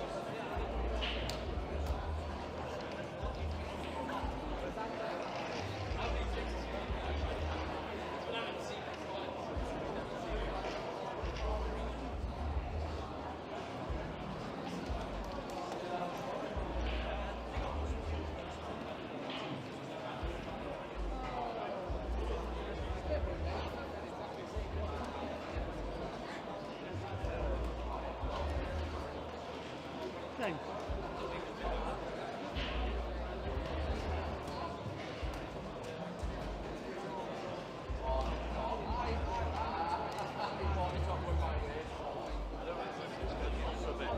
For a long, long while. How long? A long, long while.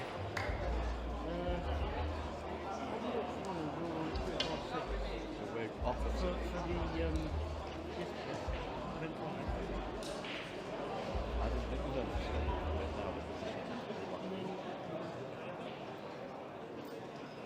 We've sort of got double break.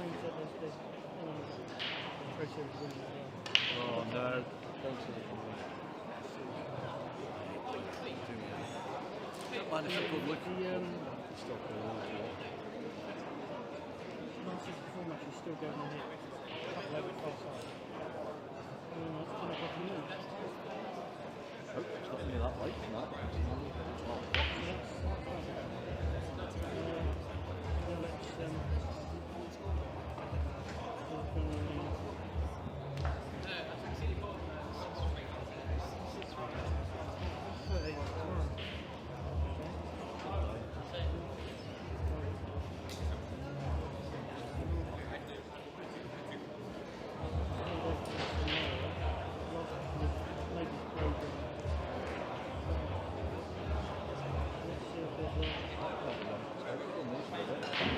Really don't. Might be wrong then.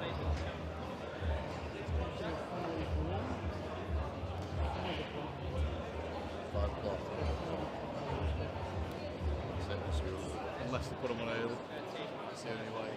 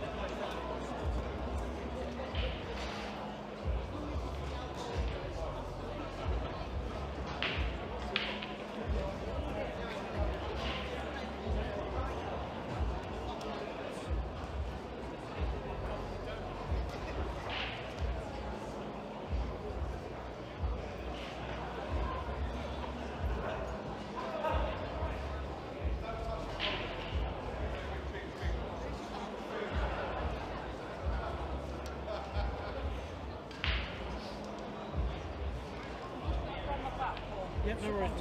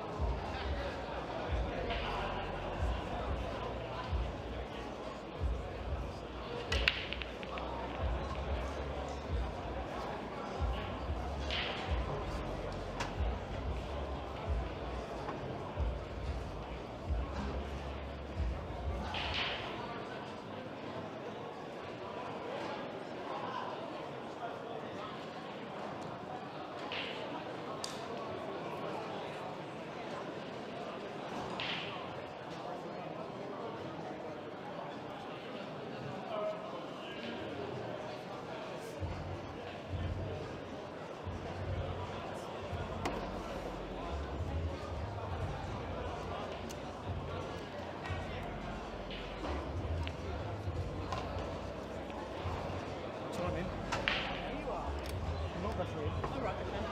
So literally just timing. We run stuff. As you were, but 45 plus 15 extension, no match ball. No match ball. No match ball.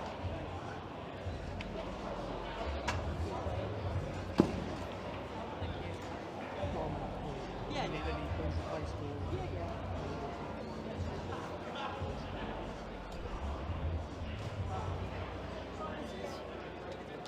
Let's go.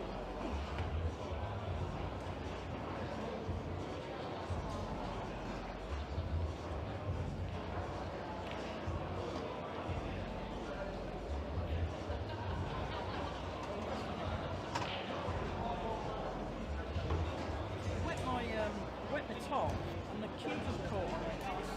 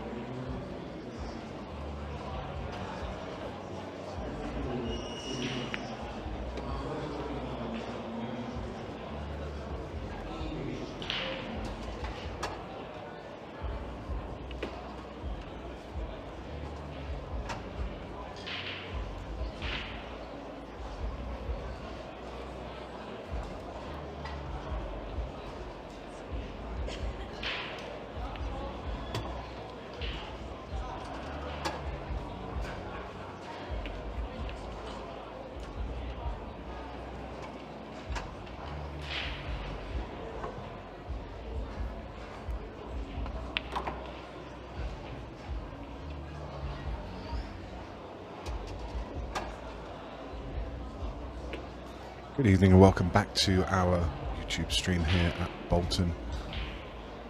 And this is the first quarterfinals in the Ladies Pro Event 5. Which is just a touch late on parade. It was a break. I didn't track of the time a little bit, to be honest, but once again started. But we are away. And, Barbara Taylor at the table.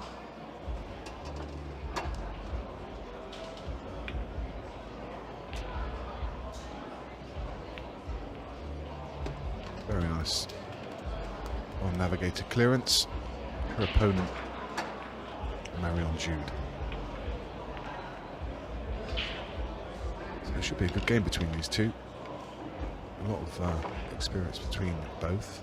Marion, so former world champion. Babs. Barbara, also England ladies captain. So away we go into the evening, and what an evening of pool we have lined up for you as well.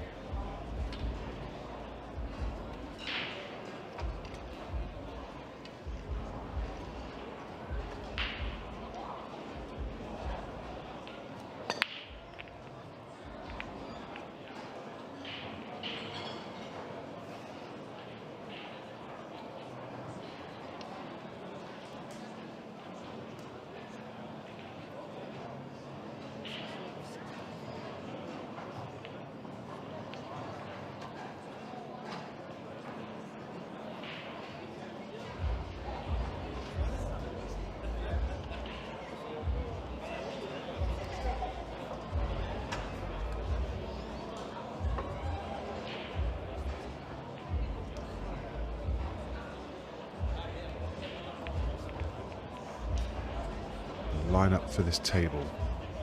Table 4.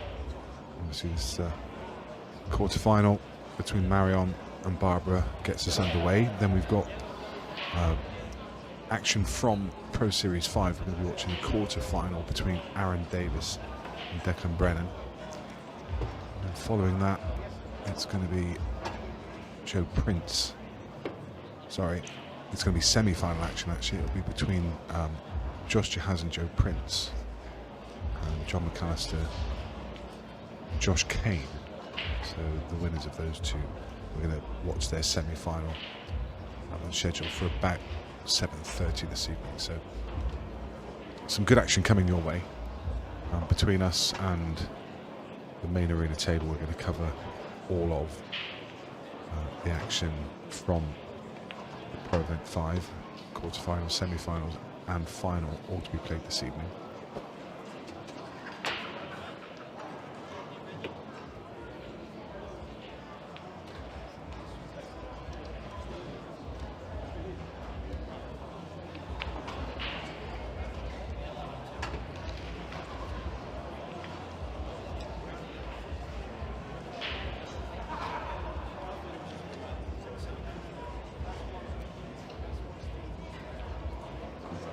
Second quarterfinal just about to get underway on the main arena table. That's Amy Beauchamp and Colette Henriksen. Yeah, this should be a good game. It shapes up to be well. It shapes up to go well, should I say. It's two of the top players in this field. Always good to watch Marion play. Well, both of them really. Marion, obviously, still fairly new to Ultimate Pool. She's been with us since last season, and she's had success, as I mentioned, former world champion, and joined on commentary by Tony Holgate. Good evening, Tony. Good evening, sir. Thought I'd dive in. I saw you were on your own. Thought it's a good match as well to come onto the comments with, as the lady from France pots the black and levels the match against the great Barbara Taylor. There's a lot of cracking women's pro matches on now this evening. It's this first event this weekend draws to a close. We are down at the business end. Of course, over on the other channel, let's go to Ultimate Pool TV. Colette Henriksen taking on Amy Beecham in an absolute titanic battle. Yeah, all 4 quarterfinals actually being streamed at the moment. So we've got 4 streamed tables, 3 of them across on the Ultimate Pool app. The first one, Kirsty Davis and Danielle Randall. The other game is Becky Watkins and Megan Proctor. Obviously this game and the one, of course, on the main arena. So great to showcase all the women's quarterfinals. And as mentioned, as the men's Pro Event 5 will brought to a conclusion this evening, so will the ladies' event. Barbara flapping her arm there. She didn't really get into them properly. No. It's one of those breaks when she tried to put a lot of power in, but the arm went quicker than the rest of the body, if you know what I mean. So you lose a lot of momentum. So she's a bit disappointed with her result.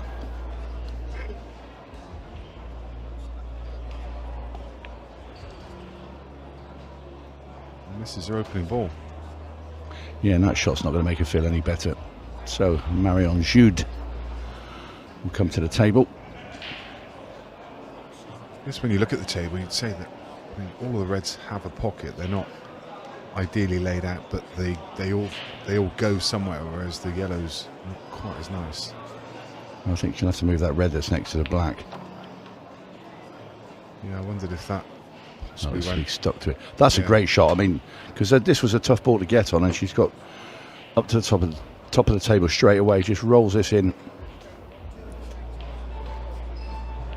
Thought about it for a second.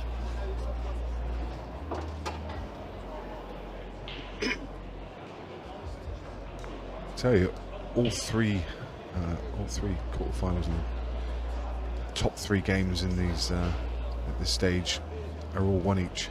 Kirsty Davis, Danielle Randall, Becky Watkins, Megan Proctor, and this game all 1 apiece.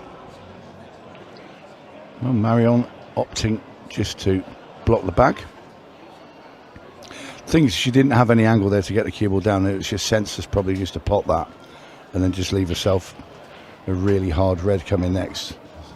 So probably right just to pull the reins back a bit. Barbara trying to just use the cue ball there to cannon the red and trying to play a loss of turn shot.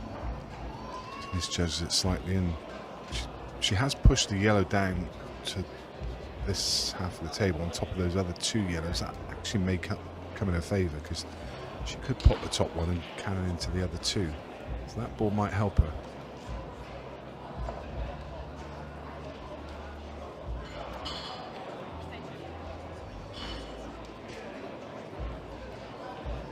Marion eyeing up this long red. She's got the option to take the one to top right. The one at top right is not doing her too much in the way of favours now, so why not use that one to get better position on this?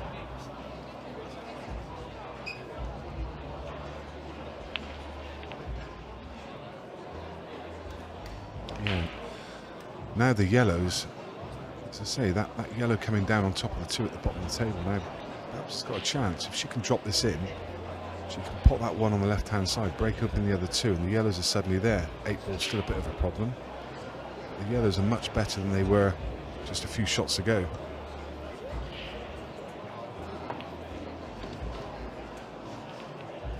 The problem with this shot is a double kiss.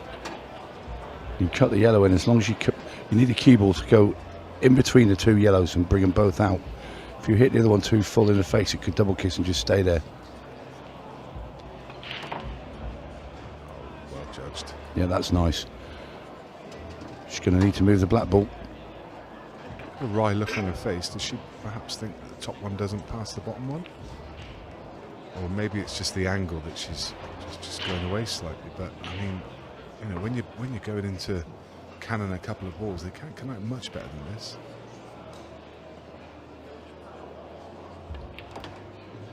It's well controlled. No, she's still not happy. It's a little flick that she didn't want, but she can. Yeah, use she's got the wrong angle now. But to be fair, she could force us in and with the cue ball off the bottom rail go into the black. But the problem with that shot is you need to go into a half ball. The white needs to come out. So much danger there of snooking yourself. It's not a great position. She's looking now to see whether she can get to the potting angle from the left-hand side, 8 ball to bottom right. If she can, that would be really helpful.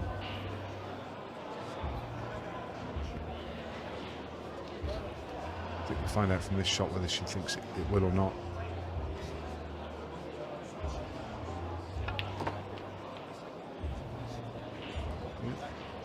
I think if she can land where the cue ball is now, I reckon that 8 ball goes.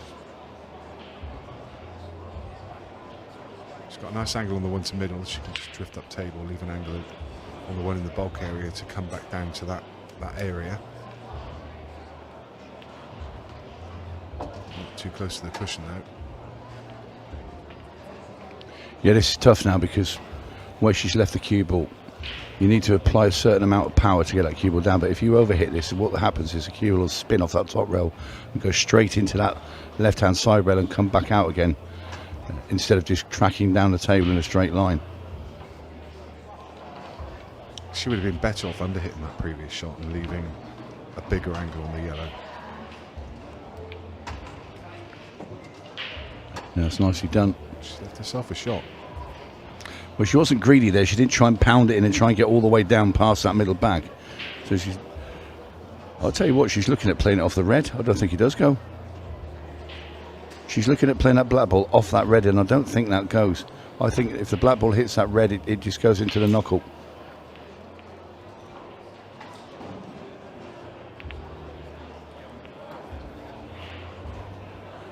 And she's left it wide open.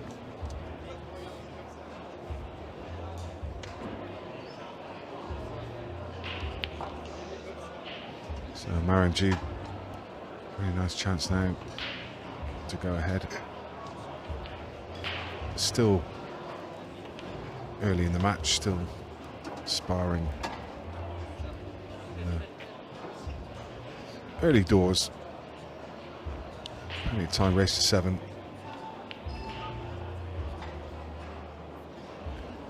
Left a nice angle here. Just drop this in.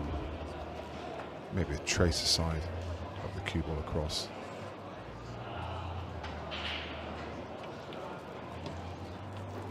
Very nice.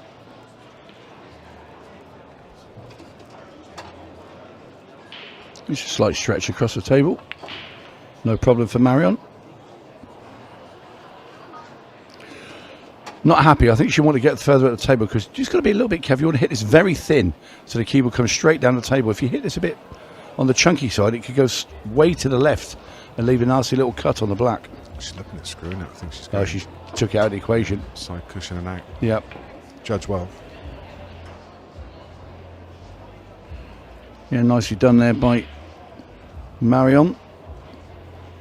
And she will get herself into a 2-1 lead here in Bolton. Yeah, Babs will be annoyed. She had a good chance there.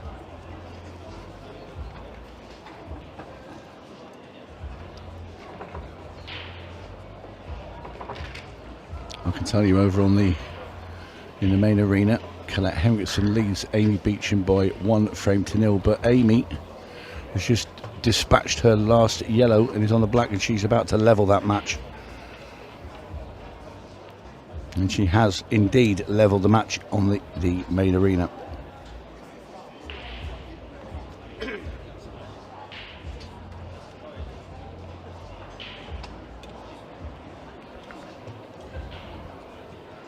So, former world champion Marion Jude to break off frame 4.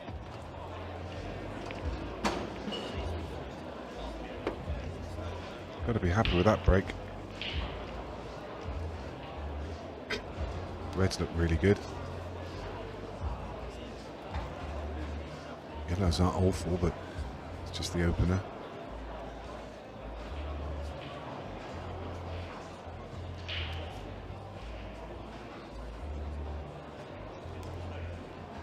Couple of choices on red. She's got the one in the bulk area. Probably take the one to middle. She's just weighing up her options.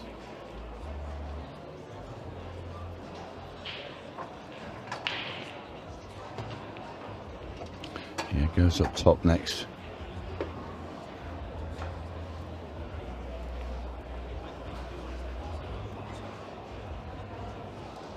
Yeah, you can see the pattern unfolding. It's just the shot after this one just needs to leave the right angle. It's a transition down table now.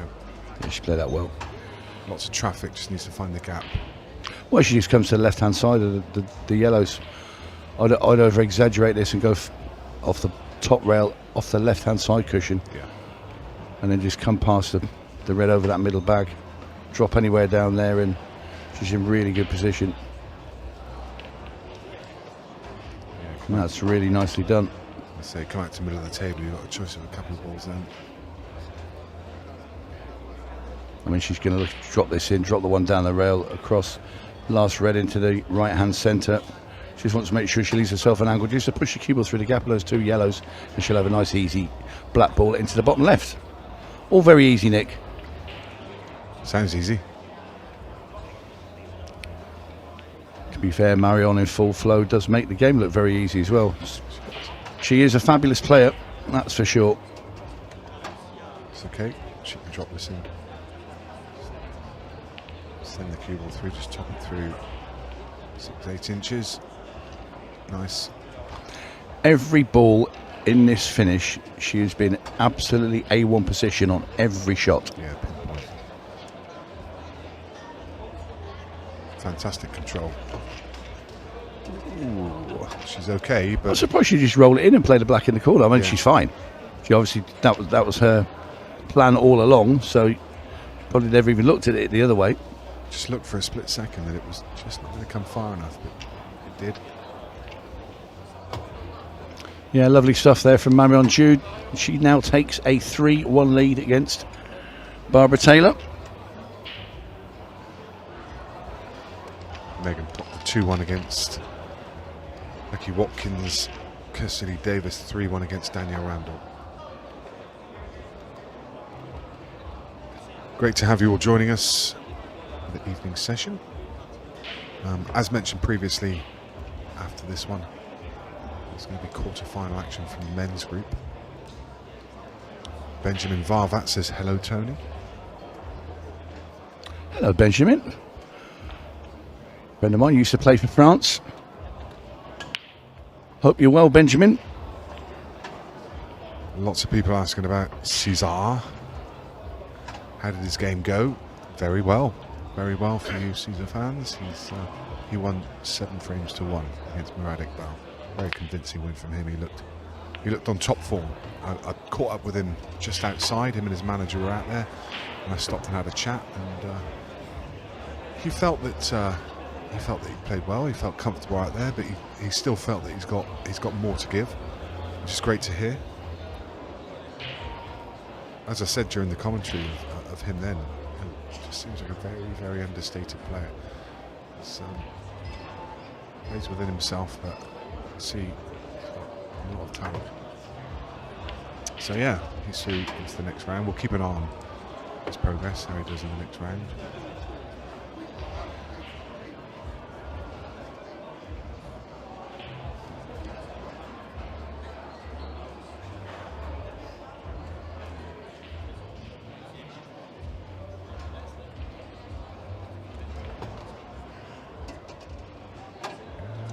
Pretty well judged.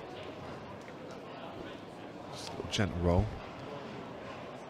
Just got to concern herself with this red at the bottom of the table.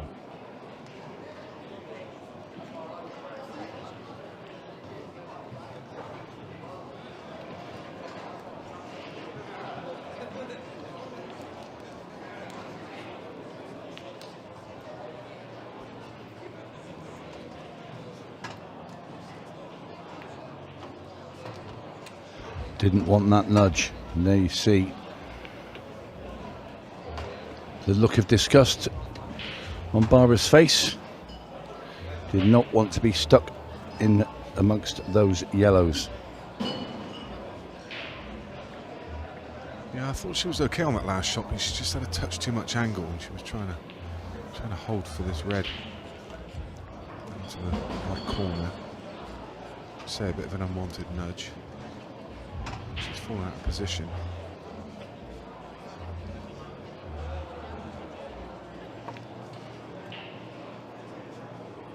Oh, a bit more pace, Babs.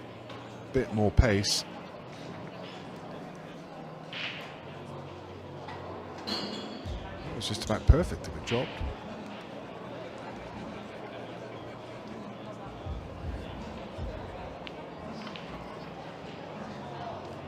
The easiest of clearances here for Marion.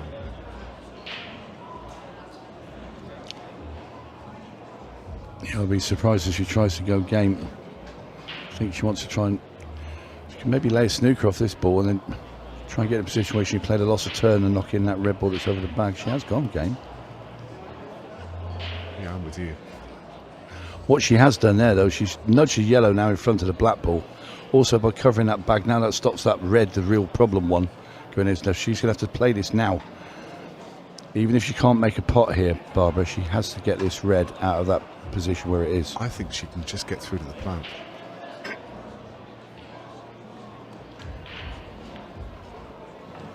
And right you are. So, all about the black ball.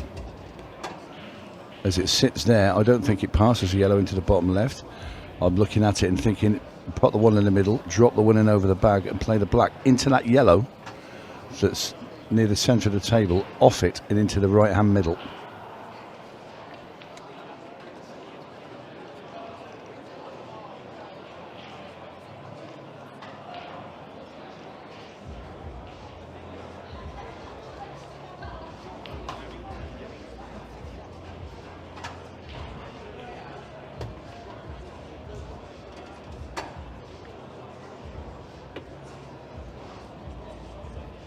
I'd like the cue ball back a bit further. I'm going to try to pot that and stop the white dead or bring it back a couple of inches, not have that angle.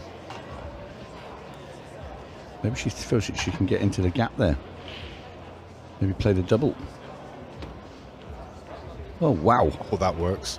Oh. What a shot that is from Barbara Taylor. That's brilliant.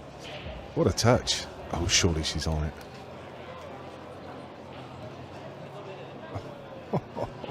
Well, if she can't pot that, then she's been desperately unlucky, because to play that controlled cannon up to move the black was a great shot.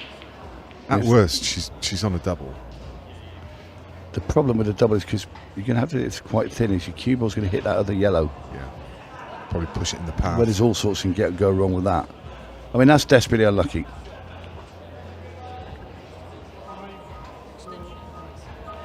She deserved better.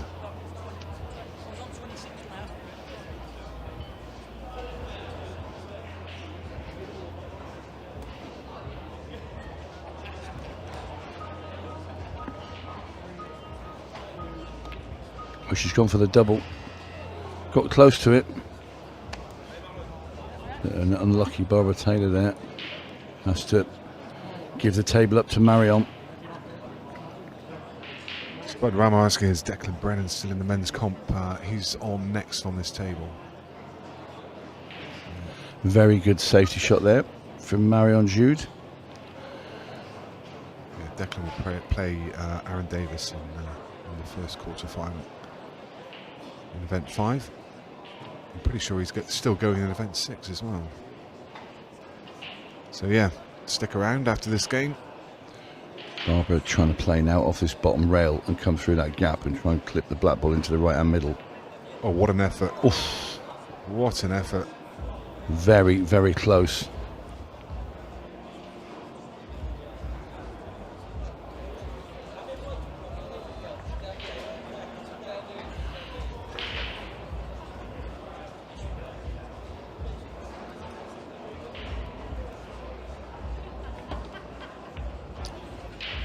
Marion, looks like the cue ball's come up far enough so that she can get to this yellow into the left hand centre pocket. Ball's open now for the French international. Yeah, if Marion gets these, I think Babs will be fearing the worst. And to be honest, Babs not actually done too much wrong. She's had a a couple of really, really tricky finishes and just fallen short. And she's going to find herself quite shortly on the end of a 4-1 deficit. I'll just tell you over on the main arena that Amy Beecham is 2-1 up against Colette Henriksen. Colette is at the table. So both these tables that we've got with the commentary on are both England versus France.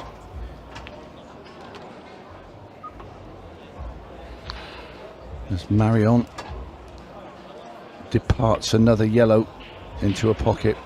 Nice angle here. She just pushes the cue ball through down onto the bottom rail, back up the table for the next two yellows. And this is a super opportunity for Marion to go 4-1 up.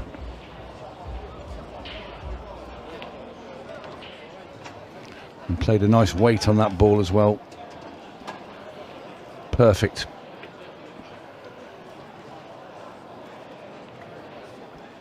Yeah, she's queuing a good ball at the moment. If she keeps playing like this, she's going to be tough to beat in this event.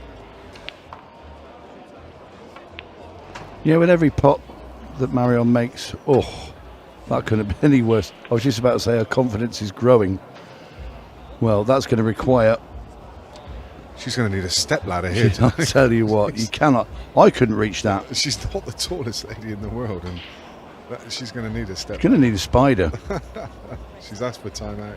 I don't know if she gets a timeout. She gets a 15-second extension, but... Well, I mean, you should be allowed, in this situation here, you should be allowed a timeout. It's no fault of Marion's, and she should be allowed to at least get the equipment that's required to play the shot.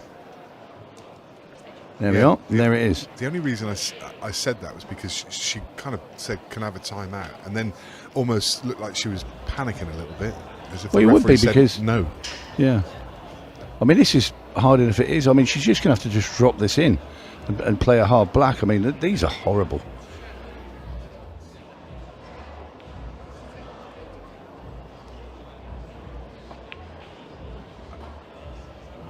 Well, look where it's gone. Yeah, that's... Gives Babs a free go. Yep. And to be fair, Barbara was very unlucky not to be able to pot that black earlier, but yeah. Marion will be distraught with that because it's just... If the keyboard doesn't finish where it does, the frame's Marion's.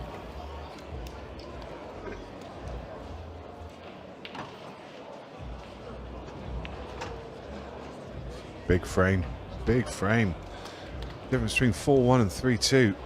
And Barbara Taylor, she would have feared the worst there. She would have feared that she's going 4-1 behind when Marion was going through that clearance. But you've got to say it was a tiny bit loose. She shouldn't have been near that situation. And if she can get to the back of the cue ball, if she just doesn't park it and Chinese snooker herself, then that clearance is an absolute formality. And it just shows how easy it is to come unstuck.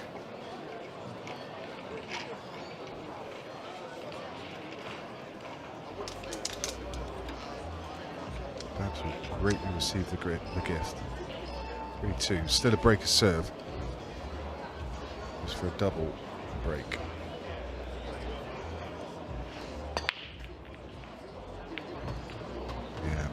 A solid enough break, but she didn't time it well. The cue ball squirted straight across and actually hit below the middle pocket, which shows how much she mistimed it. Very open table.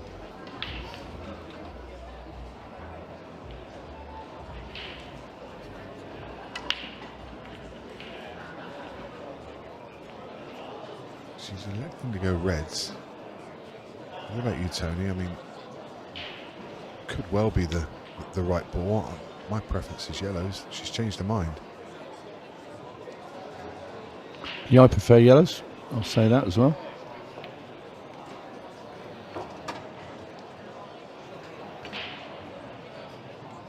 It's one of those, but they've both got their own problems. But I think the problems are worse for reds than they are for yellows. Yeah.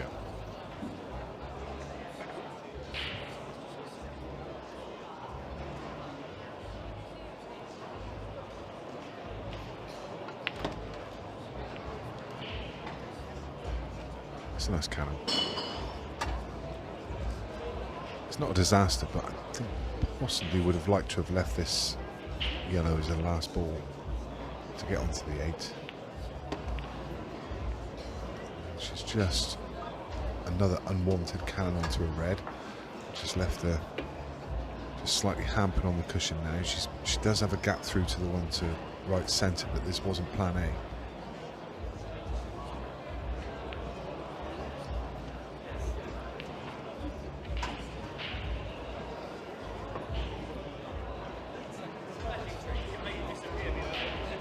Kirsty Lee Davis 5-1 up against Danielle Randall. Becky Watkins and Megan Proctor 2 each. Same scoreline, Colette Henricks and Amy Beauchamp.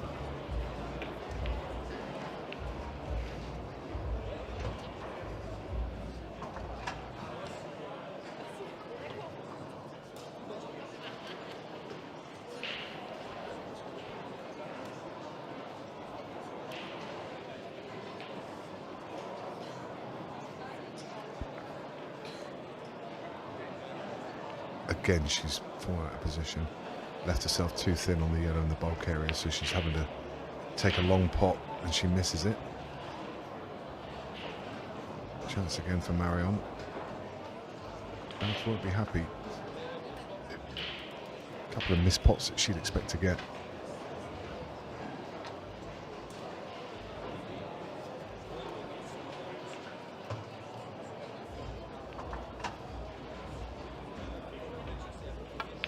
Two reds on the left-hand side. She's got an angle now to come down and break them out.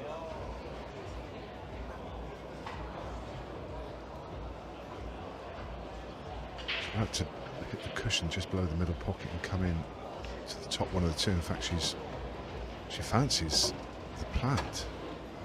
Wouldn't have been my choice personally, but it felt like She's got to get the cue ball back as well. yeah. It felt like if she spins that cue ball just below the middle pocket into the top red, almost can't fail to be on something. This isn't a formality. This is missable. Very nice. Still tough though. It is. It is hard to get. I mean, the obvious pocket for the red doesn't go to top right. So She's not going to try. She's going to try and cut. She's going to cut this down the round and just bring the cue ball back and play a thin cut into the top left if she can. Bridge it over again. This is 4 times harder than it would be if that yellow wasn't in the way. Not even going to get there. another chance for Barbara Taylor.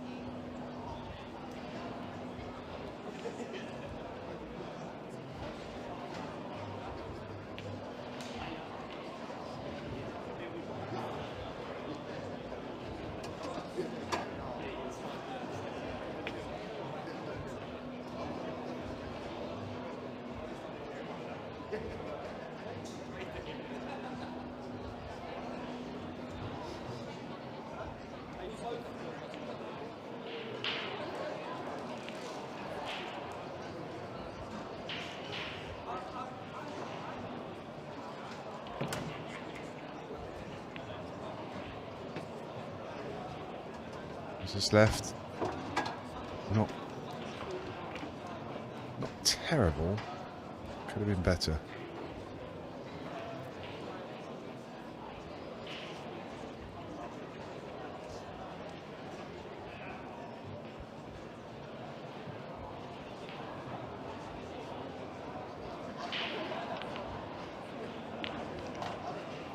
That's a really nice pot, what a shot.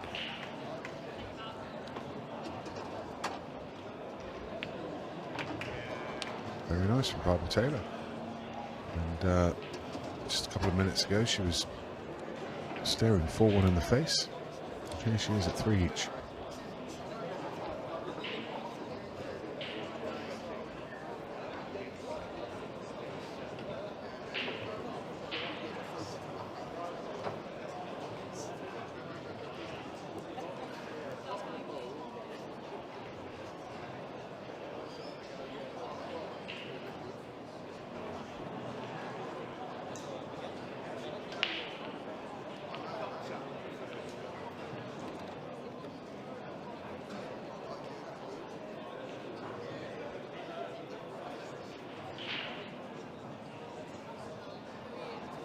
Yes, indeed, Benjamin. I would have enjoyed myself with those rules as well, or these rules. Just in reply to Benjamin Vava. And anybody didn't know who that was, when I played for Ireland, Benjamin was one of the main great French internationals. Super player.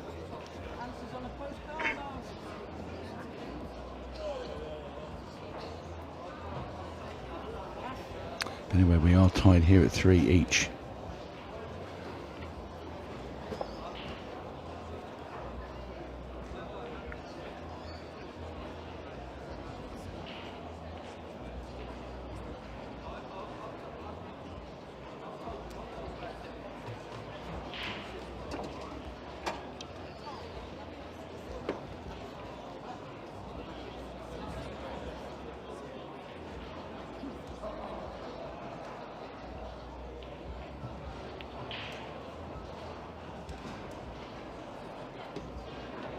I don't think she wanted that to drop. Just trying to put some. I just like the look of disgust on I her know. face when she potted it. Well, she didn't want it because she wanted to leave it there so it's available to try and knock that other yellow out that's stuffed behind the reds. But if you're going to play the ball towards the pocket, you can expect it to go in.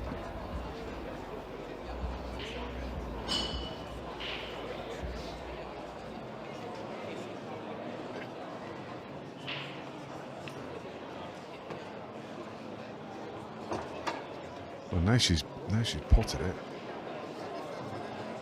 Appears she may be going game, but it's a big ask from here. I think there's any way to knock that yellow out. I was thinking if she's going to try and knock it out, she may have tried to do it off the shot to top right. She had a nice angle to come 2 cushions and around and into it. I'm not sure she can get into this enough. Just dropping it a little bit closer to the pocket. Throw down the court to Marion. Marion decides to go for it, then she can be the one to break it out. Marion not taking the bait. Wilting one of her balls and let's get some cover.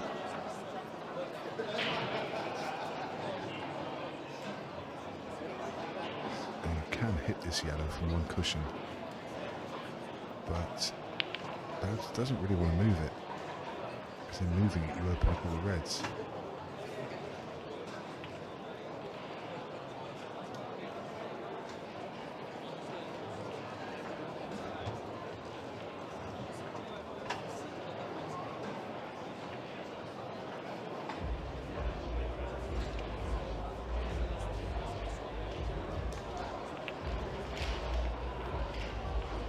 That is a foul.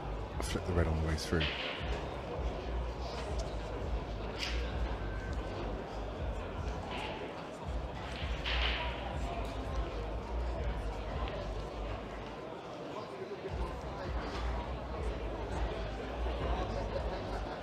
Another loss of turn coming. Red onto yellow. It's a clever tactic in these rules to just keep removing your opponent's balls. It's the way to do it. Good lesson there for any club players. If you get into these situations where your opponent's just got 1 or 2 balls left on the table, if you can get them off, it's so much harder for them. And you can torture them, and in torturing them, promote your balls into better positions. I don't think there's a pocket for this yellow. I mean, the only pocket it could possibly go into is bottom right, but there's no way of attacking it from above. It doesn't go anywhere. I don't think she can even fluke it.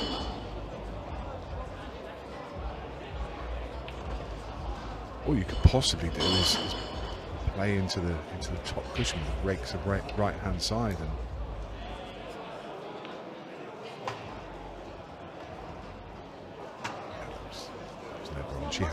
she had to play it further across and dig down into the cue ball to get it to come back across the right hand side.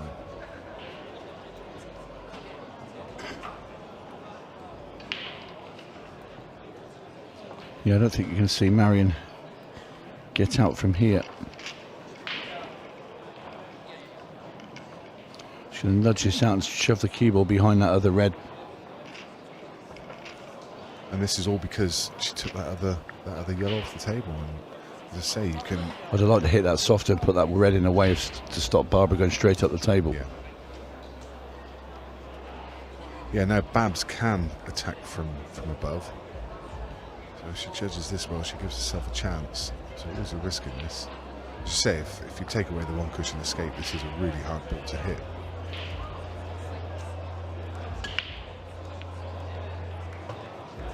That's going to miss both sides, is it? Nope, still not going to hit a rail, so it is ball in hand. I'm sure whether Babs was suggesting that Marion, you know, could play the red that's awkward on the left. She could play that a plant up in that top corner. Now, if she missed that plant, that yellow goes nowhere. It doesn't double, treble, or anything. Yeah, I think she's just spotted it actually. Unless she's going to take this one off the bottom cushion and then. We'll see by taking it. I know what she's doing. I think she's going to play off the black, open up the bottom pocket for the red. I like your way, I like my way. I mean, she's moved that 8 ball. I mean, it should still be okay, but that could have easily gone adjacent to the red and caused her a big problem. She can still get through that gap for red to middle, but yeah, I think your way was cleaner. Well, it just took it out, and if you just rattled that plant, the yellow absolutely went nowhere. Yeah.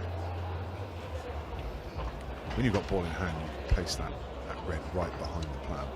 So she could play that plant now if she wanted to, play with a bit of right hand side and top spinner. So if you miss it, you bring the cue ball over to the right hand side of the table, past the reds and the black.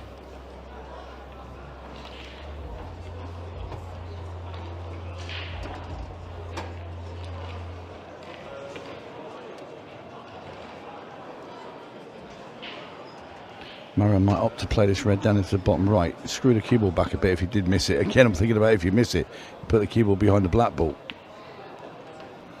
To be fair, she looks like she's not going to miss anything anyway.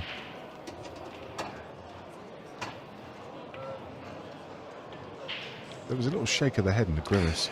The thing is, she wants to be so close to that red that's going down the cushion. And now she might even play it now, and then you could play that now. Screw the cue ball right up to the top of the table again. I'm going to keep saying it. If you was to miss it, the cue ball's up on the top rail. You're snookered. Barbara Taylor would be snookered, and then it's easy to get the white down for the black ball from the top. If you see what I mean. Yeah. I'd play this now, and she agrees. One clean hit.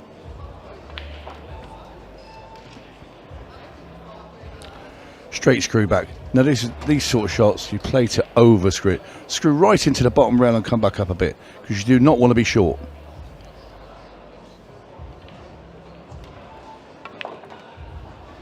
That looks well judged.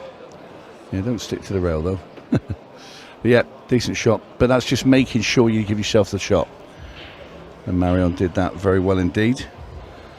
So this black ball to get back in front.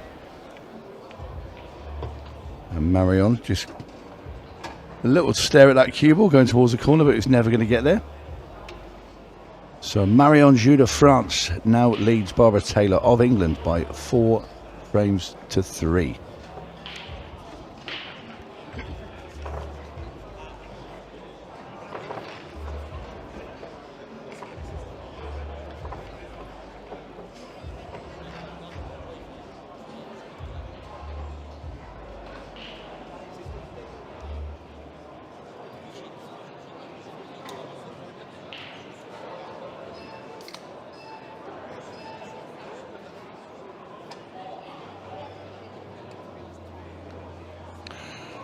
So Marion, like I said, she does lead 4-3. Does still say 3-all, but it's not. Marion breaks off, and that's a super break. Wow.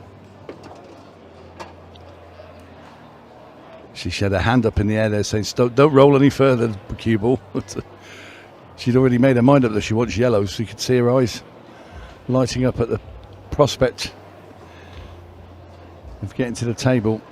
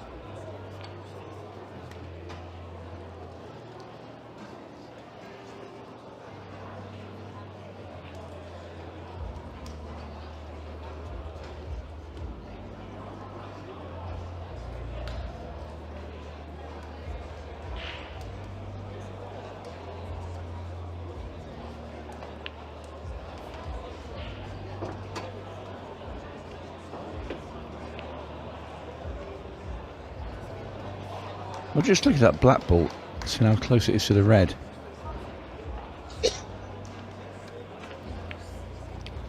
Whether she needs to either move it or will she have to play a double. Can be deceiving those angles. You might just be able to just slide that ball into the middle plane. We're going to know in 2 shots time, because if she needs to move it, she's going to have to do it very shortly. And when she just put a hand on the table there, it looked like that she thinks she can get on this black to pot it cleanly in the centre.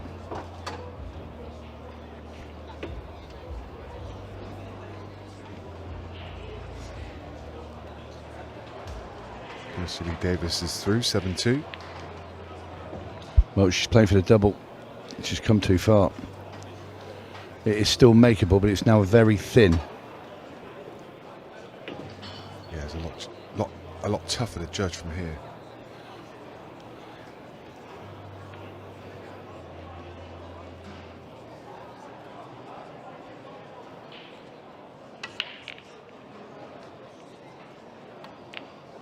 It's close. It's in. What a monster shot that is. Superb black from Marion Jude. That was absolutely incredible. She'd gone way too far down the table. Any further and she could not have made that double. But didn't she play that so well? And now she does lead 5 frames to 3 against Barbara Taylor.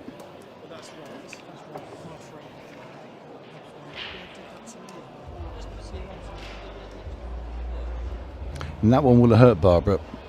Simple reason, when Marion did overrun that cue ball to get on the black, you kind of, if you're Barbara, you think you're going to get another chance here, and then that door was firmly slammed in Barbara's face with the brilliant double that Marion Jude potted. A number of people asking when Caesar's next playing. I think he's next due to be on at 9:15, but I don't believe it's going to be on stream. Certainly not that I've heard that it would be. It's been on a couple of times already. Yeah, I think next round match is due at 9:15. I think the schedule.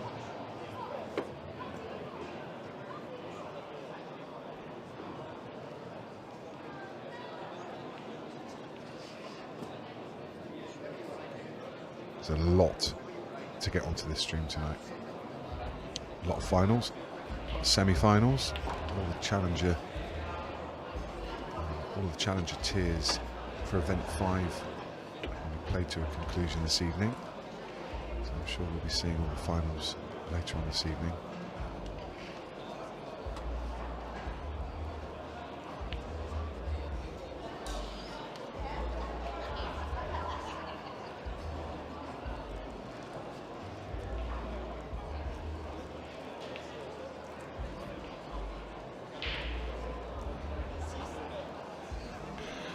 Mistake there from Barbara Taylor.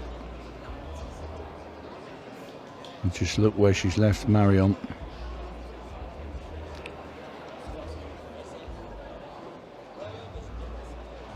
There's the French lady. Surveys the situation. Yeah, this goes without saying, this is a key frame. Gets Marion on the hill, gets Barbara back within 1. So big swinging point here.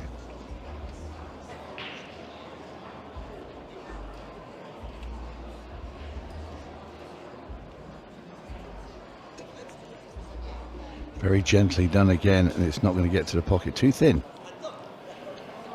Had a couple of those as Marion tonight. Now, this is a pretty decent lead for a loss of turn shot. Just that slightly hampered cueing makes it a little bit more difficult. Yeah.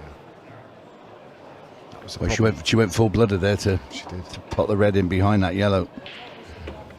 And the way she cued it had to be perfect.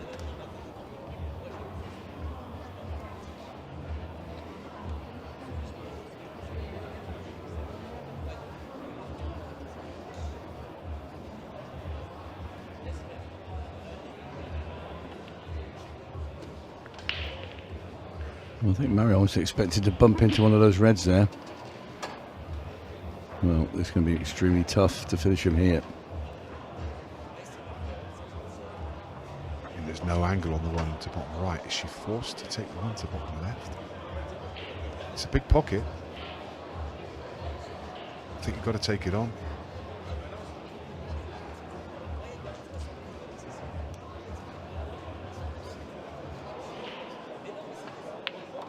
Oh, potted it clean. Clean as a whistle. Didn't need the big pocket. What a great pot. She needs to pull another good one out here, but this should be easy after that last one. Big shot.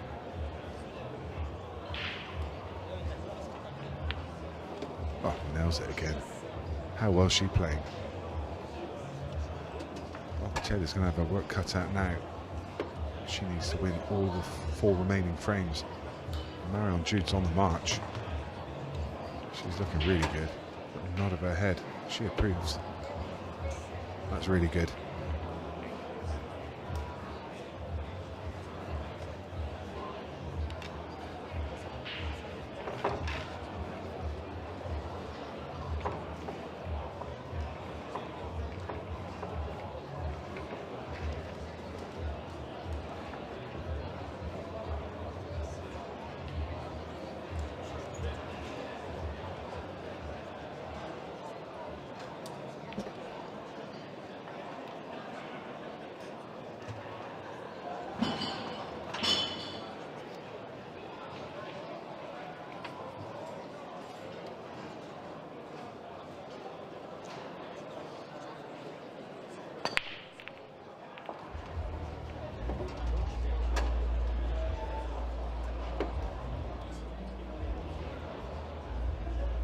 Another really good break.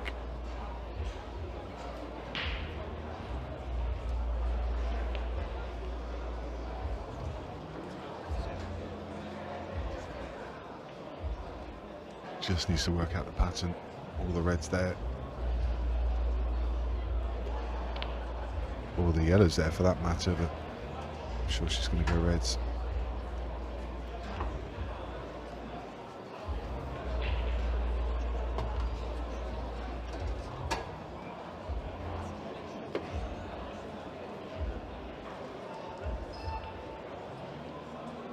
I think she's going to play this to middle and then try the plant down the rail.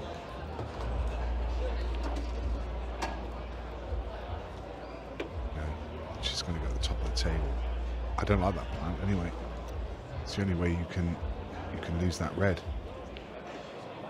Just going to try and get it out. She just pushes it a bit closer now. Yeah, I don't mind that. Yeah, I don't mind that at all. Just needs to judge the pace and the line. If she catches the red thin, she could easily lose the ball that she's connecting with onto the bottom cushion. I'd be tempted to leave this one, Tony. She likes her long pots, though. She is a very good, you know, as long as she's got nothing in the way. She's a very clean, long potter. The only reason I like leaving that on the table is, I mean, I get why she wants to get rid of it, but if this plant goes wrong, then she's got no recovery ball. And from this distance, she needs to connect this absolutely perfect. Oh my word. Too well. You would never ever think that, would you? And she smiles. Incredible that she potted both. She hit it too well. She actually hit that too well.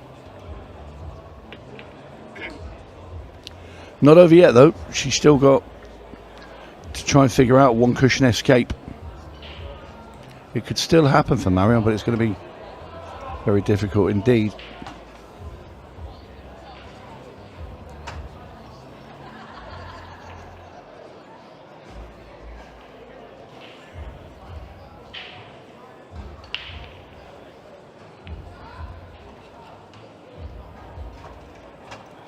Well, ball in hand it will be.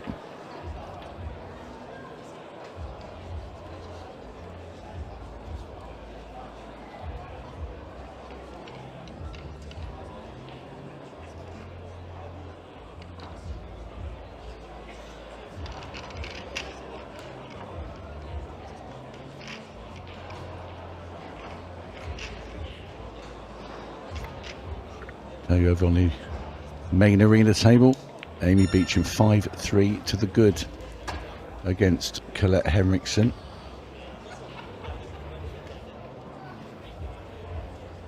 Well, you can't see Bab's head, but I know she'll be shaking because she's just not cueing the ball particularly well at the moment. You can see by that little wry smile on her face. She should have never been hampered here. Such a simple shot that she had before, but she's overrun it.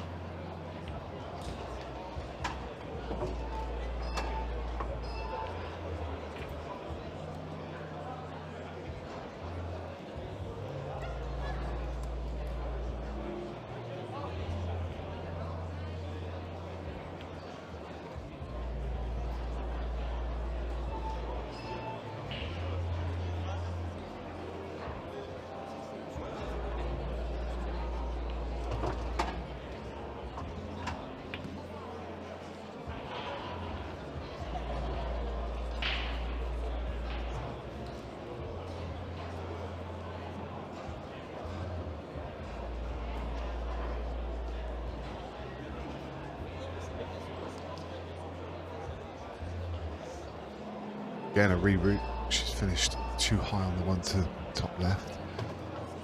Just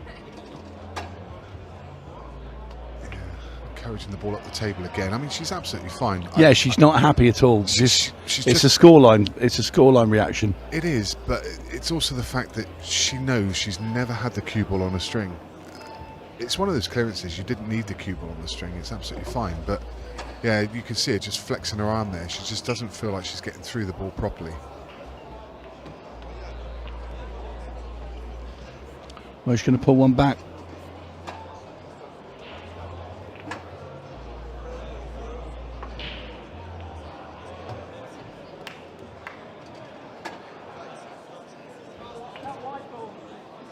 It's been one of those matches where at the end of the frame there's no balls left on the table. There's been 3 or 4 frames now where one person has cleared them all the way down to the 8, and then the other person has cleared their set. You don't get that very often, but it's happened a few times here, and that just shows when people are breaking down late on. Missing the 8 ball. Perhaps just adjusting her shirt. It is warm out in the arena. I think she's just feeling a bit sticky, that shirt. That material just clings to you, doesn't it, when it's a bit warm. That may be adding to the fact that she's wiping her face as well. Maybe just adding to the fact that she's just not really settled.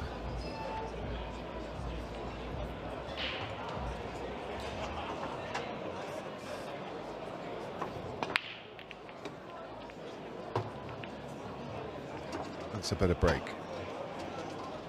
but it's not a better result. You see her slump her shoulders.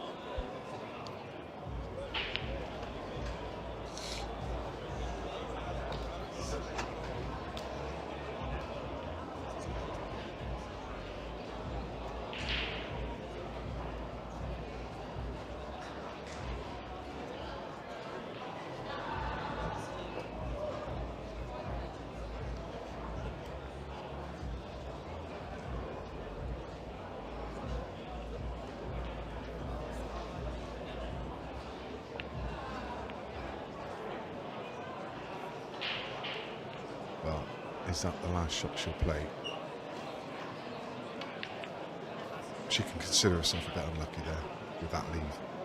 Deserved to be on something slightly easier, but what she has done is just left the table wide open for Marion Jude.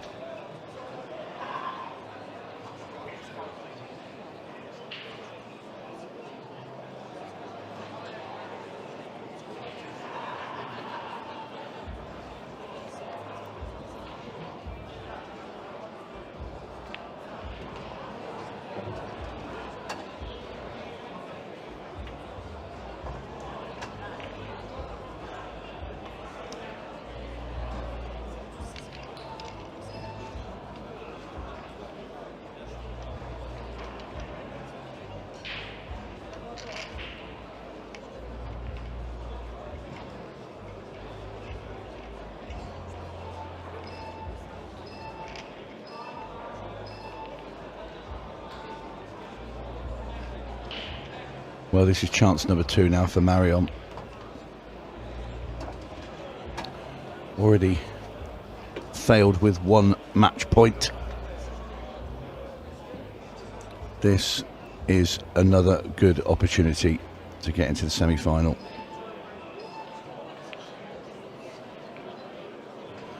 And this time you really feel that the former world champion and French international Marion Jude, 2 reds and the blacks, away from winning this match, just runs this past the yellow, push the red in. The red's in, and barring playing this too hard now and bringing the cue ball up behind those 2 yellows in the middle of the table, I'm sure she'll just drop this in, just leave it short and leave herself a clear path at the black. And this should be the end of the match. So what you're saying, Tony, is barring a disaster. Is that what they say in France? I probably just butchered it. I don't have a clue. Sorry to all the French watching. It's awful. Marion Jude, that wasn't awful at all. That was a great performance. She did really well. I mean, she's going to be hard to beat in this. She is going to be a tough one to crack. Very nice from her. She books her place in the semi-final. And the last couple of matches still ongoing.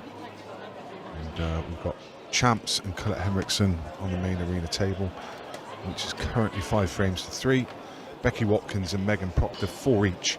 We're going to be back with the action from Men's Pro Event 5. After this break, it's going to be Declan Brennan and Aaron Davis. We'll see you very soon.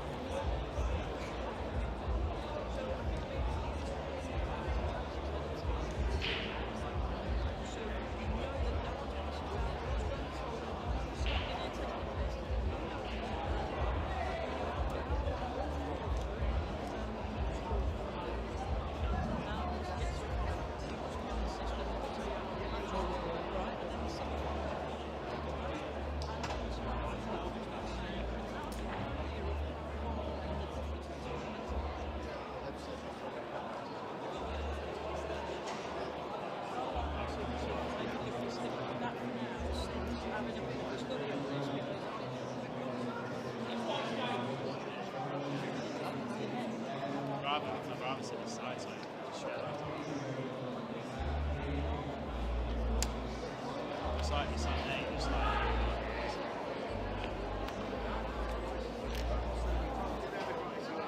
think it's up there.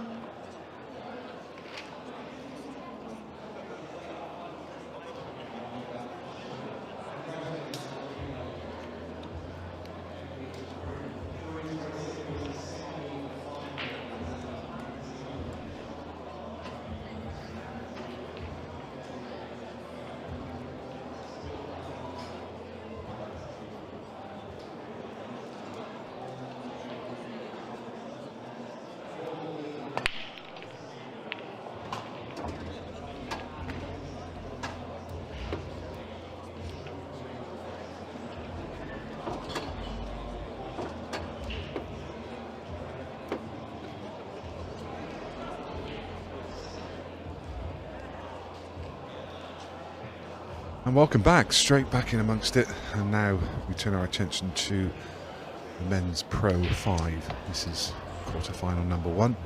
Declan Brennan, Aaron Davies. And both players obviously having a good weekend so far. Both players playing well. Nick Finn joined by Cole Bedford on comms. Hi, Cole. Hello, hello. So should be a good match. Deck's obviously the man in form at the moment on the tour. Aaron's won an event. Quarter-final. Should be a top match realistically.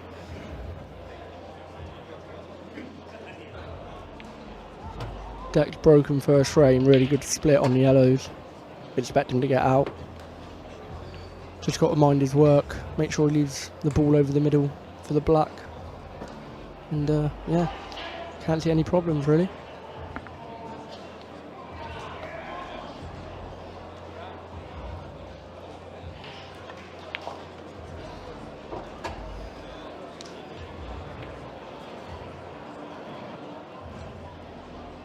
How do you see this one playing out?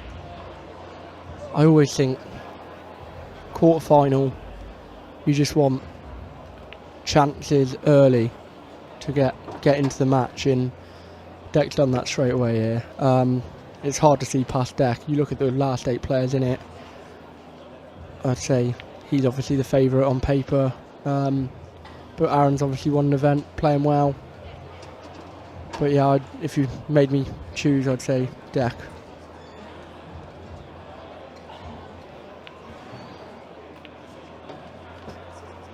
It's a perfect start from him. Well, it looks like it's going to be the perfect start. Don't count the chickens quite yet, but hard to see him missing.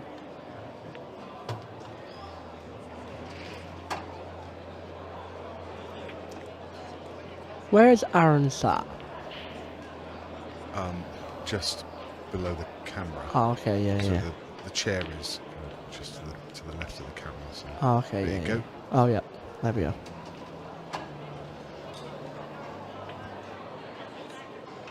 By the way, I love his new top. Yeah, I like it. that's cool. Colour in the sideboard pink to match the bottom. I like it. Big fan.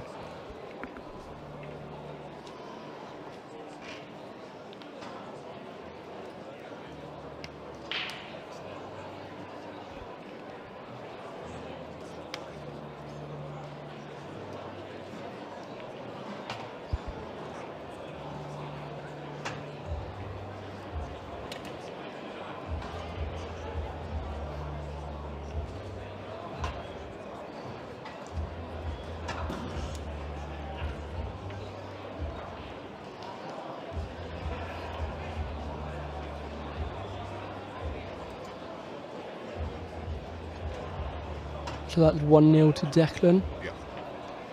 I think there's a little bit of a scoreboard issue, so we will, as we're watching every frame, like to think we will know the score. Well, you'd hope so, but the amount of times I forget it is ridiculous. when you watch so many frames of pool in a day, you suddenly lose track. Yeah. You find yourself guessing, but they're working on the graphic. Hopefully, it's back with us soon. He made a yellow, and these reds look rather inviting. Yeah, don't you ever? Should be 1-1. And that's what you want to see in a quarter-final. I always think you want to see both players get off to a good start, so you know you're in for a good match. You don't want to see someone run away with it early.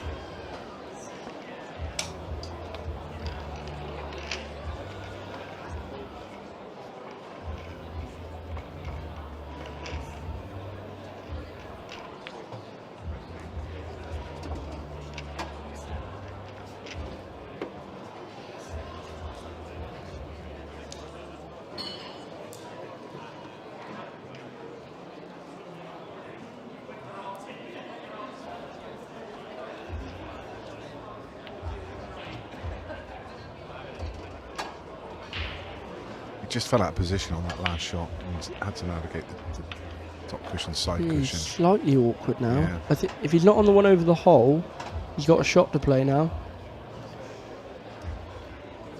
He can trim the one thin in the middle actually and hit the 2 yellows, but he's not on the one over the hole. There is a little bit of work.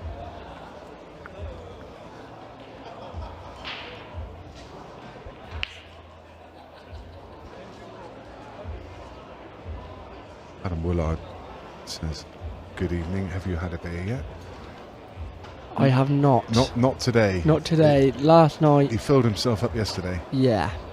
Yeah, big mistake. But after the way I got beat, I felt like I deserved one. Sat and watched Jez Graham play perfect for half hour. It wasn't the best experience of my life. Yeah, he's recovered the situation well. And now I can't see any problems from here.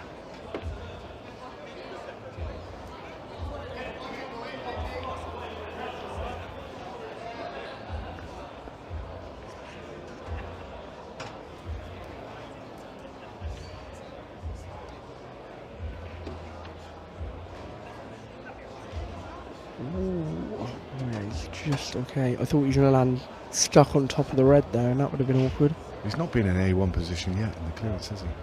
No, and this is now, again, he's got the wrong angle on both. Oh, and he's on the red in the middle. It's fine. I was about to say, he's on the wrong angle for both reds, really. I don't even like the angle on the one to the middle. I think it's thinner than you think. Maybe. You know, if he plays this one, he's got a, unless he's... Oh, no, he'll probably screw on and off the rail. Like so, and then land on the red to the corner. Now he's in A1 position. He is, yeah. Finally recovered. Took him 5 shots to get there, but he's there now. Does it when it matters. Yeah, done well to recover it. It's one of those now, just don't... You always want to decel on this, because otherwise if you get into it you can end up on top of the black. Oh, he made sure he didn't end on top of the black.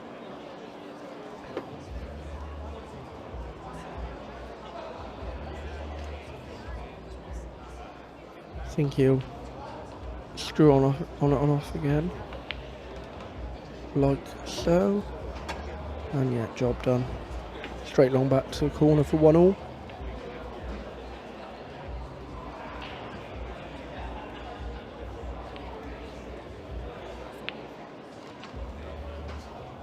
Got there in the end. Like I say, never had the cue ball under total control, but no pictures on the scorecard, as they say, and it's 1 frame each. Yeah, 2 break dishes. Nice to see.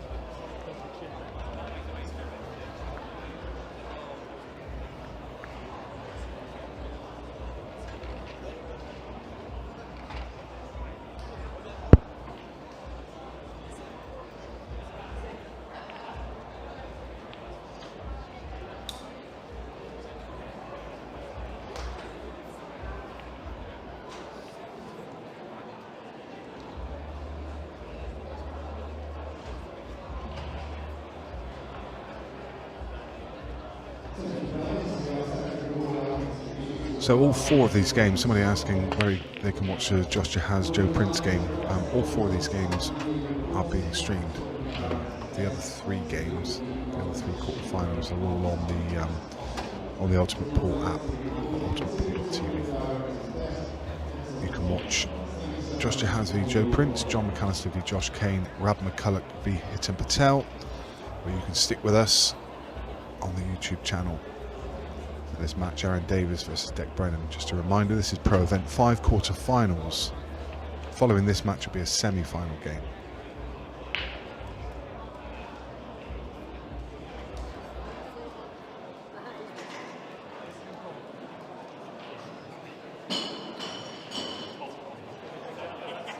Next game on here, incidentally, is the winner of Jahaz Prince and McAllister Kane.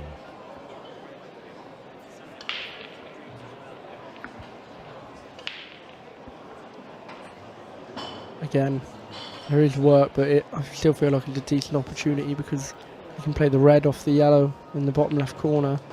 Oh, he's been lucky there. I don't think he's played for it in that corner. Wow, I find it hard to believe he has anyway.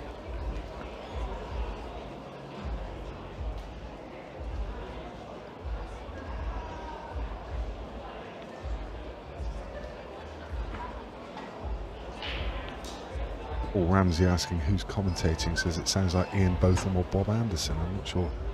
Definitely you. Ian Botham myself and Ian both come from the same neck of the woods.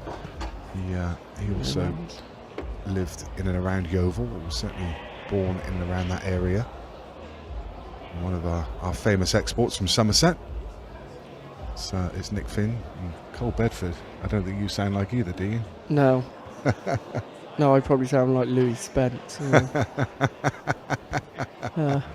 Anyone with a lisp, basically.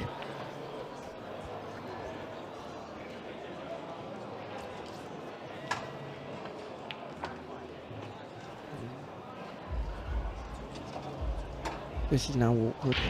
He's landed with a pretty tough angle here. I know he can screw back into the yellow, but it's not easy. This is what I like about Deck, though. He will always, even if it's going to leave himself a very hard shot, he will always play what he thinks is the right shot.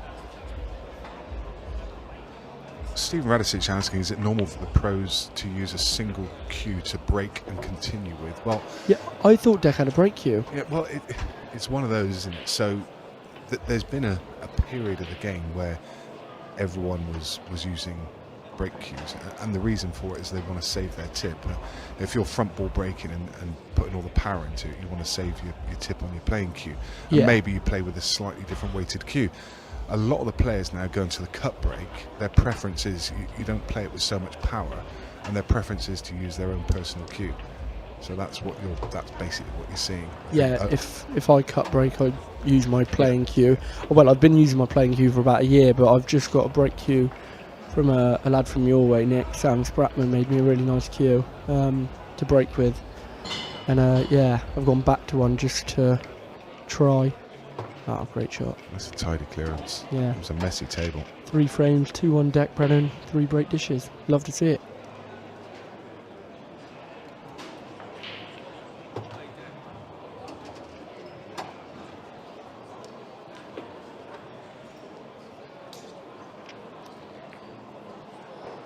Ken Butters asking if there's any way to keep track of scores from the other games. Well, there normally would be, via the Ultimate Pool app. There is a live scoring link there, but it's failing us at the moment. It was working, it's been working all day, but it's gone down in the last 10 or 15 minutes, and I think they're working on it in the background, so hopefully we will. And that's one of the reasons we don't have a scoreboard. Sore subject, that one. Yeah, it's one of the reasons we don't have a scoreboard on the table at the moment, but it is 2-1 in favour of Brennan. We're in the same boat, unfortunately. I'd love to be able to keep you in touch. I can keep you in touch with John McAllister versus Josh Kane. John McAllister's winning 1-0. Josh Kane, I think it's Josh Kane currently at the table. Yeah, Josh Kane at the table, about to make it 1 each. So that one all square at ones. Aaron Davis breaks in frame 4. Yeah, I don't know why what's going on with the software and that for Ultimate's always been brilliant, to be fair. The sheer volume of people on it. I think there's the heat on. I reckon just put it all down to the heat this weekend.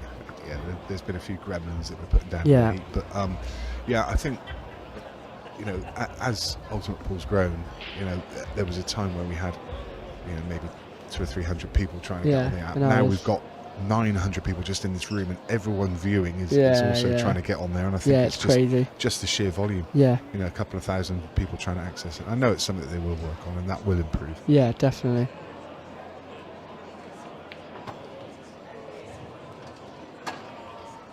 And he excelled slightly on that, I think.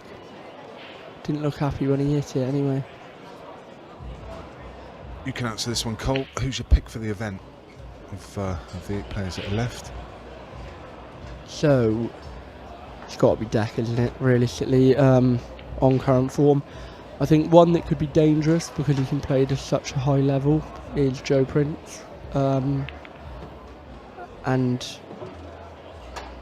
just feel like he's a sort of he's very confident in his own ability. So I don't think the winning line, or the thought of winning because of how well he's done in America will bother him either.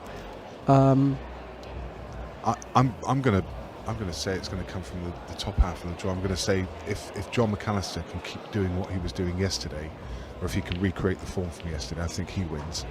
He did lose his match earlier today, but that also might clear his mind for this one and just force him on. A little bit of extra. I only say that because, you know, look, this game's wide open, but let's say Deck does win it.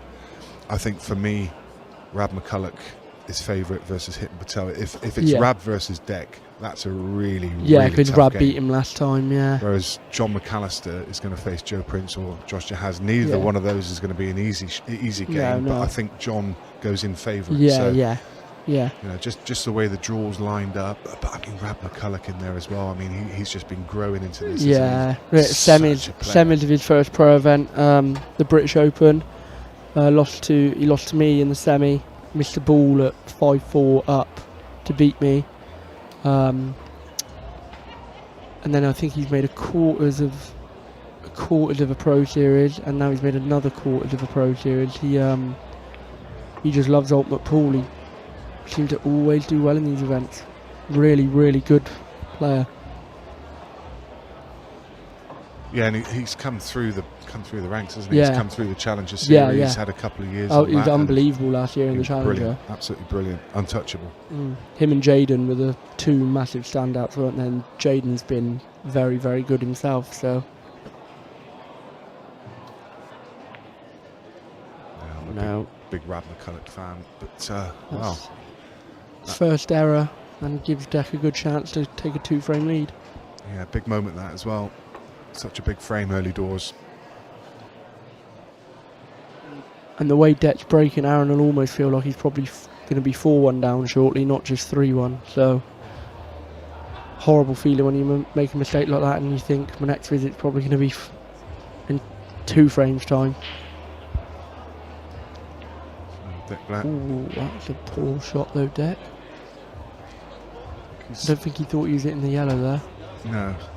I think he's still okay. Yeah, he's got this one to top right. It wasn't the original plan, but he's on it. Big shot though. Big shot. Pressure on this one. Yeah, no, this is a massive moment early on. He plays this well though. Yeah. And this should be the hard work then. If he gets this and lands on his next ball, that should be the hard work. Then. No, wowee. I did not expect that. And if he plays that at slightly less pace, it probably drops. Yeah. He again, what I was saying earlier, even if Deck thinks it's a hard shot, he'll always play what he thinks is the right shot, which he's done there. He's played to get on the red by the yellow because he knew that was his awkward ball to get on. But yeah, a bad miss. A couple of bad. Aaron's was a tougher shot than that, but it's a let-off for Aaron though, isn't it? Yeah, that's massive. The thing. I think Deck knew that was a massive moment. 3-1, probably. The way Deck's breaking, he would have felt like he's probably going to make it 4-1 with his break. Now instead he's staring 2-all in the face. Oh, Aaron's the pace. The fast cloths helped him out there. I thought he was short. The chat box has just been plastered with people asking for updates on Sousa all day. We saw him play on stream this afternoon. He won 7 frames to 1. He's not played since. Okay, so his next game is on at 9:15. So I don't believe it's scheduled to be on stream, but we will try and keep you up to date with the score when it does start. But no, he's not playing.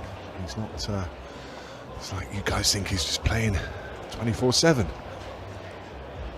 He's next due on at 9:15. He's got a big social media following, isn't he? Massive, him and there's a guy who plays Chinese 8-ball. Phone, is it? Phone. Can't think of his name.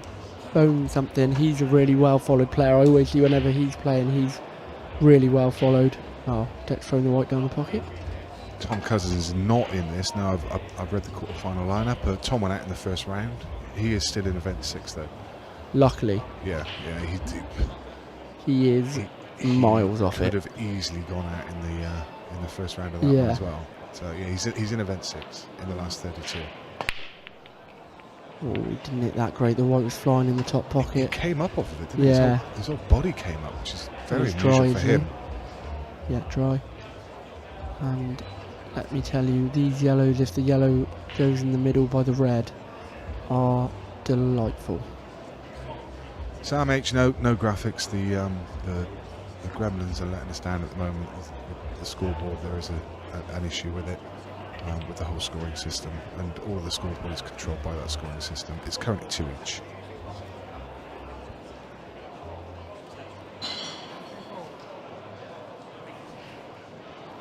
Yeah, Cartesian Formula saying Aiden Joseph, yeah, another Aiden, yeah, South great Africa. talent. Played him for money in when we've been at events together.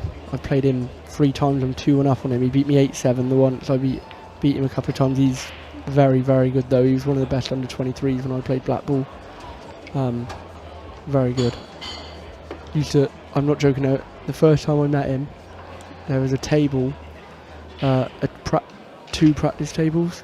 I did not see him the entire time. If he wasn't playing a match, not on that table. He was on that constantly, just playing anybody for money. Anybody who walked over, no matter who they were, he'd play.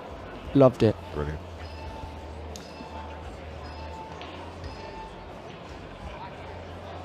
Guys, whilst the app is not updating in terms of the scoring, you can see who's still in, who's out of all the events. So just get yourself across onto the Ultimate Pool app or onto the Ultimate Pool page, and you can see all the draw, who's in, who's out.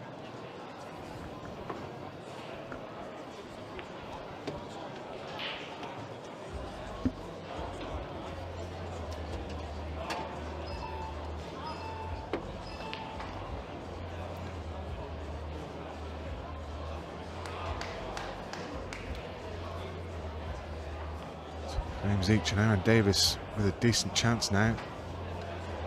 Just needs to judge this one, and does. Probably take the ball to middle now. Doesn't link well with the 8 ball, so you don't want to leave that as your last ball. So I think what we'll see here is you screw across to the right hand side.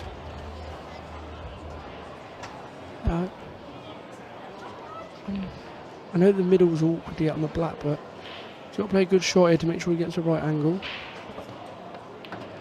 Oh, he DXL'd. That's a couple. It's a couple he's DXL'd on. That's a bad one though. I cannot see any. He's got to pick a Chris Melling type gap here to swing it round. Swing it round. 4 rails and find the gap. Or are you going to try kill it? You can try kill it with a load of check side. Looks way too thin on the camera angle. Oh, he's done well. Wow, I didn't think you could do that. Nor me. That's some shot. I mean, it'd been a bit unfortunate to land on the cushion, but couldn't have done much better. No. Brilliant shot. I think maybe he wasn't quite as thin as we thought, but it looked really thin on the camera.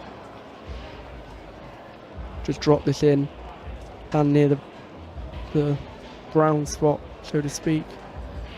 And yeah, ask yourself the question. He missed one very similar to this in the last frame, didn't he, to be fair? Yeah. In response to Noel Price, yeah, if you're using the app, it's not really updated much at all. Go in via a browser, have a look at Event 6. All of those scores are up to date. I'm looking at it on Safari, and I can see everything's up to date on there, up to where they've played. They're not in action again until tomorrow. Nope, missed it the exact same way he missed the ball in the last frame. Identical the way he missed that ball. Couple of errors from Aaron, but that one will be painful if Deck can capitalise. I can tell you though, you were asking about Phil Parkin. He is out of Event 6. He was beaten by Luke McAvoy 8 frames to 5. He's just below me in the rankings, Phil, so that helps me.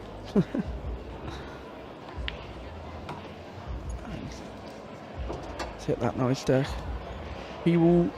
I know now Deck plays, he'll be trying to get on the one in the middle of the bottom rail as soon as possible. I don't like it now because I feel like you're heading a little bit too much towards the black. Yeah, off this ball I like. Thought he was going to play the other one in the middle. Something distracted in there, got up.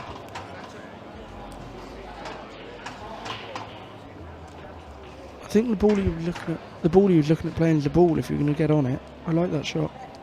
Naturally takes you a one cushion guide.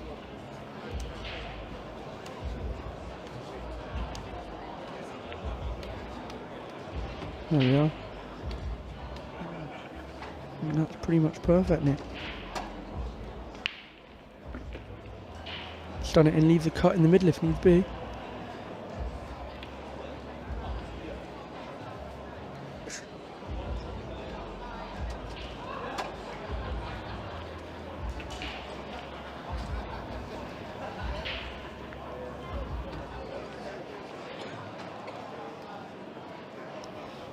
Yeah, barring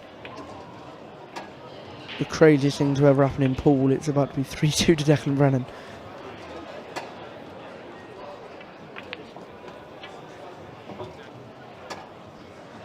It was a nasty shot that Aaron faced on that 8-ball, but you know, it was one that you know, we're at the quarterfinal stages of a pro event. I mean, it was a challenging shot for anybody, but those are the ones that make the difference, aren't they? I feel like he played it a little bit tentatively. Is that the word I'm after? It wasn't even that though. It unravelled with the decel. With the shot off the ball to middle. Do you know the reason I didn't think I could tell he didn't want to play the one over the middle? Because the frame before, he did the exact same thing and deceled on a ball and didn't. Or was it the second frame? Sorry, it was one of the. It might have been the second frame. He deceled on a ball and didn't quite get there off a ball over the middle. So I think I would have been tempted. The ball over the middle was hard to get on the black, but I would have been tempted to play the bottom two, knowing that. But still, the black, I feel like he should have. I prefer hitting them with like a soft screw almost. I like playing them with a touch of left hand side to try flick it in. But I do hit the ball terrible, so probably why.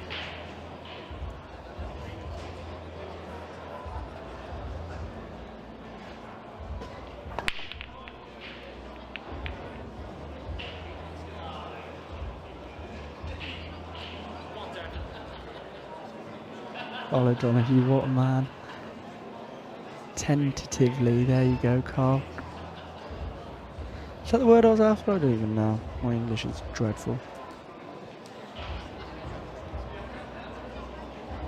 Dyslexic and got lisp. Not much going right there for my English, is there?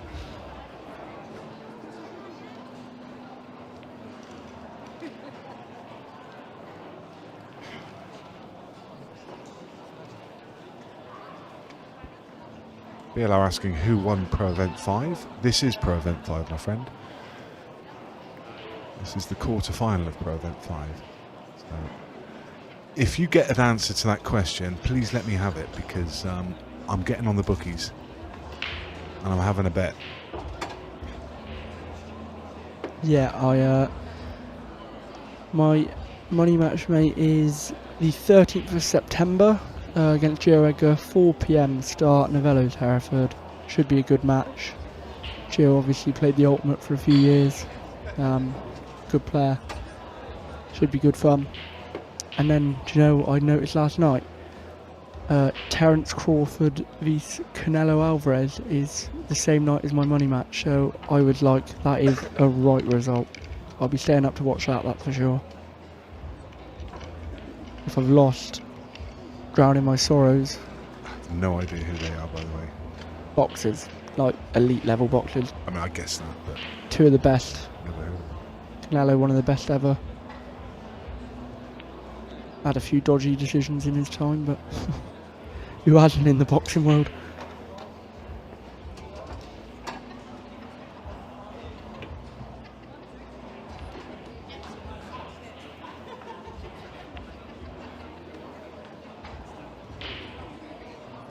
I think this is these last two balls.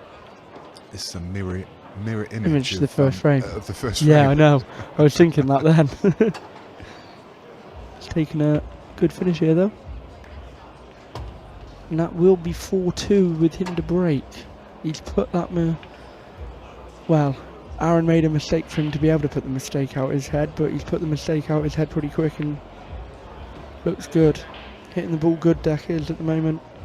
Best player on the planet for me at the moment.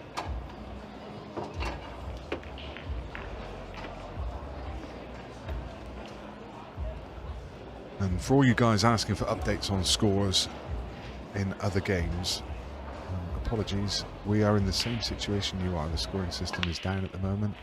I cannot tell you a single score from anywhere. Apologies for that. There's nothing we can do about it. Software engineers are working on it in the background.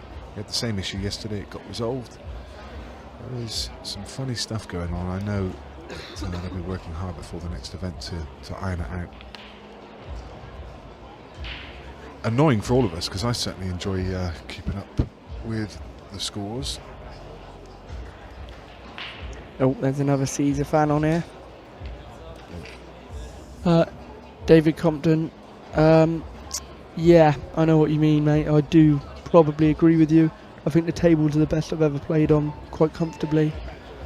But I do think I will have to agree with you. Just slightly tighten up the corners and the middles. And the first version was my favourite version personally, but they jumped a little bit in the pocket apparently, so they had to just change something.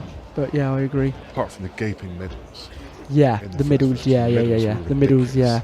And I still think the middles are a little bit too big now, and the corners just need. I think honestly, I don't know, but I was told that these were Supreme Cup middles. Is that not right? No, a bit bigger. Judging by the look on your face. Yeah, for me, I think the middle. I don't the know. middles the middles are definitely bigger.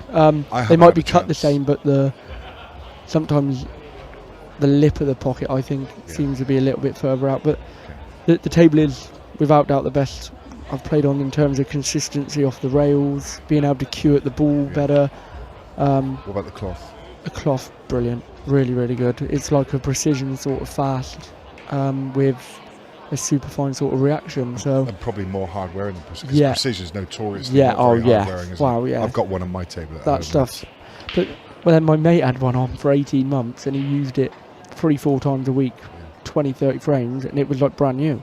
So got weird. Look after it, yeah. He, to be fair, brush, iron, spray every time he plays on it, so that does help. I don't think a precision will ever last in a club. Whereas this does seem to be really hard wearing, like you said. Carl Cope saying they've had one on the club for quite a while, and it seems okay.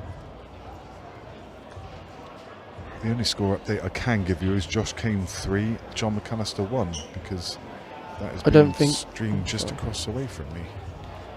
I don't personally think saying Deck's the best player on the planet is a bold statement. He's about to go to number 1 if he wins this tournament, so He's certainly up there. yeah. He's certainly up there. Yeah. Hard to argue. Wow. Hard to argue it. Just to let you know, in about 2 minutes' time, it will be 5-2. I can't even try and make drama out of these yellows. I think you could put a blindfold on Deck and he gets them.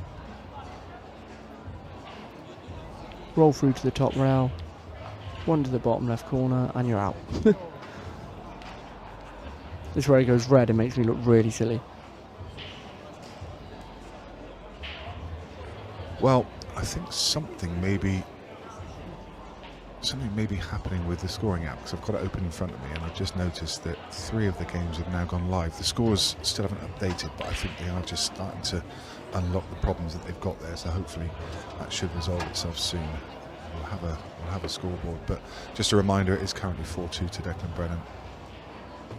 5-2 in about 20 seconds, isn't it? Yeah, it's going to be hard to see him losing breaking like this, Dale. His break so far has been unbelievable. He has had one dry one, but he's hitting it unbelievable.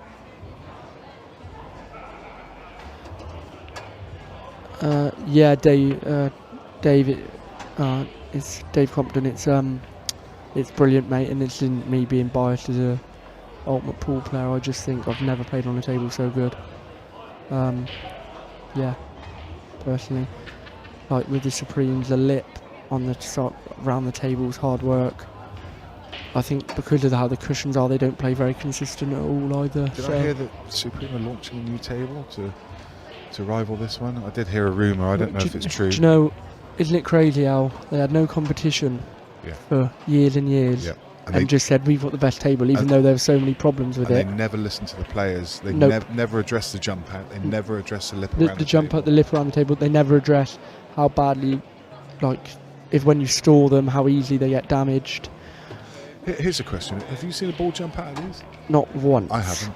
I Oh, haven't ever. I tell a lie. I played Simon Flaxman in a frame. You know when he does a "Can I beat a pro?" Yeah. And we did a best of 3. To be fair, I did hit it. I had to hit the ball the hardest I think I've ever hit a ball, and it went in the pocket that hard. It hit the pocket and just flew off the table. Oh, right. But I do think it was. If I'd hit the ball any harder, the ball might have broken. So I hit it harder than I'd hit a break almost. So. But yeah, I mean that in itself. I mean, how many? I remember. I can't remember who was playing, but there was a semi-final. World Championship, Wasn't it? Rob Chilton. No. Oh. Well, it might have been, yeah. But there was a semi-final in players, and I think it was Shane Thompson against. Was it against Deck? It might have been against Deck Brennan.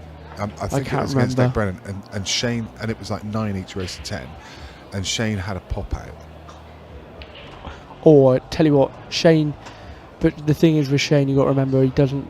He's a very good loser, and he doesn't take things badly. So he wouldn't have been too bad Look, after that. I might be totally off the mark with that, but I've just got a memory that it might have been that, and it was disgusting. And you know, there's some massive, like you mentioned, Rob Chilton. Rob Chilton against Cousins is crazy. Yeah, I mean, there's some massive moments with Yeah. with games being decided over a Cadbury's Parrot, and Another one was Lewis Roberts 5-4 up against Hitton Mattel in the Challenger final the first year. He had one at 5-4 up. He had on his last ball. He dead weighted it almost, and it went in and out. It was crazy. anyway, back to this one. 5-2 to Brennan. Aaron Davis is he's made a ball. And he's on as bad as the first look, in my opinion, on Reds. Screw back for the 2 at the top, and then I think you can link them together quite easily. Yeah, he's good. Yeah, he's good.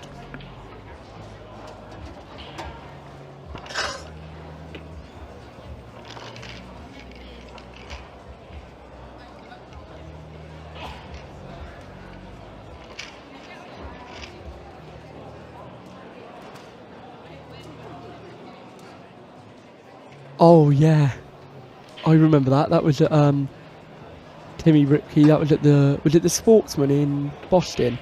250 man, 10-9. I'm getting ready to break in the decider. I look up, and it's gone in and out the pocket. Oh wow, yeah, good memory, mate. Etched in his memory.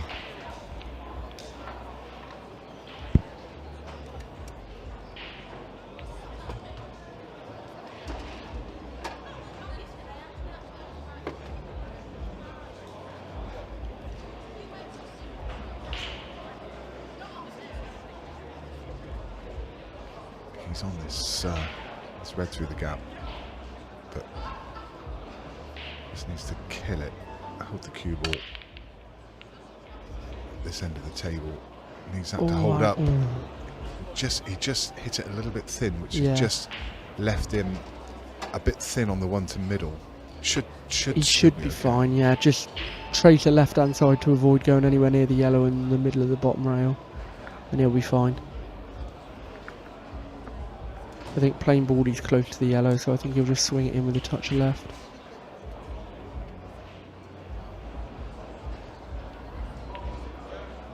Yeah, touch of left hand side, swings it round.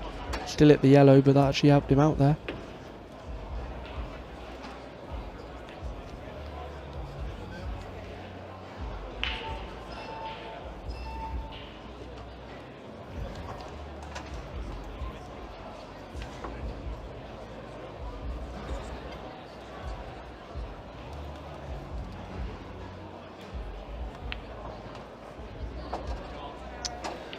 So Aaron Davis pulls one back.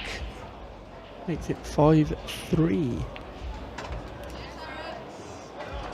I was commenting score updates in the comments, but my phone just died, sorry, so...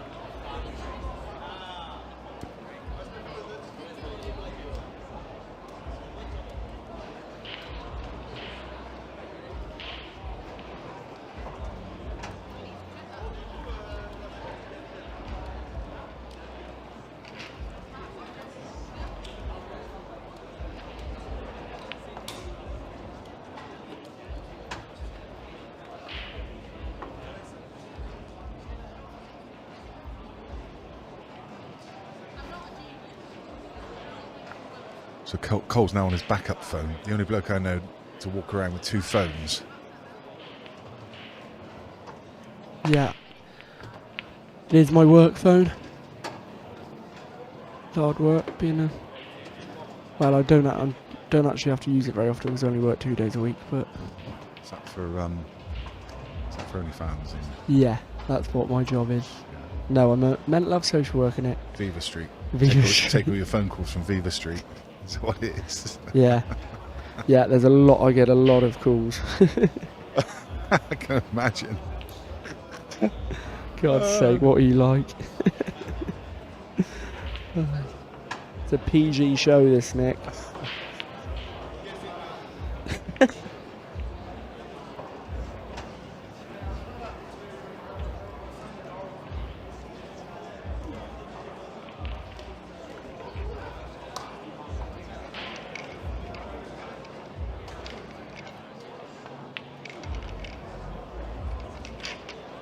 Try to hit that just slightly fuller.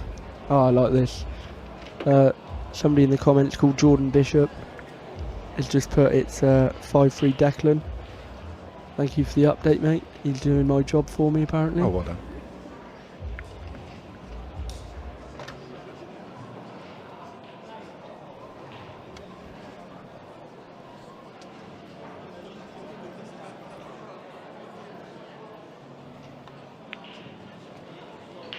Yeah, important frame, this one.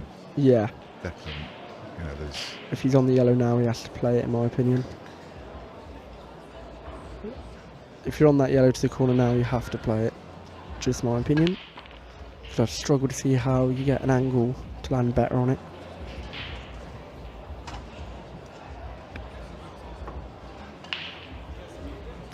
Yeah, 6-3. I don't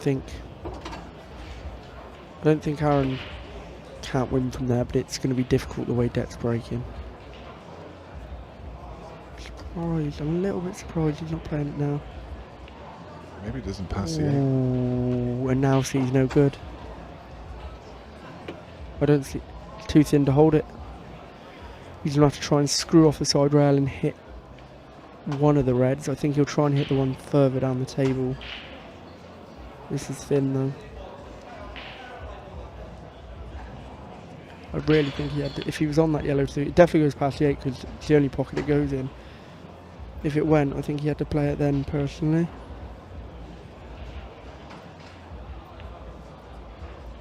No. You can see the reaction. He knows how big this that shot was and how big this frame is. You know, he was 5-2 up. If Aaron clears, he's 5-4. With the break as well. Yeah, back on serve, anybody's match.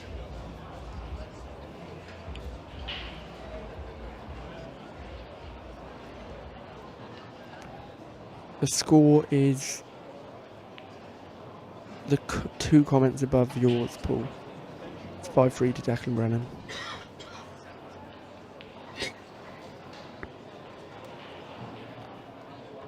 I've no idea what Black Soldier Files in Utah is on about. Well, if he's asking, I mean, I'm assuming he's from the States. Oh, a screw. So, yeah, screw's a draw shot. A draw shot, sorry, yeah. But if he is from the States, I'd be equally shocked because he's been saying how big these pockets are. and he's from America. Yeah, where the bags are. These pockets are about 1/3 of the size of anything that I've ever seen in America. So. Yeah. I didn't want to say that because I thought he must be American with that, but...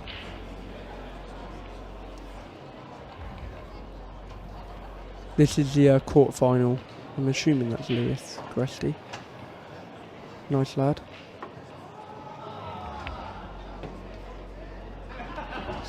He's underhit that. Again, a little bit of decel, isn't it? Yeah. It was the same again.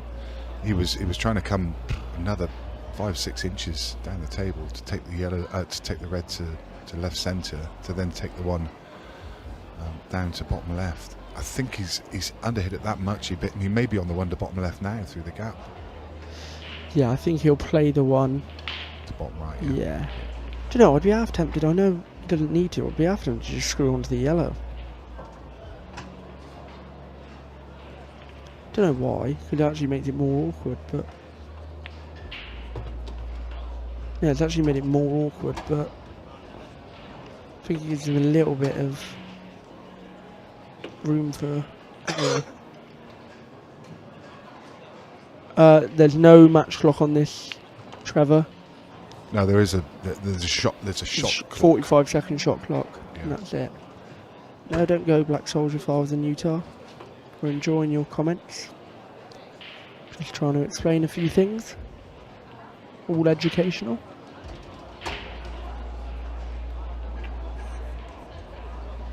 Lewis, I'm in event 6. Unfortunately, Jez Graham played very well against me yesterday. Beat me 8-2. I was 2-0 up and I made one mistake at 7-2. That's Paul, unfortunately, though, at this level. And I beat Andy Williams this morning, so I'm in the last 32 tomorrow morning, buddy. And then Cole spent the rest of the day yesterday drowning his sorrows. No, actually, do you know what was amazing? Hang on, moaning to anybody that would listen. Correct. Do you know what's amazing? I was really well behaved. I went back to the Airbnb, spent all day in the hot tub, sunbathing, playing football with the lads. Was really well behaved. Came back here, somebody offered me a shot. The next thing I know, I was very drunk. That, by the way, that was a really nice shot from Aaron. Yeah, he did that really well. Yeah, he's getting himself back into this game. Yeah. He looked to be, he looked to be struggling a little bit. And at 5-2 behind, you were starting to fear the worst for him. But okay, he's had a couple of chances given him by Deck, but he's taking them well. I'm shacking up with you next time if you're in a blooming Airbnb with a hot tub. It was, so there's 8 of us. We paid 122 quid each. And it's unbelievable. Honestly, Nick, it's incredible. I'm there. This is Declan Brennan, but Declan Rice, very good footballer, was once Irish as well, then chose England to live in England and play for England. Same as Declan Brennan, but he still plays for Northern Ireland. Very betwixt and between. The way he played it, I felt that he was trying to come higher to play the 8 ball into bottom left, which suggests that he's underhit it. He's either way, it's underhit or overhit. He's going to have to take it to middle. Yeah, I can't see him missing this. I fancy Aaron for this to make it 5-4.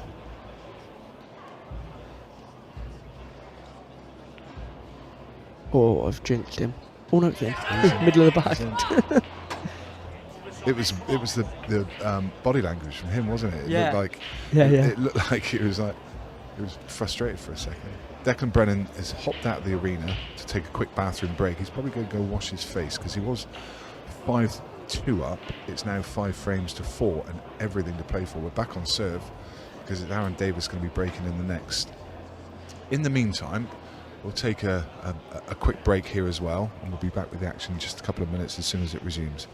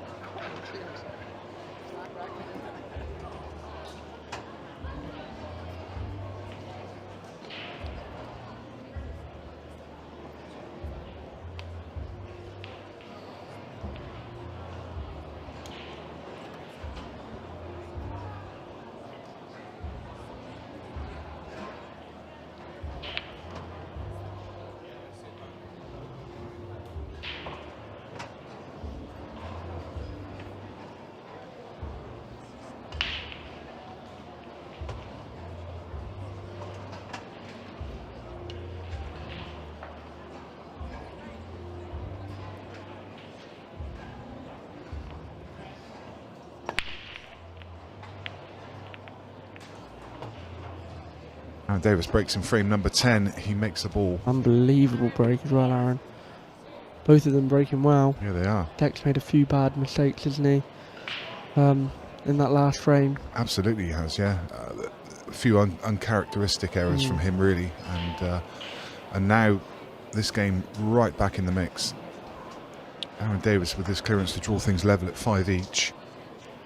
Apologies for the lack of the scoreboard if you are recently joining us, but we will keep you in touch with the scores. No, Black Soldier files in Utah. I want to know what your name is so I can just say your name, it'd be easier. We don't put diamonds on our tables, that's American 9 ball, 8 ball, whatever, that's an American thing, we've never done it in this country.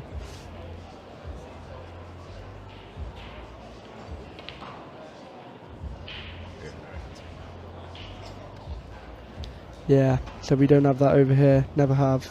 Yeah, and this event is being played in Bolton. It's actually at Bolton Wanderers football ground in an arena that's adjoining the football ground. Yeah, and in upstairs in the sports bar you can see the pitch, it's just been freshly done, it looks pretty good.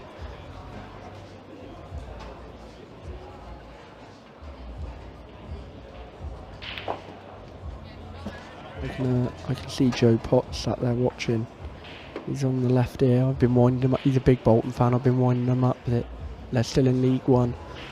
I was doing it yesterday and then realised I'm actually at Bolton Wanderers ground, so probably not the best idea. Aaron powered that shot round. Yeah, played a good shot there. Yeah.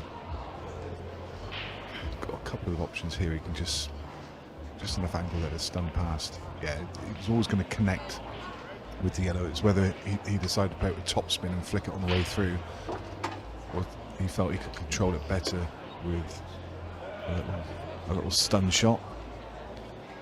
He's in good shape here. It's the guy with the list commentating is Cole Bedford. It's Chaos himself. It's what I'm best known for, is my list.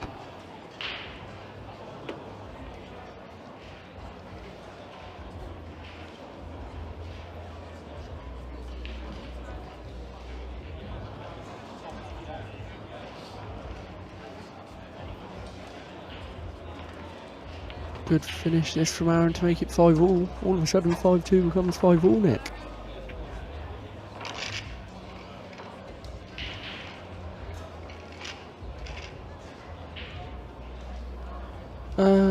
Colin, I think that's... I don't think Aaron's got an unusual playing style, personally. Very unusual Q action. Yeah, I think that's what he's alluding to. Oh, yeah. The Q action is mental, but... The Q is actually aligned under his left ear. It's not even under his left eye. So you'd think he'd be left eye dominant, but it's literally under his ear. I asked him about it once, and he just feels comfortable doing that. That's the way he grew up playing.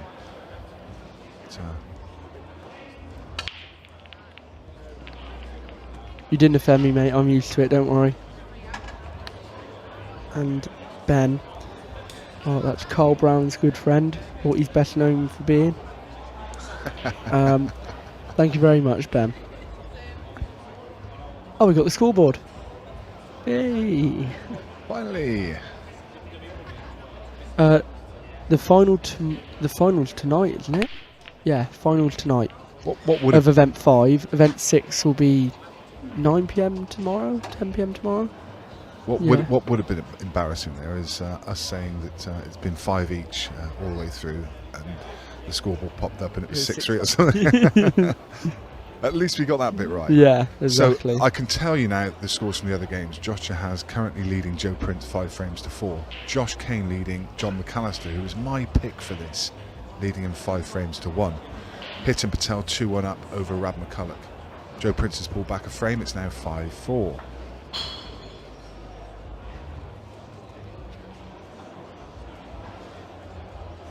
There must be a bit of a war of attrition going on table 3. Having only played 3 frames, all these matches started at the same time, I believe, unless there was some kind of small delay. Oh no, Becky Watkins was playing on the table next to them against Meg Proctor. Yeah, and that game overran, so that's why that one's a little bit Late. slower. A little bit late. Oh, the scoreboard's just caught up on the Josh Kane John McAllister game. Ah. It showed Josh Kane 5-1. It's actually 5 each. John won 4 frames in the last 30 seconds, apparently. Yeah, that's just the app caught up, so that one caught me out. I should have looked, actually, because I was being lazy, because the... Just look, to be fair, you have got to look past Tony Holgate's bald head, which is difficult. Yeah, So no deck. Dex, Yes, I think I'm not going to say he's feeling it, but I think he's a little bit rattled at the moment. I think. feels that way, and he's a tough guy to rattle. I rattled him at the last man standing. Tell you that much. Calling him out. I've never seen him miss a ball he missed in that match. It was incredible.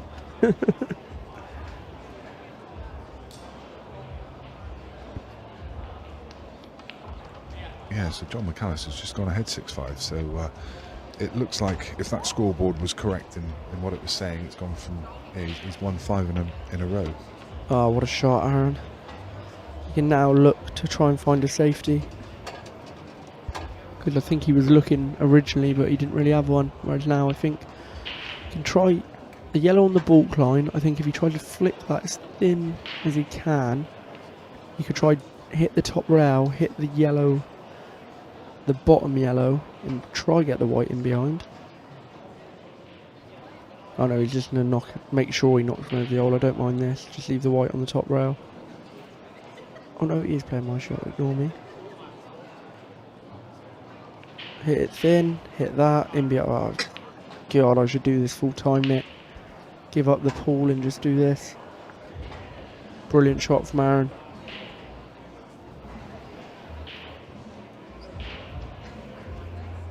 $792 people watching on saying, no, please don't call.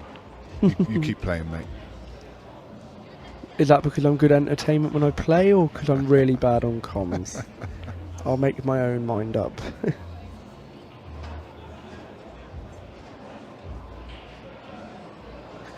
So he changed his name to somebody in Utah.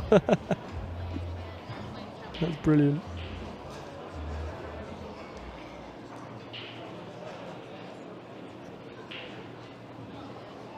Yes, Luke, there is a wheelchair. It's a disability section running this weekend. That's growing and growing as well. It's up to 48 players now. I think it started out with about 24. It's doubled. Brilliant. It's really good to see.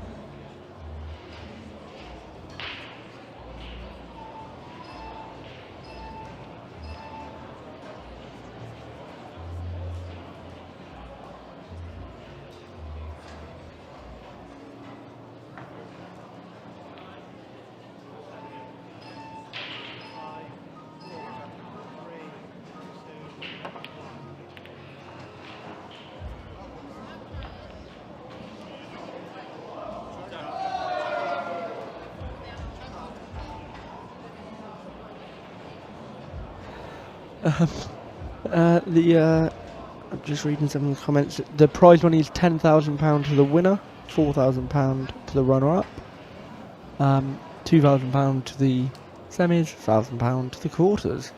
So all of these lads are on a bag of sand. Oh, Jack Carson, don't remind me of that, mate. That was a disaster. Yeah. Never again am I riding an electric scooter drunk. Hit a pothole, came off at 32 kilometers an hour with no protection on. Woke up the next morning, never been in so much pain. Dex, very flustered here. I'm not surprised. It's just not happening for him at the moment. No. He's usually got such mastery and such control over that cue ball, but it's just not there at the moment. Tell you what, my prediction for the final, Joe Prince v Deck and Brennan looking good. Joe Prince 5-4 down, Deck 5 all in, pretty heavy second favourite for this frame. 5 each now, Joe Prince. You want Joey. John McAllister now gone 7-5 against Josh Kane. So Wow, if, 6 in a row. if that was right, what I was saying, that's 6 in a row from him. Incredible. I tell you what, Dex played an unbelievable shot there. Screw out now, land on the one in the middle, and leave yourself the double for what would be an unbelievably clutch finish.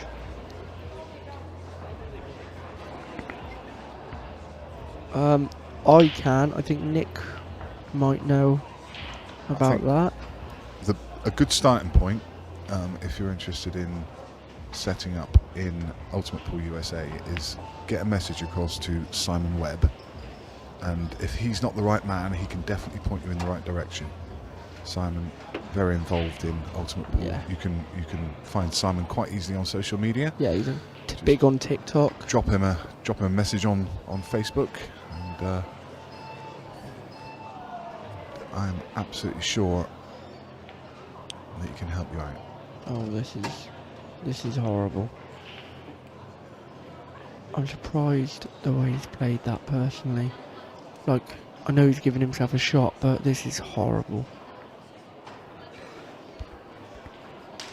I shall comment on that, Colin, in a minute once this frame is over and Dex played this double.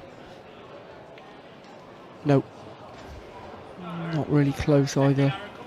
You don't often see this much emotion from Deck Brennan. No. He's really annoyed. You can understand why, because this match is just unravelled on him. I think you have a free go at knocking this out here, don't you? Yeah, for Trim sure. it in, just try bump the yellow. For sure. Have to.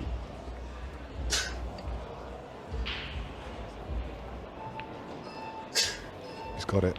That's a super shot. How well's he judged that? Yeah, brilliant. Really good shot. Quickly answer Colin's question. Town chalk for me is the best. Grips really well, no kicks, doesn't mark the table. Brilliant for clubs, brilliant for players. Obviously a little bit expensive, but it lasts forever. I've had a piece. The piece I've got at the moment, I've had for 2.5 years. So 15 quid, 2.5 years, or 4 million blocks of. In 2.5 years, you go through about 40,000 blocks of triangle. So the other thing as well. I mean, we've all been to a club where people have been using triangle, well, and the cloth is a all mess, sorts, whatever, isn't it? and you brush the cloth and it's just billowing up, and you know that's wearing the cloth. Yeah. That gritty chalk wears at the cloth. I think you're underestimating how difficult a double that is on an English pool table. Somebody in Utah, because different to an American table where you can judge it a lot easier because the balls are heavier and it's straightens up more. It's a lot easier to judge, I would say. On here it slides. Yeah, I mean, if you've got a fairly standard double, you expect these players to get them 99 times out of 100. If it's just a standard double, and there's some players that are better at doubling than others, but that was a very tough double, was yeah. really tough. Oh my, what have I just watched? What have I just watched?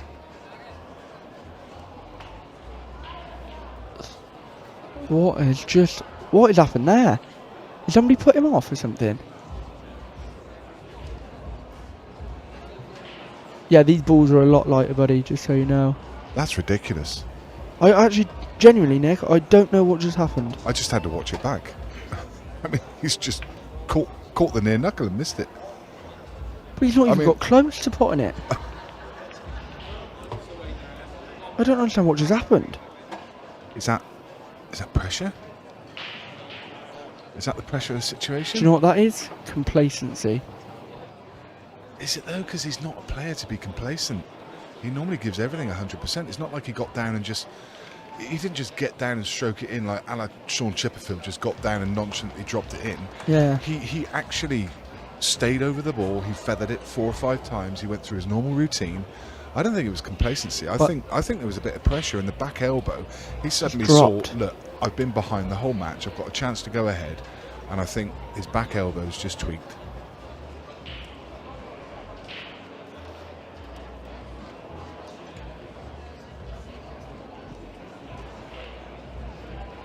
How big are our pool balls? Are they 2 1/4 inch? I think. Yeah. Or are they 2 inch? Bigger than 2 1/4. Yeah, I think 2 1/4. I think you're right there. Somebody in Utah. I've just watched that shot again. He was down on that shot for 7 seconds. Oh, and he's broke straight off. He may, genuinely, without being sounding disrespectful to Aaron, he may as well shake hands and go home after that. He was down on that shot for about 7 seconds and composed himself. There's absolutely no reason that he should have missed that.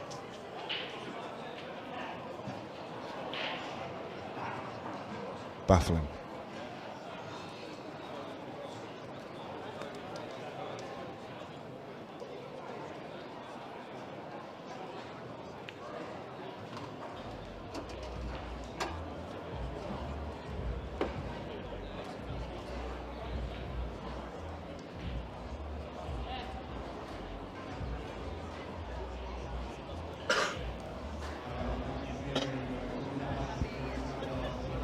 That is, I think, a contender for the worst missed black in ultimate pool history.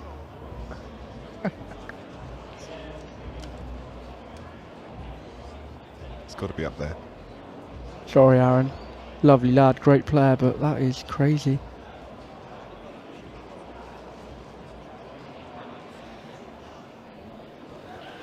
I don't know. I actually don't know what to say about that. I'm still in complete shock, Nick. Oh, Aaron will be sick if he loses this match without a shot. He will be disgusted with himself. He's one of the most consistent, best players on the tour. Oh, Aaron.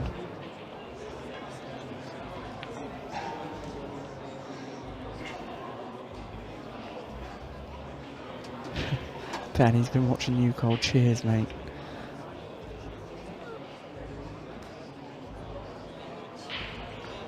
And unfortunately for Aaron, that's going to do him no favours because, oh, he's actually a little bit awkward, but I don't think he's going to give him one back. Oh, Aaron. I'm in complete shock, Nick.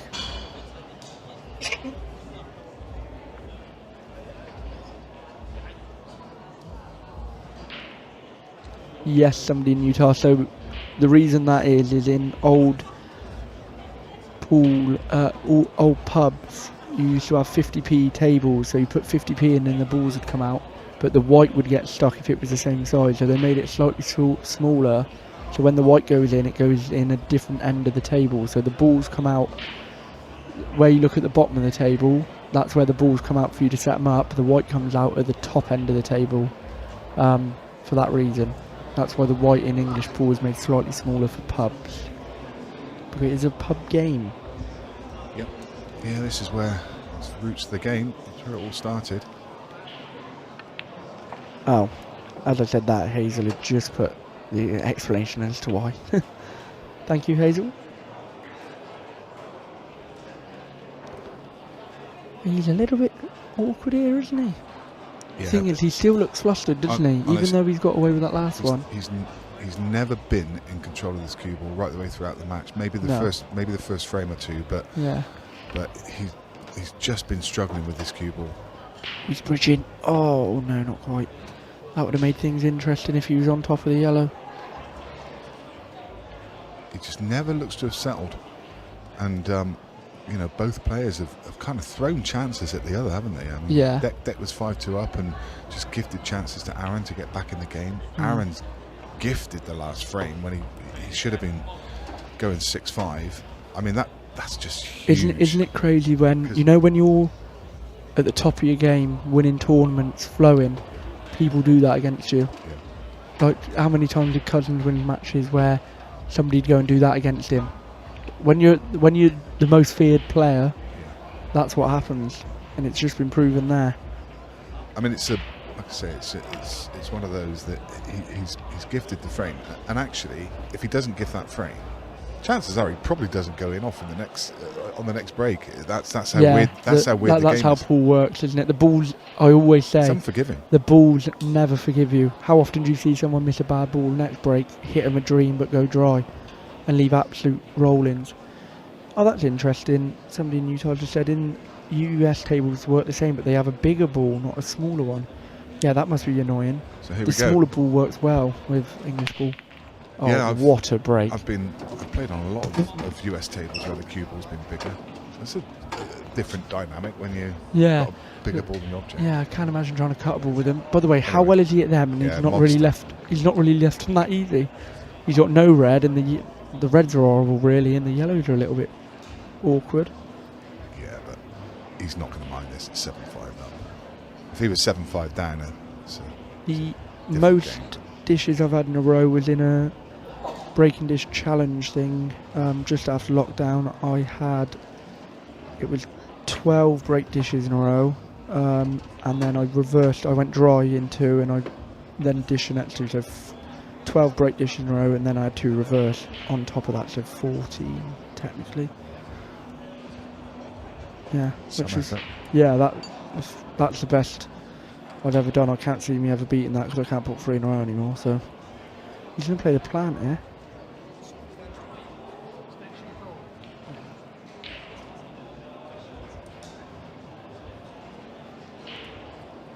The one where I was 14 in a row, it was against Ryan Lambeth.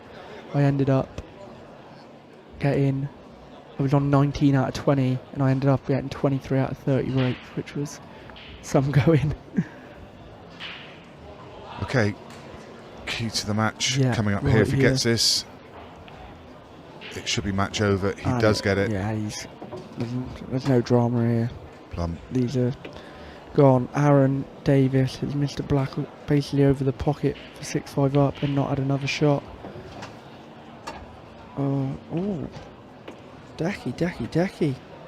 His white ball there. Yeah. Not been good. Yeah, he needs. If he does navigate this and get through to play the winner of Rab McCulloch and Hitan Patel, he's going to have to up his game. Definitely. Rab McCulloch. Got a feeling Rab already beat Declan in the last weekend. Yeah, he that we were did. here. Yeah, Pretty sure we Declan did. was 6-1 up and Yeah. lost 8-6. That's right, he did. Yeah. Rab reeled off 7 in a row. Yeah. So if it is Rab that he comes up against, and by the way, that game's 2 each at the moment, he's going to have to up his game. But somehow he comes through this. The winners find a way, don't they? You know, the best players, they manage to find a way. It's not been a classic performance from definitely Deck not. Brennan. A little shake of the head as he approaches Aaron and shakes his hand. He'll know that, you know, it wasn't the best performance from either of them, and Aaron will walk away from that one just thinking about that missed 8 ball. That really just turned this match on its head. It's Declan Brennan that goes through into the semi-final. Still to be decided, Rab McCulloch, Hitan Patel. Joshua has Joe Prince. Joshua has 6-5 up over Joe. The next match on this table is going to be the winner of Joshua has Joe Prince versus John McAllister. Great match. Can't wait for that one. Cole Bedford, thank you very much for joining me. Hopefully might see you again later this evening if you decide to join us again. Yes, mate. I always enjoy it, especially with you, mate. So yeah, might see you later. Brilliant. See you all soon.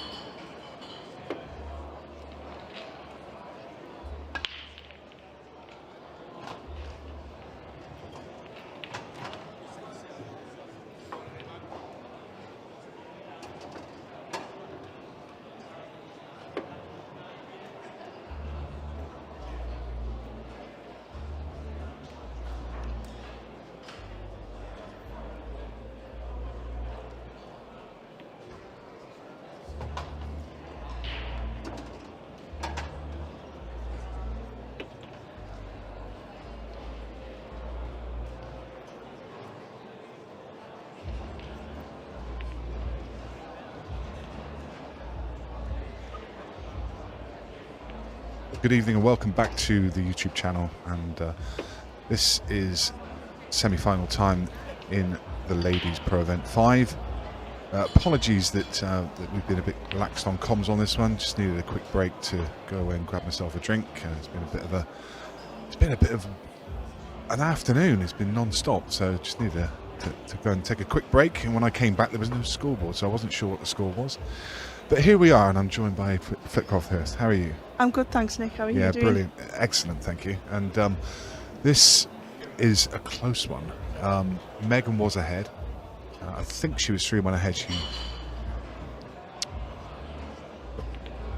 She won the last couple of frames, and Kirsty won the last one to level things up with a really nice clearance.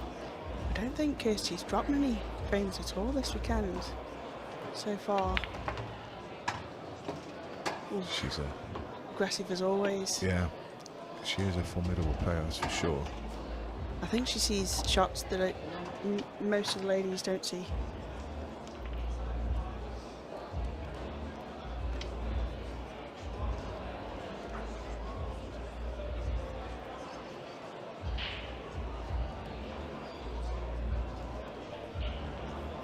So yeah, first round she won. It's actually Dinsmore 7 frames to 3, and then beat Sarah Waite 7-0 before dispatching Danielle Randall 7-2. And here we are in the semi-final, 3 frames each. Incidentally, the other semi-final is being streamed on table 2. Marion Jude currently 2-0 up against champs. Some brilliant matches set up for this evening, really, in the ladies. Yeah, what a lineup! I mean, it's just there's so many good players in this pro event now. But you know, there's no surprises. There's no surprises in the semi-final at all. Are there? No, not at all. All top players, and consistently at the business end of the tournament. Meg here with a great chance to go back into the lead. Nicely played.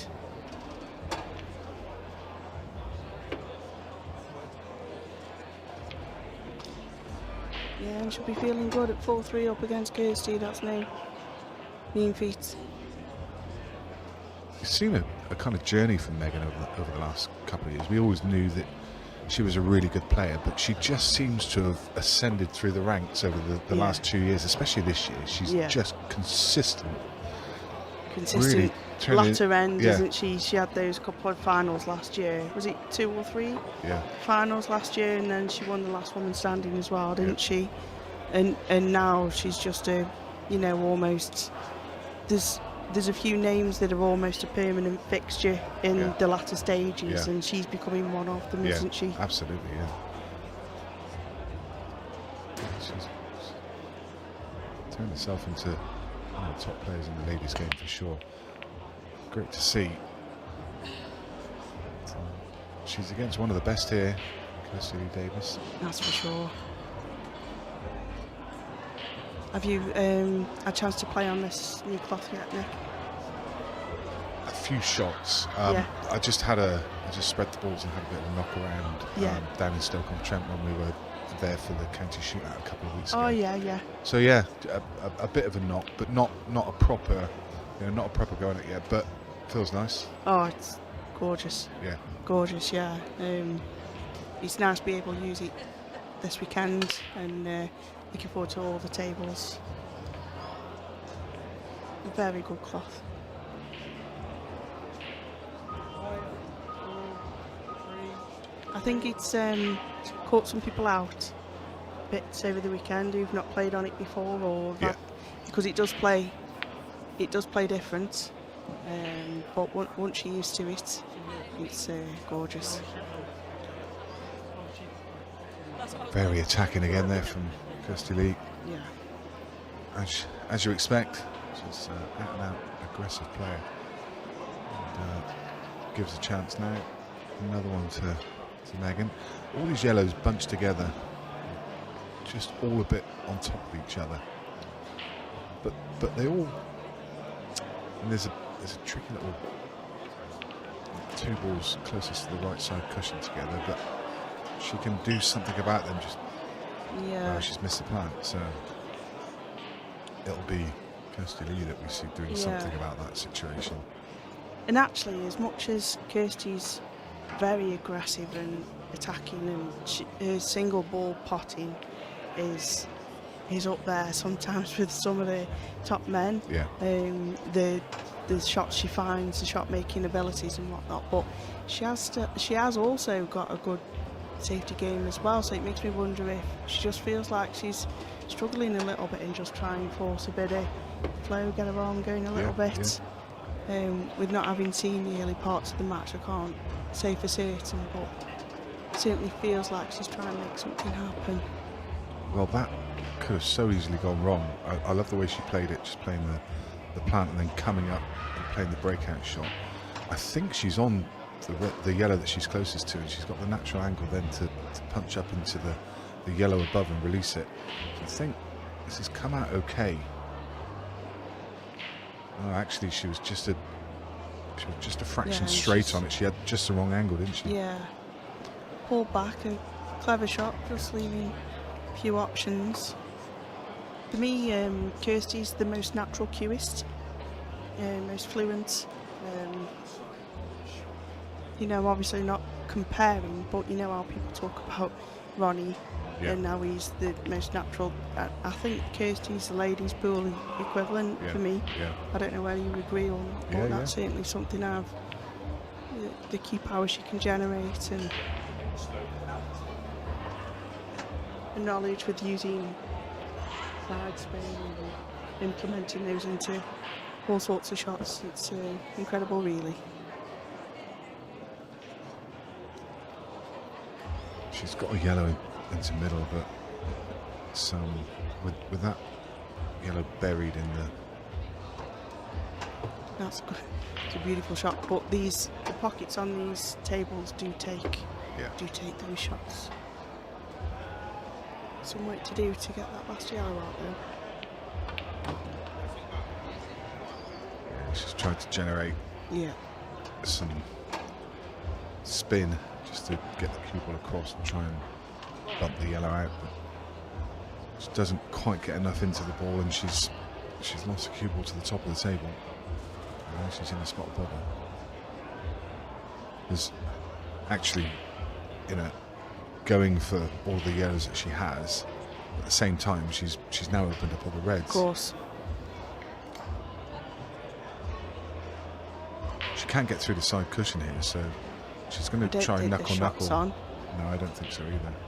Oh wow! Oh, what a shot! What do we know?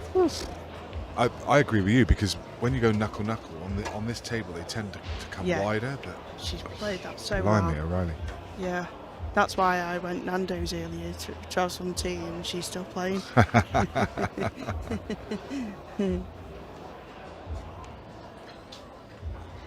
Hit and hope here, I think.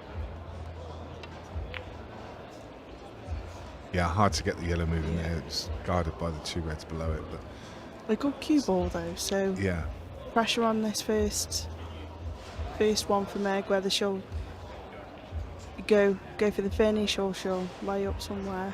Doesn't have to. She's not forced to go for the finish. No, she's not. I think she probably will. She'll see it as an opportunity if she can make a clearance here. Go 5-4 ahead. Nice opening ball. The yellow going near the pocket won't cause her a problem. And it was really about that opening pot, because everything's there now. It's just the one on the rail towards the right, which she's going to go into now, isn't she? Yeah, just the double kiss has kind of kept it there. It's slightly better than it was, but could have done without that double kiss.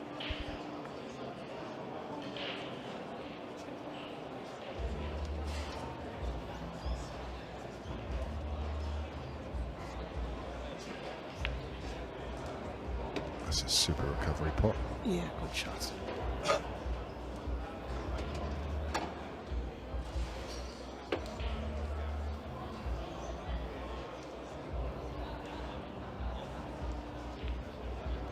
Just wondering why she's taking her time on this one.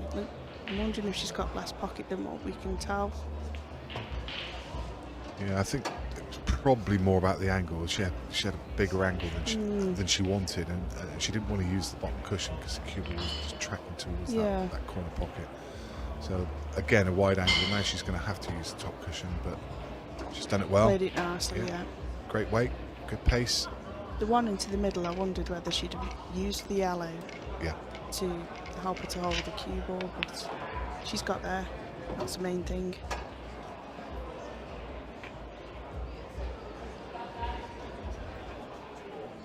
Very good. 2-frame lead. Proctor in control. Race to 7. She needs 2 more. Kirsty Davis has the game to be able to pull this back though, to be able to turn it around. I can tell you that in the men's event there's one quarter-final still to be decided. Hitan Patel versus Rab McCulloch, locked up at 5 each. Organisers will want that one to finish fairly soon so they can move ahead with the semi-finals on the conclusion of these ladies' matches. Rab is having a good run again this weekend, isn't he? He beat Phil earlier. Was it earlier or yesterday? I think it was earlier, yeah. Playing some great pool. He is flap of the hands from Kirsty Lee. She's frustrated. Her brake's not working at the moment. And just left the table open. And this is a big frame as well. Megan can find a way to win this, get herself on the hill. She puts herself in as firm favourite. Not the easiest of openers for her here. And even if she gets one, there's work to do. Great pot. Yeah, super opener. Another half a roll would have been ideal. Just a bit thin on the one to middle. The cue ball's going away from her work. A bit like me, Nick. A bit thin.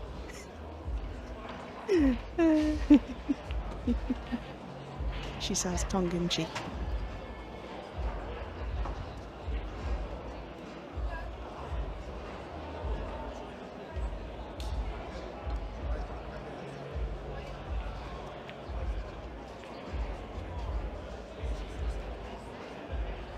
Too thin, and she's run aground, and actually she's left Kirsty Lee on.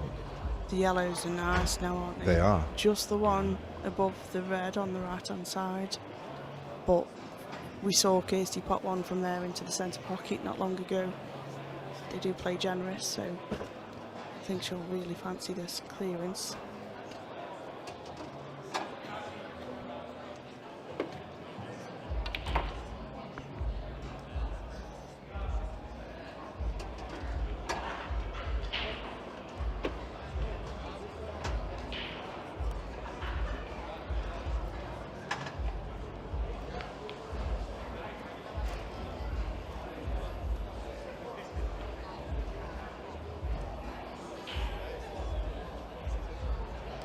Giving this one some thought.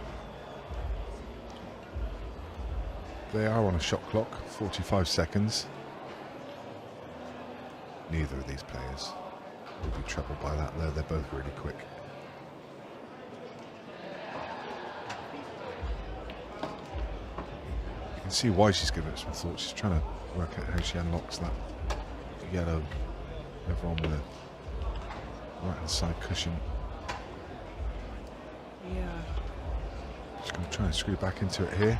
She is. So.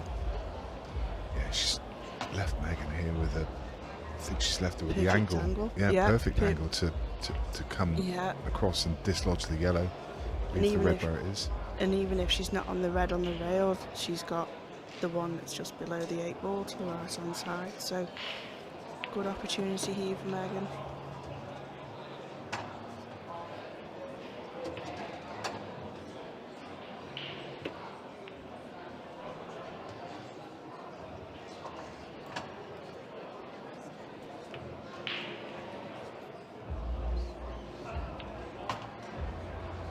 Bit of work on the left-hand rail as well for Megan here, so not ideal. And these are tough. Tougher now. She's tried to weave that cue ball through a very, very small gap. I mean, if that had come off, it would have been a great shot. But, she may have just pushed the bottom two reds. I mean, they're definitely not a dead set plant by any stretch of the imagination, but could it be made? I think she's. I think she has to go safe here, doesn't she, Nick? Yeah, quite possible. I wonder whether the red passed to right centre, and then she could maybe try and make that plant, the middle ball onto the bottom one. Yeah. If she's not on the one to centre, it's a moot point anyway. She's looking at that shot. I think the one to middle does go, and she's looking to see whether she thinks she can make that plant, because if she takes it on and makes it, she opens everything then. Yeah, she does. Yeah. I think she's decided that that's not the way to go. Open them up, and she could have left this, you know. I think she has left the plant. Her saving grace is that the 8 ball's still safe. I think if Kirsty can see this plant, she'll leave herself high on the bottom yellow to the left centre to get the 8 out.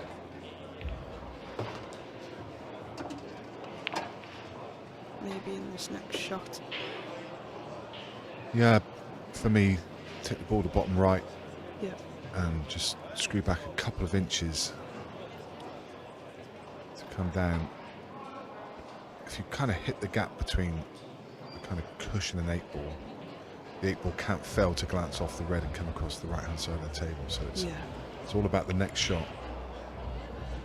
I think she's a bit straight now, isn't she? I'm surprised she didn't punch it in. I think she's still got the angle, but now you have to work it. Yeah, whereas if she'd have just stunned that in, I think she had a natural angle to come down into it. Now she's got to get the cue ball moving. Look at her revving up for it. And she's hit that way harder than she needed to, in my opinion. Like the previous shot into the bottom corner, if she punches that in, leaves herself half ball on the one to the middle, she's got a natural angle that she can play at a more controlled way. Less spin, well, less likely to get stuck behind another ball. If you play that into, like I say, into the gap between cushion and 8 ball, and you play it at kind of a medium pace, then it's hard to hide the cue ball. It's hard not to have another shot. Yeah. Maybe she missed a trick, but I mean, she's at the table. She can see the angles better than me for sure. But you can only call it as you see it.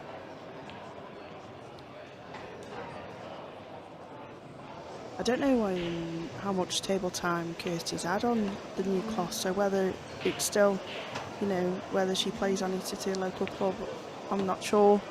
So whether it's still catching her out a little bit with the extra grip that the cloth's got. Yeah, quite possibly. She's on the far red of these two. That's well controlled. Yeah, she needs a good high angle now to.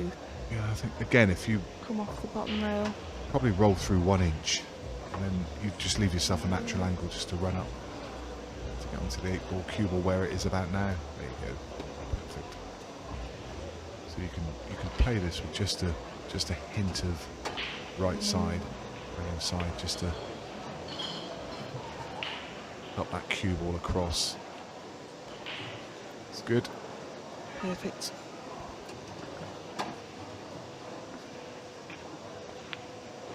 Megan Proctor in control here. She's on the hill. 6 frames to 3. Kirsty Lee Davis with everything to do. Megan to break as well. Yeah. Marion Jude 3-1 up against Amy Beauchamp.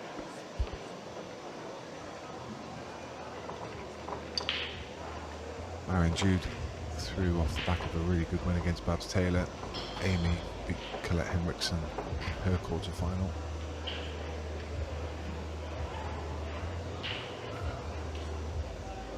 McCulloch's edged ahead of the hitman Hitton Patel. He's now 6-5 up, but Hitton is at the table on clearance. And that's too far.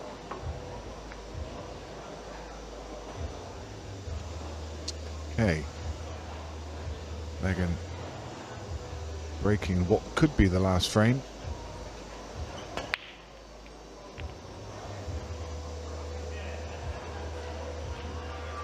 Well, she's not going to get first go at the table, that's for sure. Not These a are bad split layout. lovely as well. Yeah, not a bad layout at all. Let's just see these. What's your preference?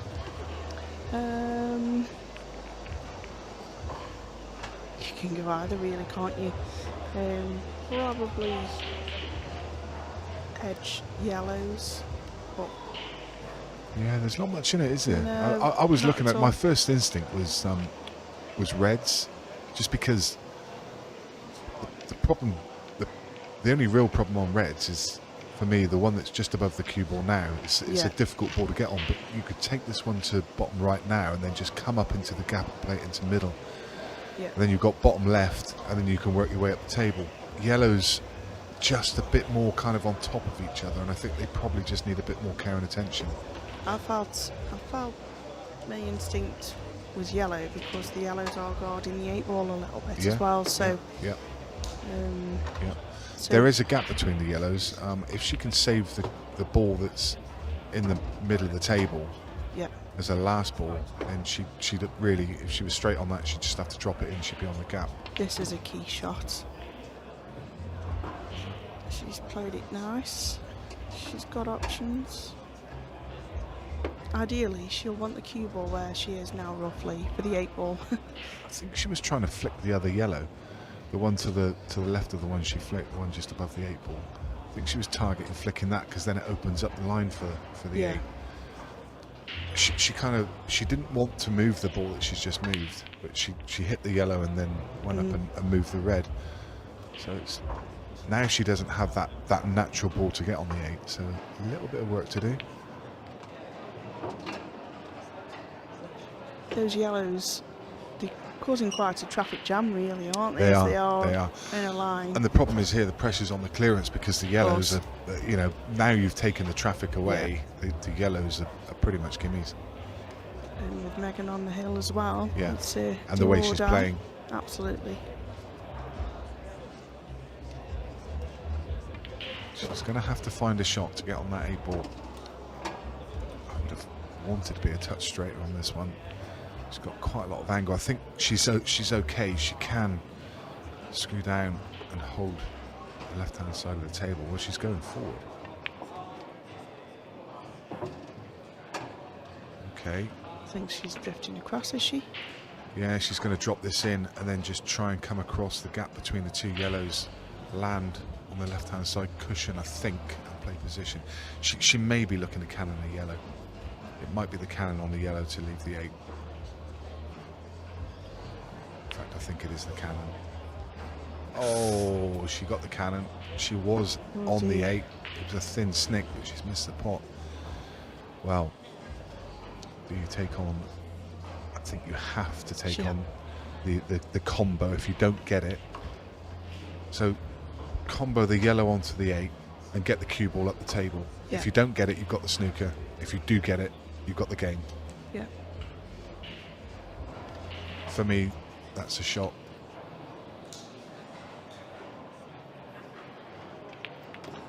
She's got it. Great shot. And I mean, it's such a great shot to play because look what she leaves if she doesn't get it. Yeah. You know, she's got a yellow over the pocket. She's snookered. It's Kirsty just Lee. hold your nerve time now, Meg. Yeah, that was a super combo shot as well. Yeah, it she was. played that really well. You had to hit that absolutely perfect. What a chance! She won't get a better chance than this. I think they might have had a couple of battles recently as well, Kirsty and Megan, and I think Kirsty's had Meg's number, so she'll be really wanting to make sure with this. I think the ball she's closest to the left of the cue ball. That's the next one, just to get that one out of the way. If she can run through, yeah, she can. So run through and then take the plant, take the inside one of the 2. Slightly harder ball to plant, but I don't think that ball goes to bottom left. She's looking now to see whether it does. If it doesn't, she uses that to plant. If it does, she uses the right one. If it does, it's still tight. Yeah, it is. Yeah, she's looking again. I mean, me personally, I'm going to use the bottom one of the two to plant onto it, because you've got natural shape just to come to the left of the table and take the one she's just potted into the right centre. But this was the danger. This was always a danger, just to hit it half ball and just send that yellow just above. And now, you know, if this is only, she's looked at it again, if it's that tight, why not use that ball to play the plant? Exactly, yeah.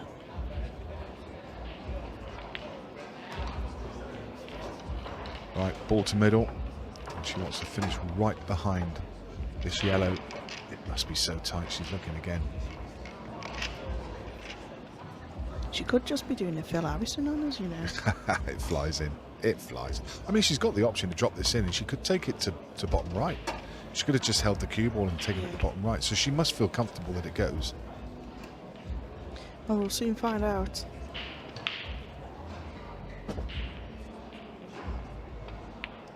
Flies in. She was having us over there. She looked at it 3 or 4 times.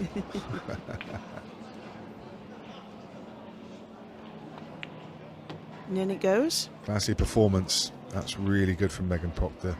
She books a place in the final. Who's she going to play? Marion Jude currently 4-1 up against Amy Beauchamp.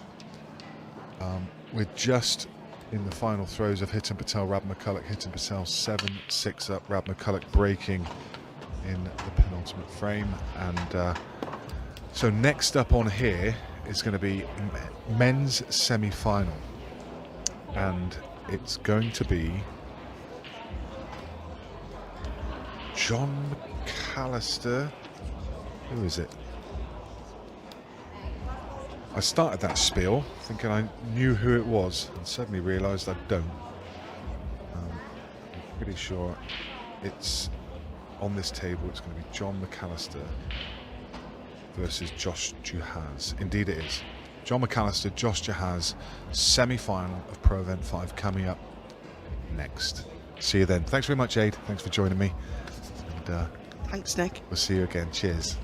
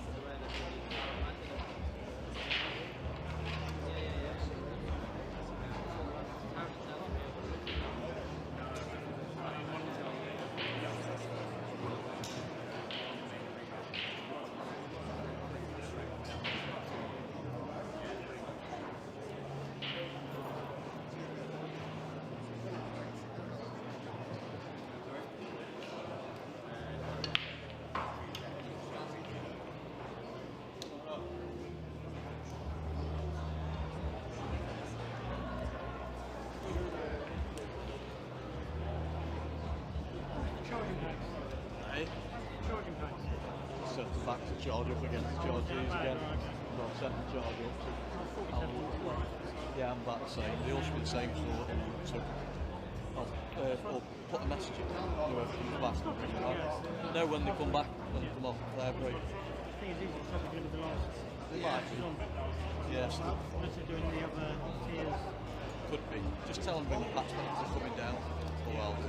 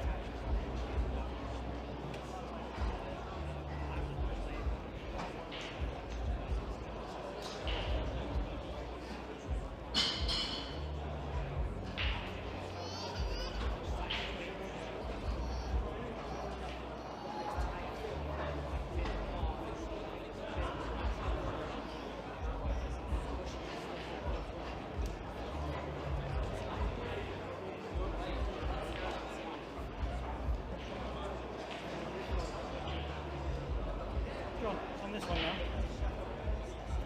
Yeah, I know it was. This table's been ready ages on it. This table's been ready ages on it. Oh, rubber on here? No, they were on there. They said I was on Rob's table. I think you were originally. If you're going to move it, put it on there. You're here. I'm going to put it in a minute. It was on there originally. Yeah, that's what we were waiting. Because I'm sure this was available.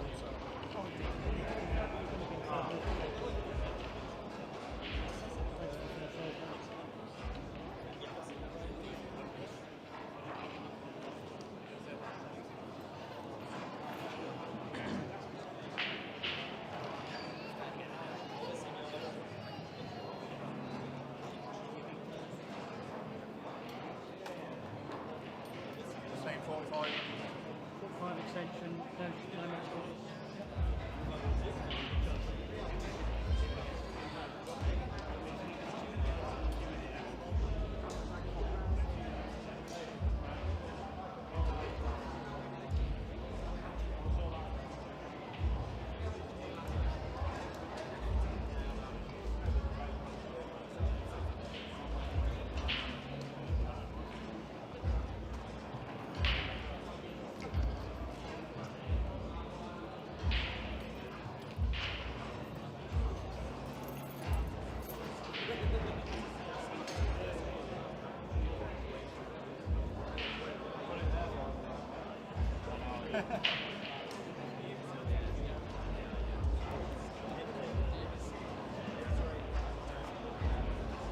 Welcome back, ladies and gentlemen. We are here for our UP Series Weekend 3 Pro Series 5 semi-final. My apologies, I'm getting a little bit ahead of myself here.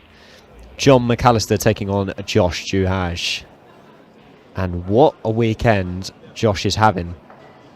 hadn't quite put together a deep run, you know, but early discussions from him, even at the start of the weekend, he drew Tom Cousins in the first round. I was having a little bit of a side discussion with him outside of the event a couple of days before, and he said, do you know what, I just fancy beating Tom. I just fancy going on a bit of a run this weekend.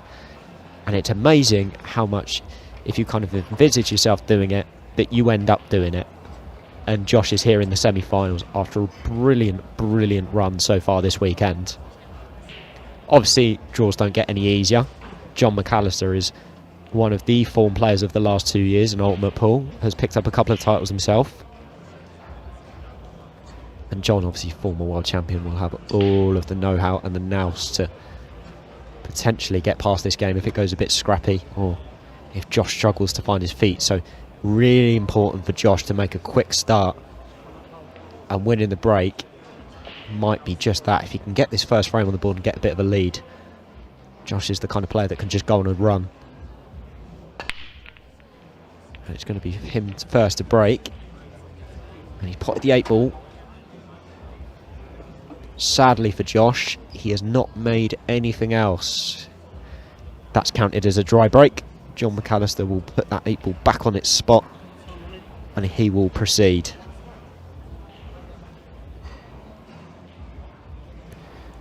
In grand schemes of the layout, it's not bad, because he can play a double on the problem red.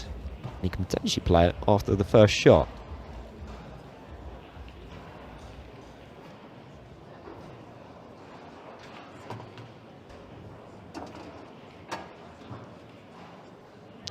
He's looking at it straight away. See him walking around there. He knows this is the shot that should win him the frame. He's opened up that pocket now, and he's going to try and stun into the yellow above as well. Perfectly played. Stops that white ball dead. Gives him a perfect opportunity to get going.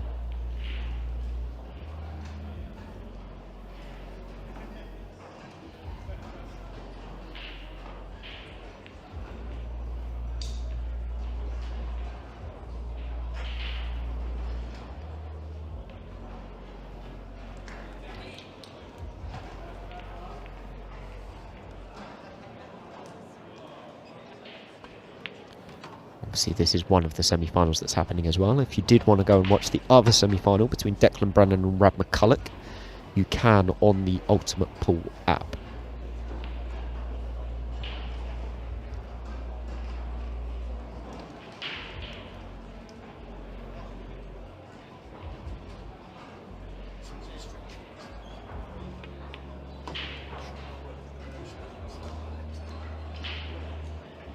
Yeah, John McAllister looks in good position here to get out for the first frame.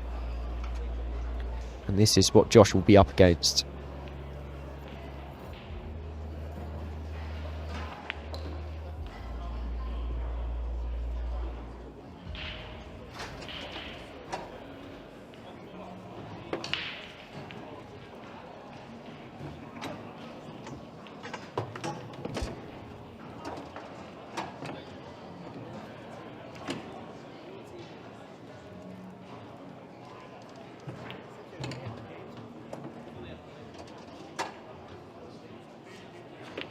Quick start from John. Very quick start. Won't settle Josh at all.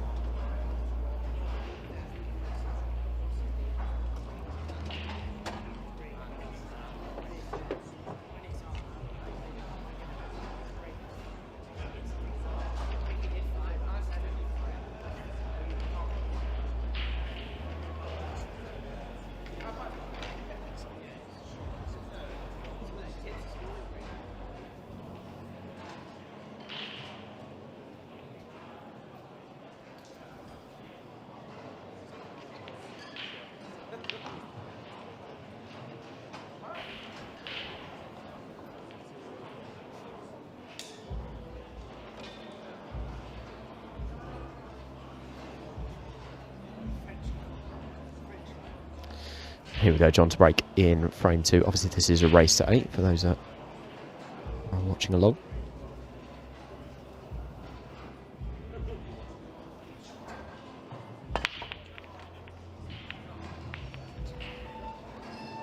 That's a very good break from John. It's a little bit awkward. The yellows are pretty nicely laid out. Just got to play a good shot to get in. If you can get a thin snick on this yellow, you can go straight into a problem ball as well.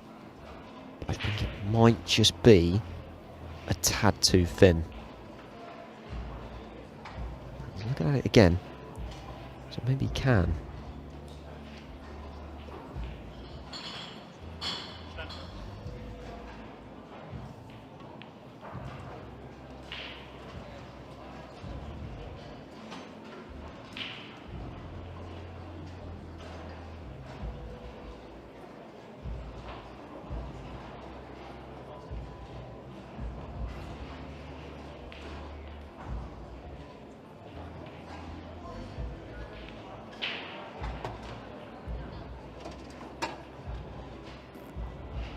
Yeah, so still got that potential problem ball. If it passes, it's not an issue, but it just looks very tight. Looking at it, he's got a bit of a shake of the head, which makes me think it doesn't. Maybe he was just trying to drop that one in the middle a little bit shorter to play the shot now, but he's playing it a bit further away. Becomes a bit trickier, and he's missed the cannon. He's still got yellows he can go at, but now attacking that yellow is so tricky, because there's just not a natural access to it. It's got to be a forced shot to get the white over there. Potentially, if he takes the bottom yellow over the pocket, maybe plays it into the side of the pocket, he could send the white up towards there. It's an option.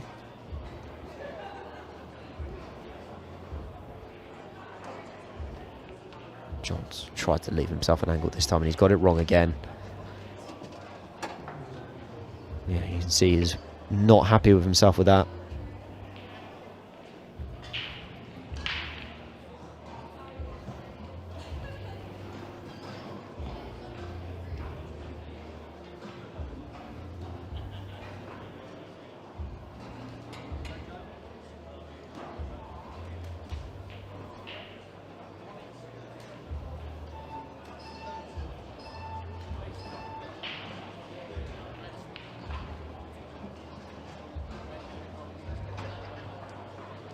Yeah, John just taking the option to pull back. That's a brilliant safety shot from John.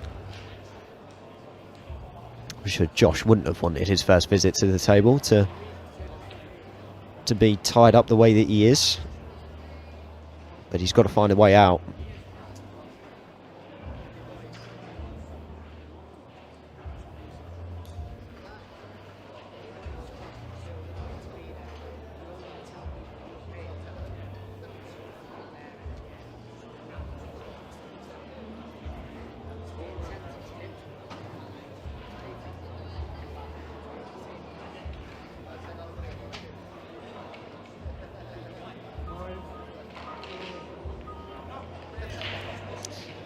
Josh, I think, tried to use the side cushion, the bottom cushion, and then the jaws to flick up, but such a high tariff shot. It was very difficult to get it. Unfortunately, it didn't get close, so an opportunity for John to play this problem yellow. He is going to have to play it long, so it's not a necessarily easy pot, but being right behind it makes it a lot easier.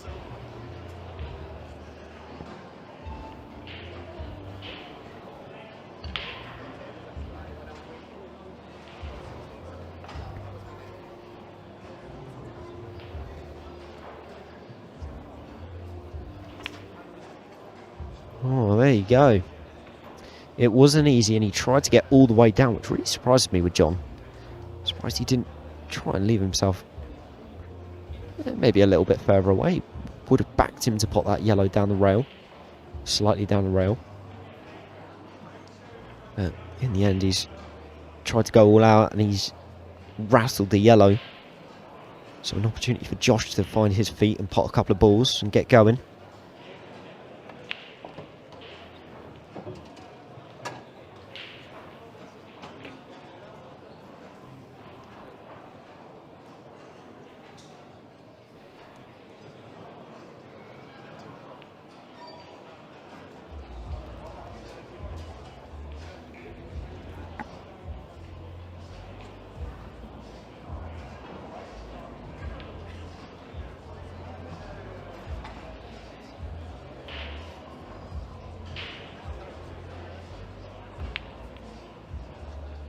think Josh was trying to play a double loss of turn there, and he's ended up getting the double kiss on the white. That's careless, but he's had a result.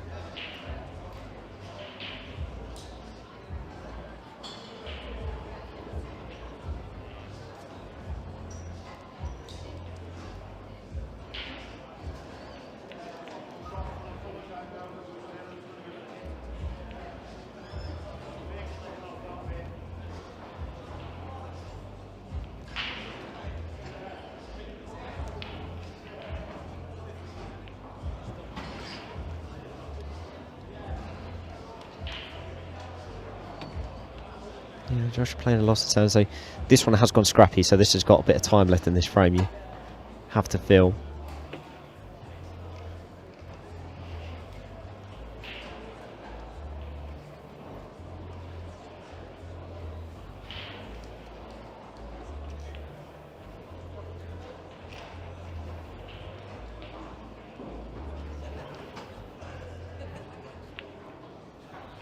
John just taking the opportunity to knock a yellow out. He's put it in a pretty good position. I think he's blocked off that red to the top left, so tactically astute as John. Very hard to break him.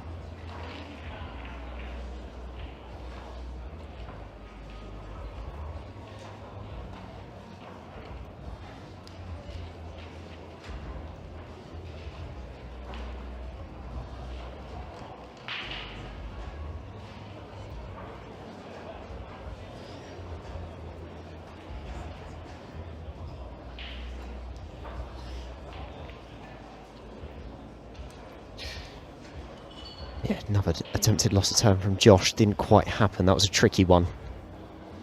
John's still with this problem where Josh has tied up the yellow again on the bottom right.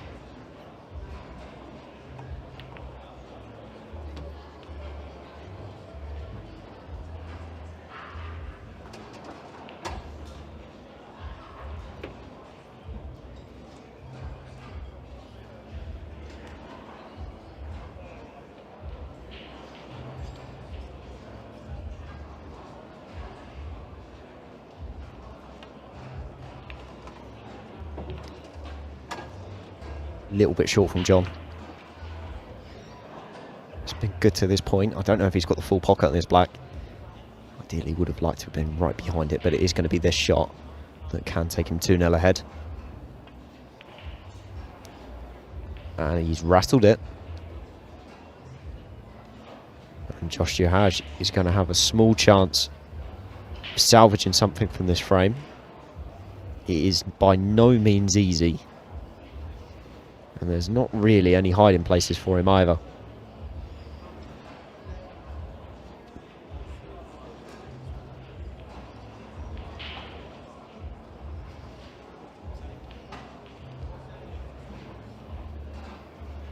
He's going to really try and drop this in the middle pocket. I think that's what he's looking at. It would give him a natural with the red to bottom right to tackle the issue ball. Oh, he decided to go long, but push the white through as a bit of insurance. It's always risky, these shots. John's given a tap of the cue, which means that Josh has played a very, very good shot. And now it's very tricky for John to access this black because that red is standing so big. Both sides. Whether he goes side cushion or bottom cushion. I don't think he could quite get there with the white. And he's also blocked off the up and down because of the angle that it's at.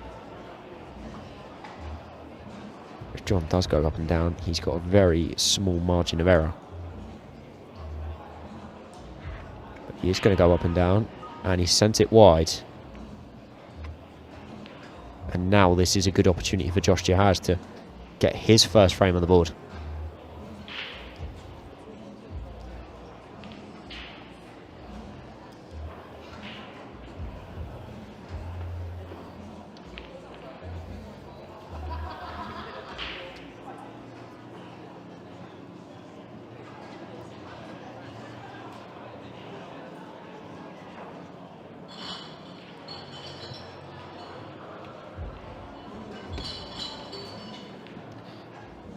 Yeah, now that he's potted that ball, you do favour Josh to get out from here. Just has to play one good shot to get the white up towards the middle of the table, but should be no issues at all.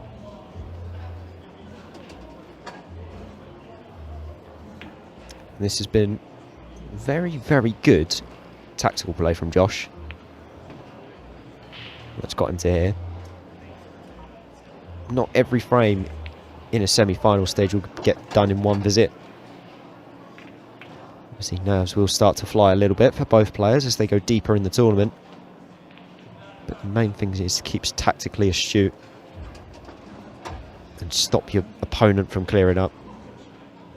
John had half an opportunity and didn't take it, and Josh has punished him.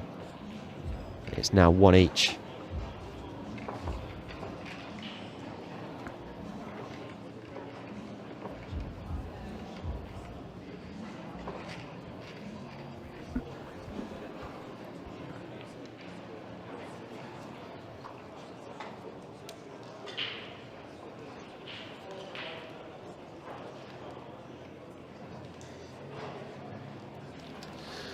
And good thing for Josh is that he's back on break as well.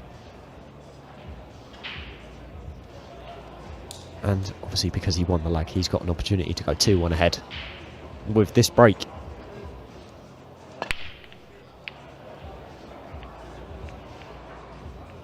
Now, I was going to say, you would have to question how that gone dry if nothing dropped, but luckily at the last minute, a red gets kicked into the top left corner.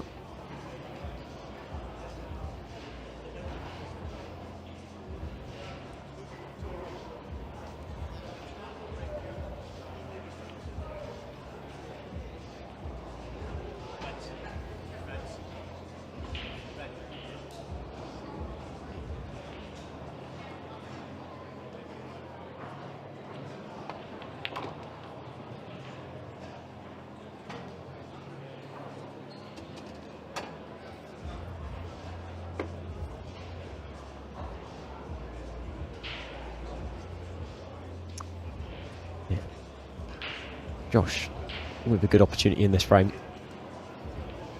The main ball will be the red that's next to the black and touching the yellow. Just that being in that little cluster just means it has to be removed. Josh deciding to take out the balls at the bottom end of the table and leave all the work around it to try and go into him. I think the red towards the top right is probably the ball he'll attack it with,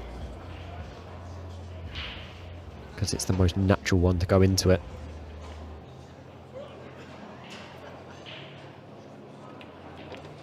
fact, he tried to go... I'm very surprised he tried to attack it there. Such small margin for error on that. And because he's gone for it there, he had no backup options and he's out of position.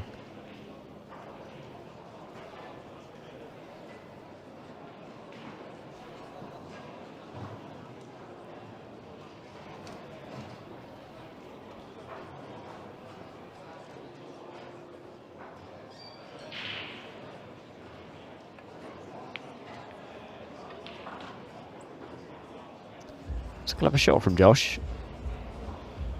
Knocking both yellows away. Making sure that John can pot either of them. Means that if John is going to take on a pot here, it's going to be a tricky pot.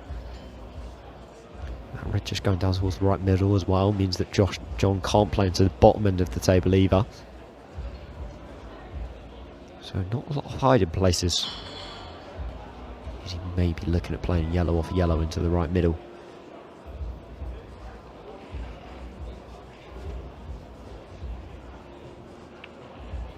Well, in fact, he could cut it in the middle. Didn't look on from the camera, but John knocks it in, and now this is a very good opportunity to get out on yellows.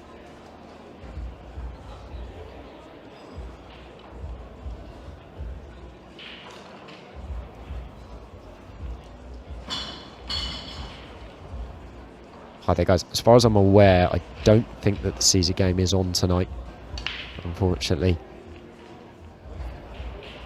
Caesar is in action tonight, but it will be on one of the arena tables.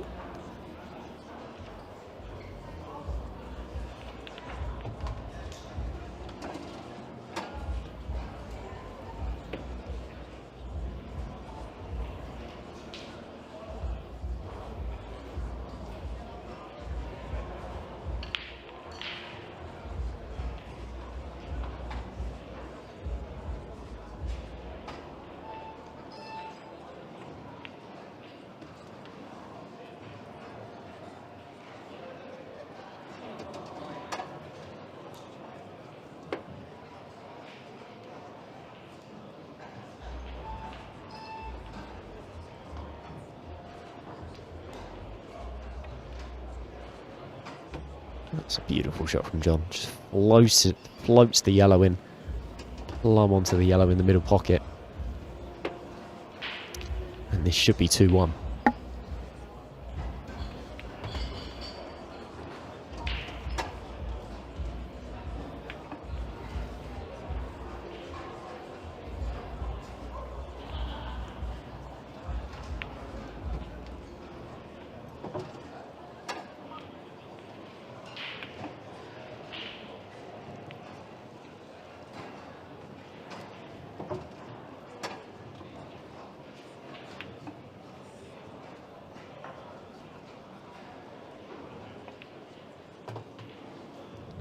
And there we go. It is 2-1 to John McAllister. And John just gets that break back again. Maybe there are signs that there are maybe a couple of nerves out there. No real dishes or kind of ultra clearances from either player. They've needed those open opportunities so far. But obviously potential for that to change as both players grow into the game. Obviously John on break now, 2-1 ahead. Will feel the slightly more comfortable of the two.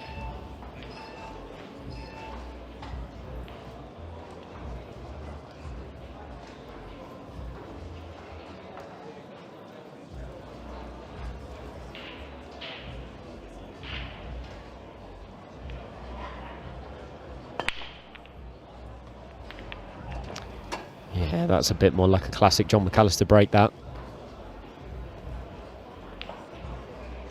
If the yellow passes into the top left, yellows are a very good chance.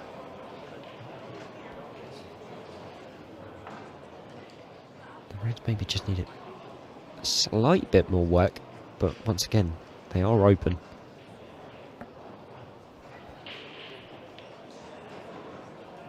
Be interesting to see which way John decides to go.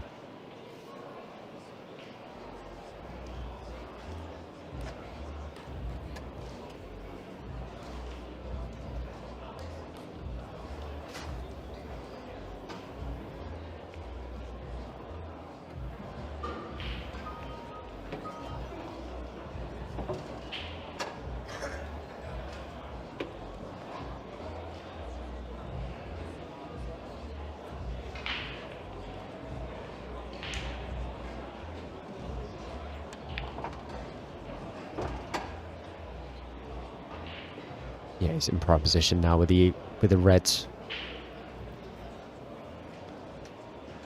And these are the kind of finishes normally, touch wood obviously, that John McAllister tends to float through. And I almost think it's important for John to try and get into that kind of floating mode in this frame, because I feel like it may actually bring the best out of Josh as well. I feel like Josh thrives in those matches where his opponent's playing well and he can start to burst as well. I feel like Josh can get a little bit bogged down at times in frames where they constantly go scrappy. John, I think, has just come slightly wrong side of straight here, which is actually a big issue in regards to the clearance. Needed to come down the table.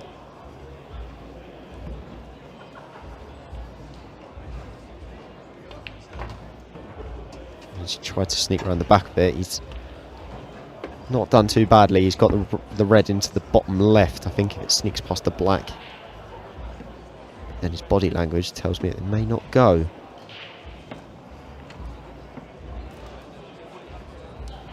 Or can he maybe cut it back into a big pocket into the bottom right?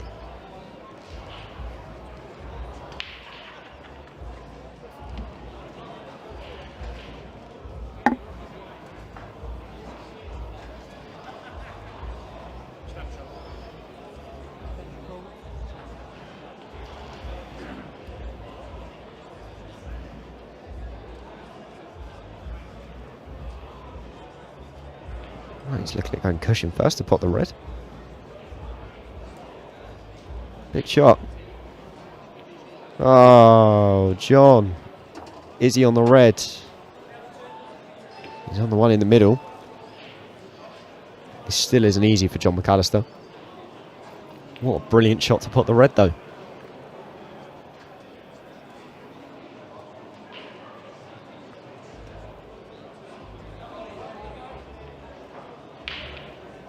This is tricky as well. Oh, played it so well. It was almost impossible to come right down to back down towards the bottom cushion, so settled for distance. So one good pot required.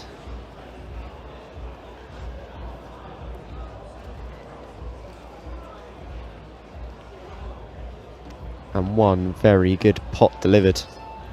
Held his hands up. I feel like that's a bit harsh. It did slightly nick the jaw, but I'd say that would drop.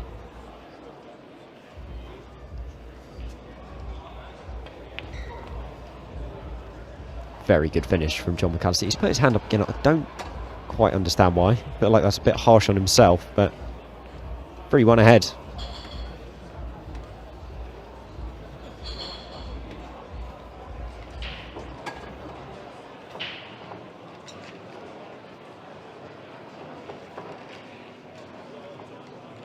There we go, John McAllister 3-1 ahead. Josh needs to get that breaker serve back.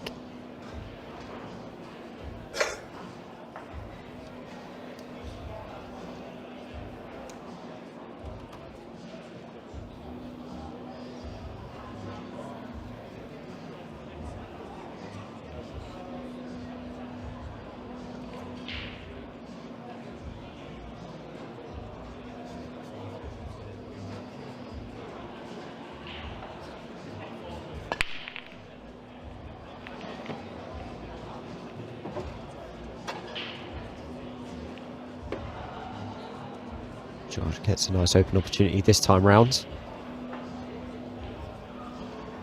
Either colour set's a good option here really for Josh. I think I favour the red slightly.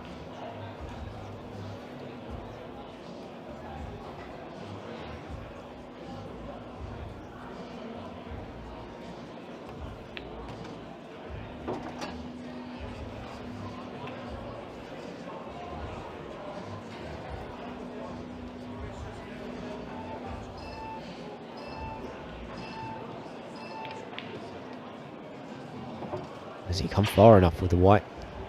He wanted to be on the one to the bottom left. I don't question if he's got through the queue enough. Yeah, he's rerouting. Shouldn't be too big an issue if he has to. It's just not the route he would have wanted to take. Maybe he can get there. He can maybe just flick off the yellow when he pots it just to bring the white down the table. There you go, exactly like that. Doesn't want to go in off though. Is he in position? I think he's okay. He's got the one into the left middle. So he had a bit of an insurance policy as long as he got down the table, which is what he's done. But it's just not the natural finish he was looking for. It's just slightly tricky.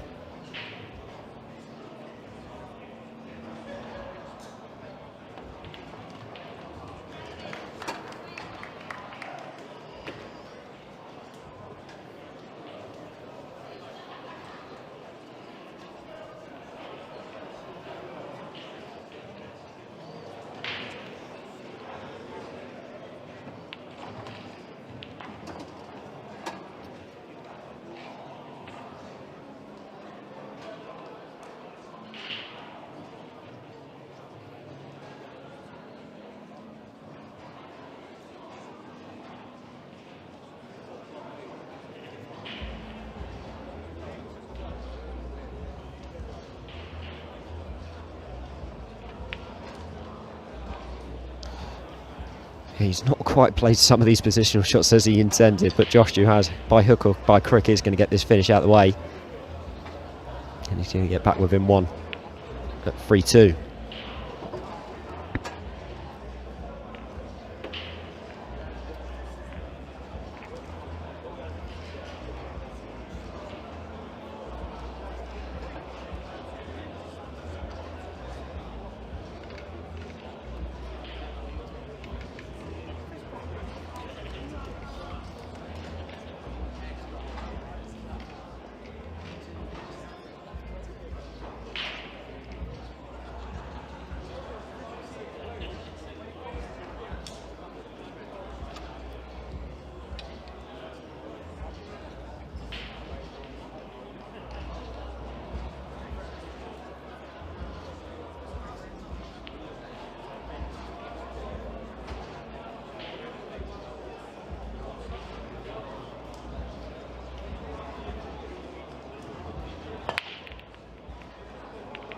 Back on break, and it looks like it's going to come up dry.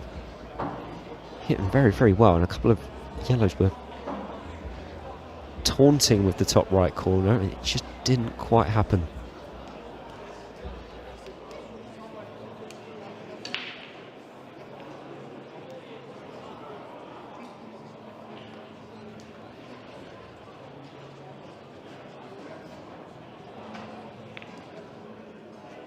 Oh, and Joshua's gone wrong here, first shot. Didn't want the yellow to sit the way it has behind the red. That's now a big problem ball for him.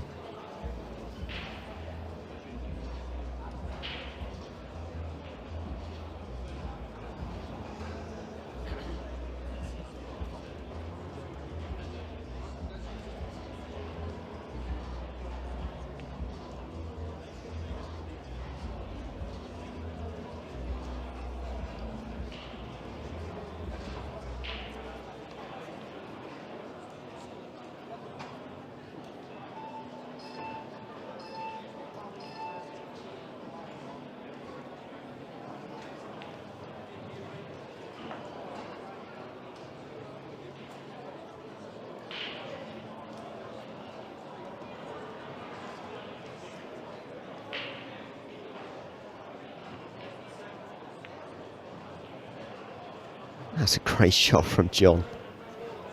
Off the cushion, just to hit the red, block the pocket for the yellow, and cover every single other ball. That's so clever. Brilliant vision. And it puts Josh in a lot of trouble now. I think all of these reds are out in the open. I think the two together do plant. So Josh has got to go into inventing mode a little bit. He's going to come off the side cushion and try and take the pocket. Oh, I tell you what, and he's done that. That's a very good response. And the angle he's left John as well. John can't play the lost a turn on it either. Or if he can, it's very, very fiddly to try and hide the white.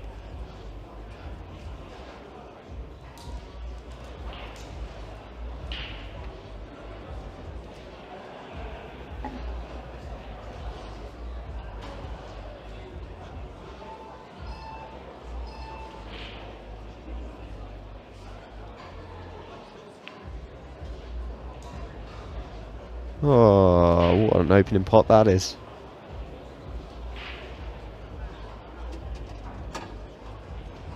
Great opener from John McAllister, hampered all the way down the line. Off angle. Still loads of work to do here for John if he's going to look to get out.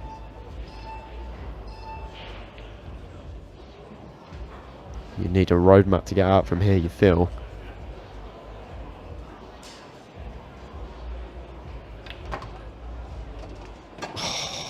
Oh, my word. 2 world-class shots back to back. How has he got the white ball in and out without touching the red?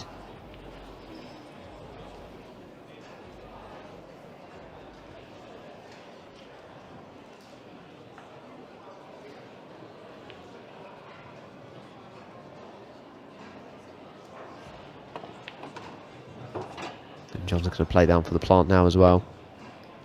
Didn't really want to be hampered on it. He's looking here to see, can he play the plant and play it off the yellow? Because I don't know how much of a cutback he can get to make the plant direct. If he can just drop it in off the yellow, that's perfect.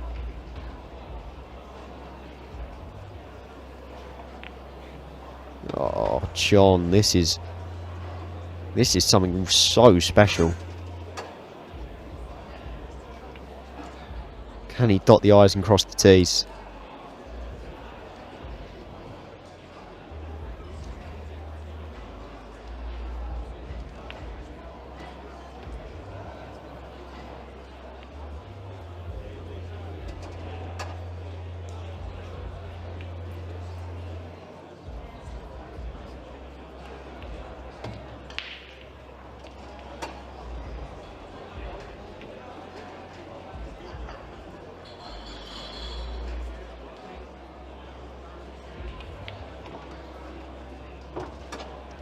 John McAllister, this has been such a special finish.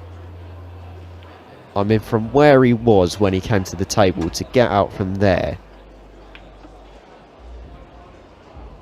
it's almost like an act of God. It's a joke, as both players are going to step out the arena for just a minute. I almost don't blame Josh after that, but we'll rejoin you in comms in just a minute when they return.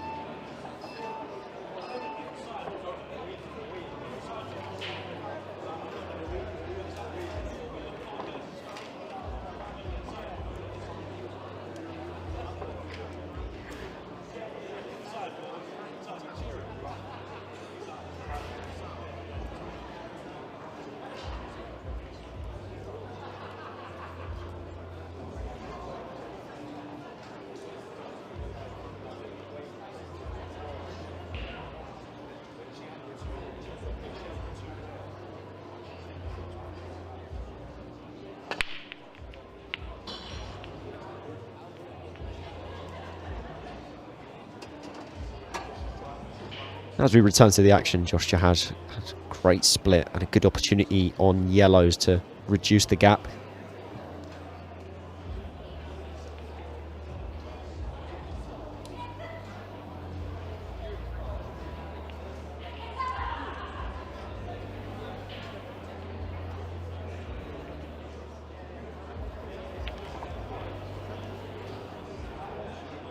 That's a nice opening pot.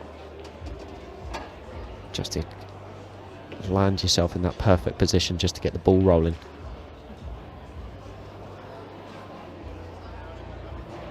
I wonder if he's thinking of pushing through. That maybe you can just play the plant direct on the two yellows. At an angle where that first yellow is just going to hit into the red and won't move. He's up to the case. I think he's going a different way. Is he maybe trying to play further yellow into the gap?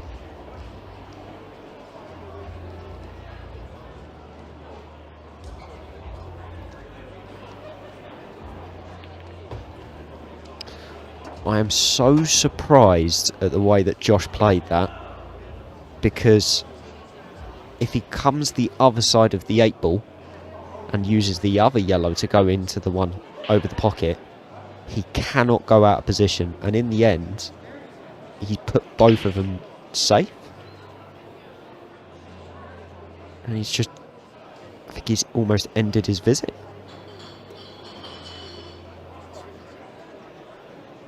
Don't get me wrong, it is still very, very unlucky, but it just, there was no risk attached going the other way.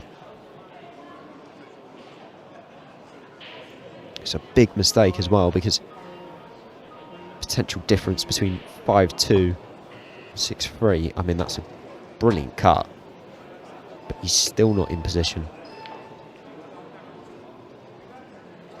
He needs a big, big pot down the line here. I think it's just off the cushion. Is he thinking of cutting the other yellow? But I think he has to go down the line here. This is a high, high tariff shot in a big, big moment, in a big, big match for Josh Jahaj. Can he knock it in? Oh, you bet he can. You bet he can. What a pot that is. Can he finish the job?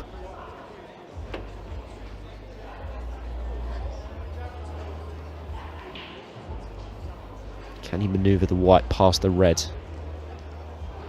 Got a couple of problem balls to deal with here. Is he maybe going to try and screw into the gap? You see there, it's awkward cueing as well. This is tricky. Oh my God. How on earth has he ended up here? But it doesn't matter, he's back within one. Josh Jahaj, 1 and out. And it's at 4-3. 1 behind, and John McAllister is having his tail chased here.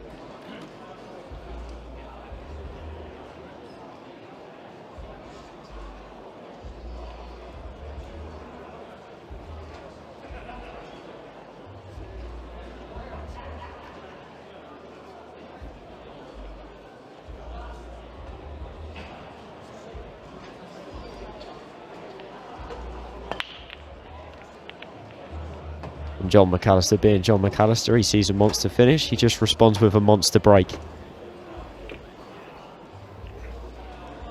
I imagine it feels really demotivating if you're Josh. You just pulled out a monster clearance, and now you're just going to sit in your chair and watch yourself go the same distance behind again, like it never happened. Obviously John still has to pot these reds, but I mean, for someone of John's standards, this is sitting ducks.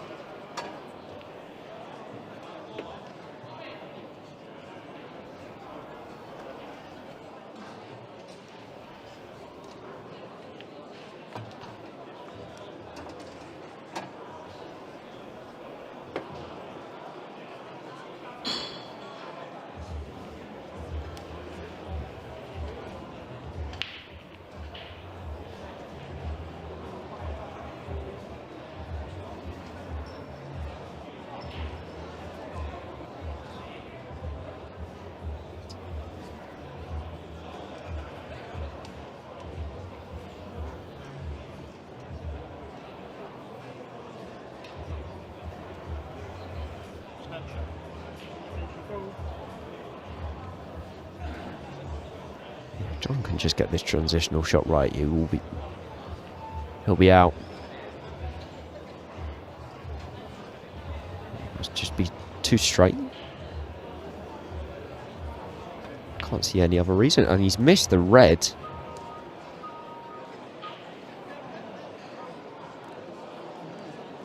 Very surprised by John with that. And even if you're straight on the red, you can just draw back and play the same shot again, knowing that you've got all the balls in the bottom end of the table. It's a really bizarre shot choice in my eyes. Maybe that's me being a bit harsh, but yeah, 10 times out of 10 you would expect John McAllister to get out from that visit. But is this going to build the momentum of Josh Juhaj now? Because based off the last frame, Josh Juhaj is starting to find his cue. His cue in action.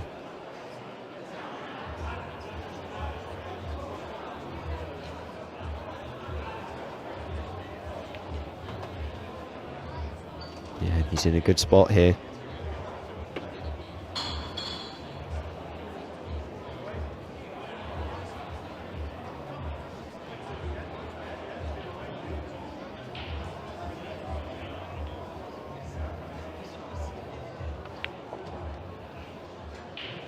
He's just overrun it. He's just overrun it to go into left middle. This is now a lot more awkward. May have to utilise a couple of cushions here. Probably have a trickier yellow down the line.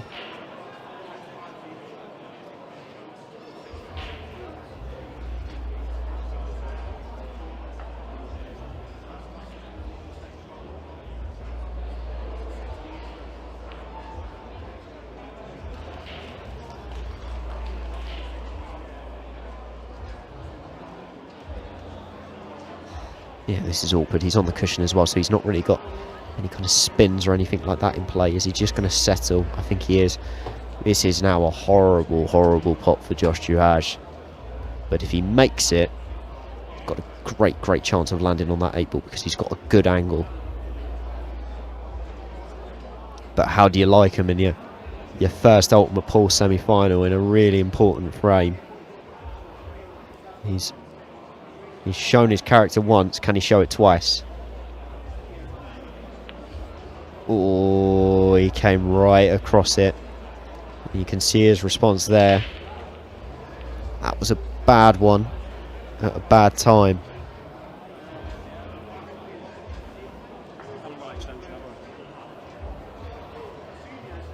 Now it's back to John McAllister.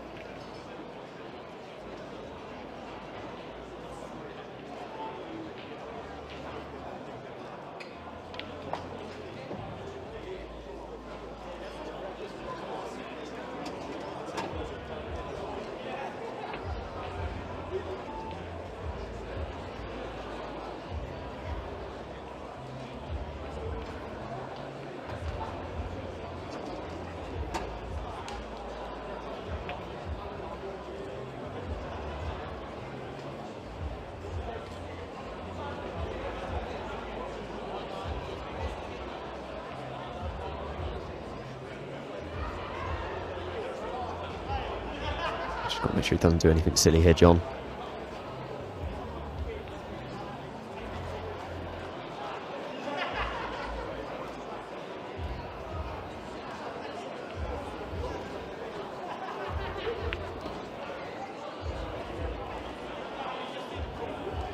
That's a nice shot.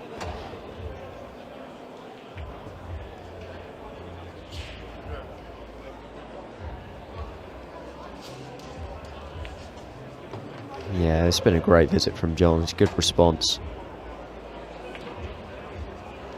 After that positional mistake from Josh that cost him. And he keeps his 2-frame lead, 5-3.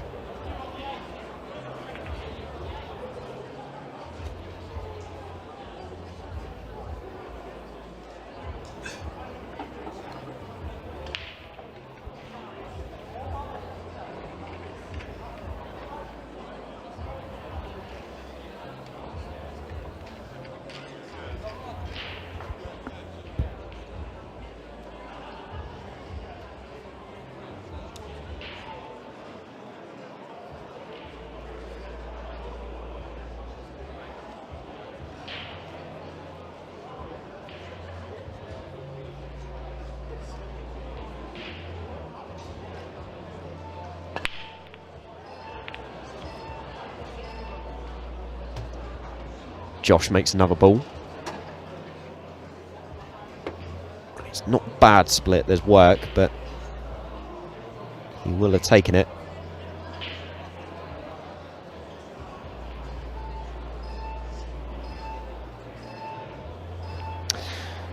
Well, Thomas Hill asking where John McAllister plays his pool out of. Well, John is based up kind of Stockton on Tees way nowadays. I know he does sometimes play out of room 21. Surprisingly, John isn't as avid a practicer as a lot of the pros are. He's very natural, so you won't always see him knocking about in the club, but every so often in preparation for an event you may see him pop in there. A lot of these pros like to practice against each other, so some of them will travel for their knockabouts.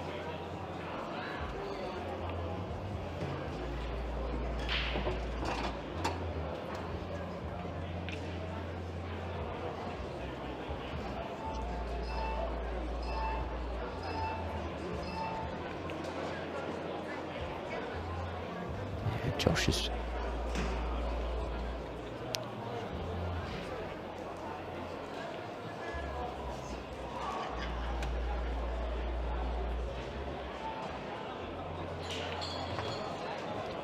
do you know what?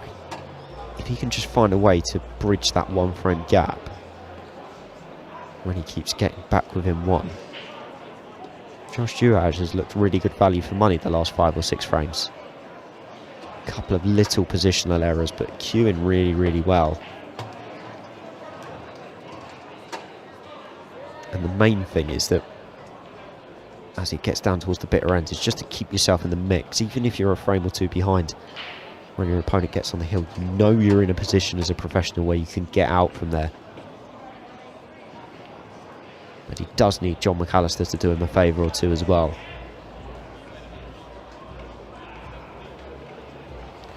Just on scores on the doors from the other semi-final as well.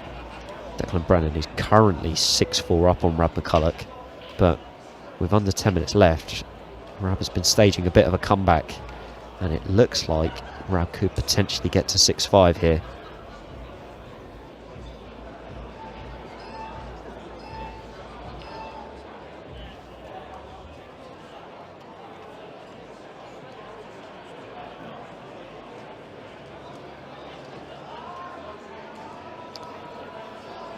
He is going to go 6-5 as Rab McCulloch, as John McAllister breaks off on this table.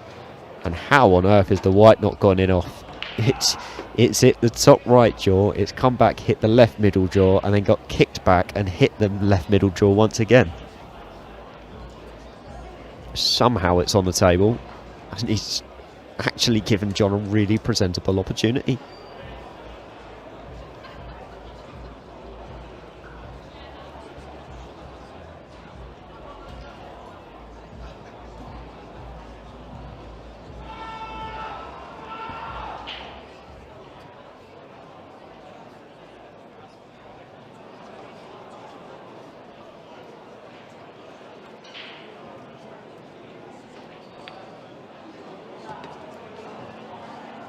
Here we go, John McAllister's out in the open again.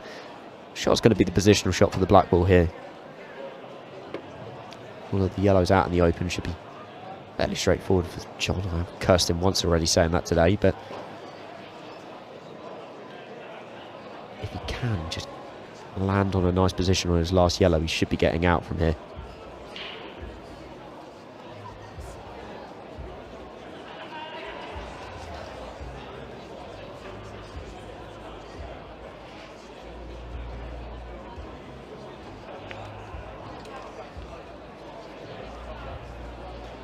Yeah, I'm sure the screams that you hear in the background will be from the nearby tables. There are a lot of semi-finals going on at the moment. Obviously, the Challenger semi-finals, as things are. You know, for these Challenger players coming up, these are such big moments for them being in semi-finals. And it would be Gary Close that's just nicked over the line against Kurt Weaver, 6-5 to make his first Challenger final. So massive congratulations to Gary in Tier 2.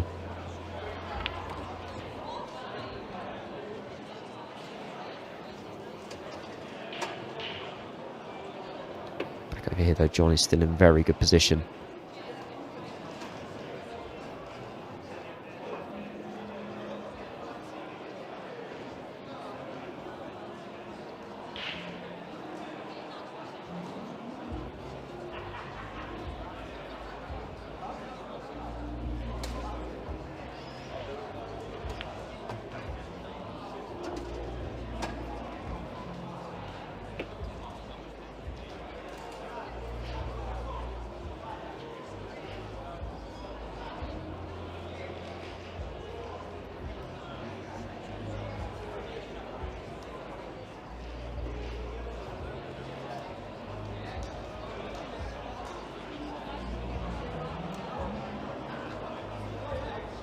John in a really good position.